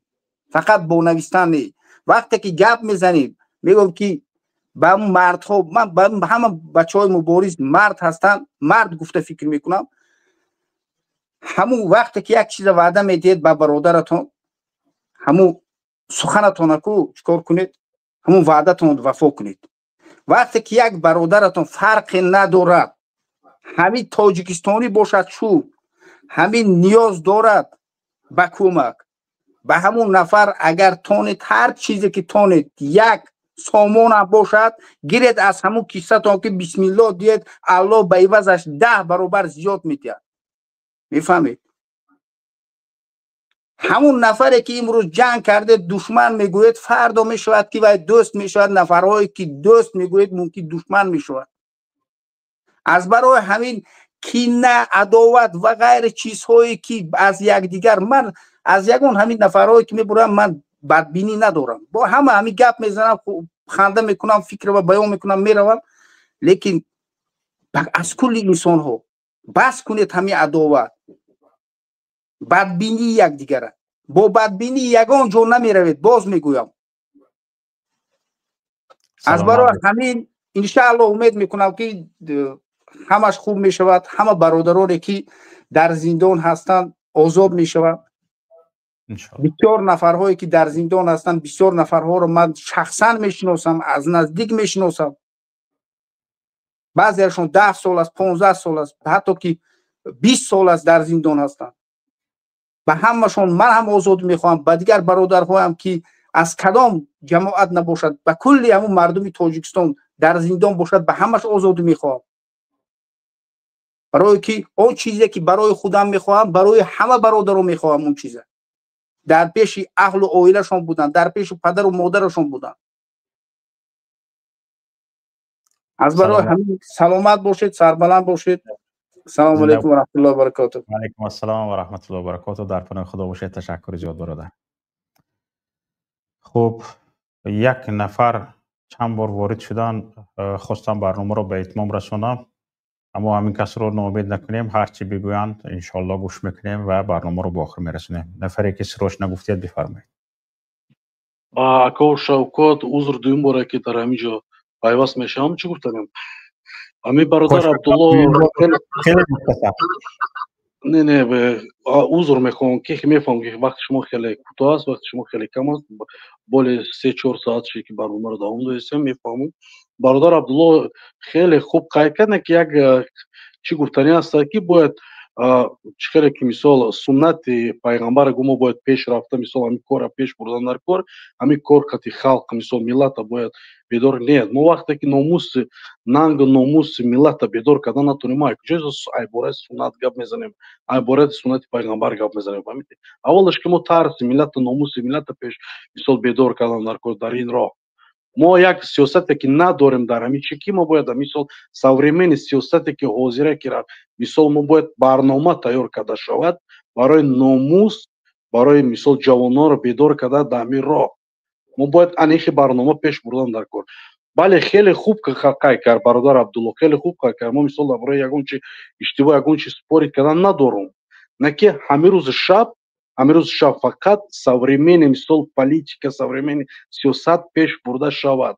برای چی که جوانان ما همش مثال تلفن دستی دارن، همش در هر سایت ها میشینن، تماشا میکنن، گوش میکنن. برنامه ما باید در همه سایت ها تقسیم شود در همه سایت ها، فرق نداره در کجایی که باشه نباشه. اول ملت ناموس شمیس ننگ ناموس شه ترش اید بین بردن در کار. بعد ما باید برای مسلمانای بالای دیگه چی گپ زنیم. وقتی ملت هم ترس بین بردن نتونستیم، مثلا ناموس ملت هم خیزوندن نتونستیم، ناموس ملت هم پیش گرفتن نتونستیم، ای کجا ما دیگه مسلمانی برای مثال بفهمونیم. ملت ای چی خیلی دور است، ملت ما خیلی دور است. با ملت ما چه بگم باوری کم مونده است که در همین سیاست هر آدم مثال داخل شده نمیتونه. اول ما باید ترس ناموس ملت پیش گرفتن در کار، обязательно در همین راه کار کرده، مثال سیاست بیدار کردن در کار. بعد ما میتونیم که در بین چند سال یگون کار دیگه شود، یگون کار دیگه بود کرده شود در این راه. عذر میخوام دویم باشید، قبول کردین در این برنامه. زنده باشید، سلامت باشید. سلامت باشید. دوستان عزیز، با همین برنامه امروزه ما یعنی همایش امروزه ما با آخر رسید. تشکر با همه اون دوستانی که در این همایش شرکت کردند، فکر اندیشه های خود را گفتند من خیلی از فکر اندیشه ها رو اینجا قید کرده گرفتم. حتما باز هم فرصت یافته یک بار دیگر این صحبت ها رو باید گوش کنم، چون وقتی همایش با سوال که شد، به سوال ها که جواب گرفتیم باید آنها بر یک بار تحلیل شوند. دوستان عزیز، تشکر به یکی شما. همچنین دو نفر از دوستان ما و استادان ما که در این برنامه باید شرکت میکردن بیمار هستند، در حق اونها دعا کنید دوستان عزیز که همین شب روز با آمده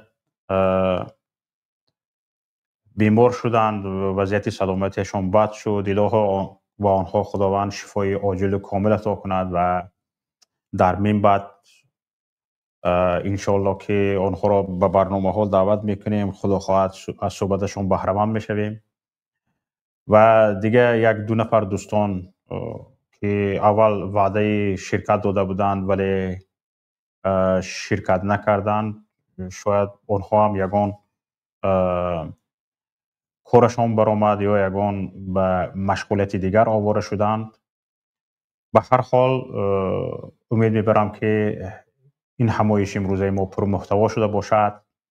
تا چنین برنامه ها، تا چنین صحبت ها، یکایک شما را، صحبت های دیگر یکایک شما را به الله میسپارم. در پناه خدا باشید. تشکر به یکایک شما.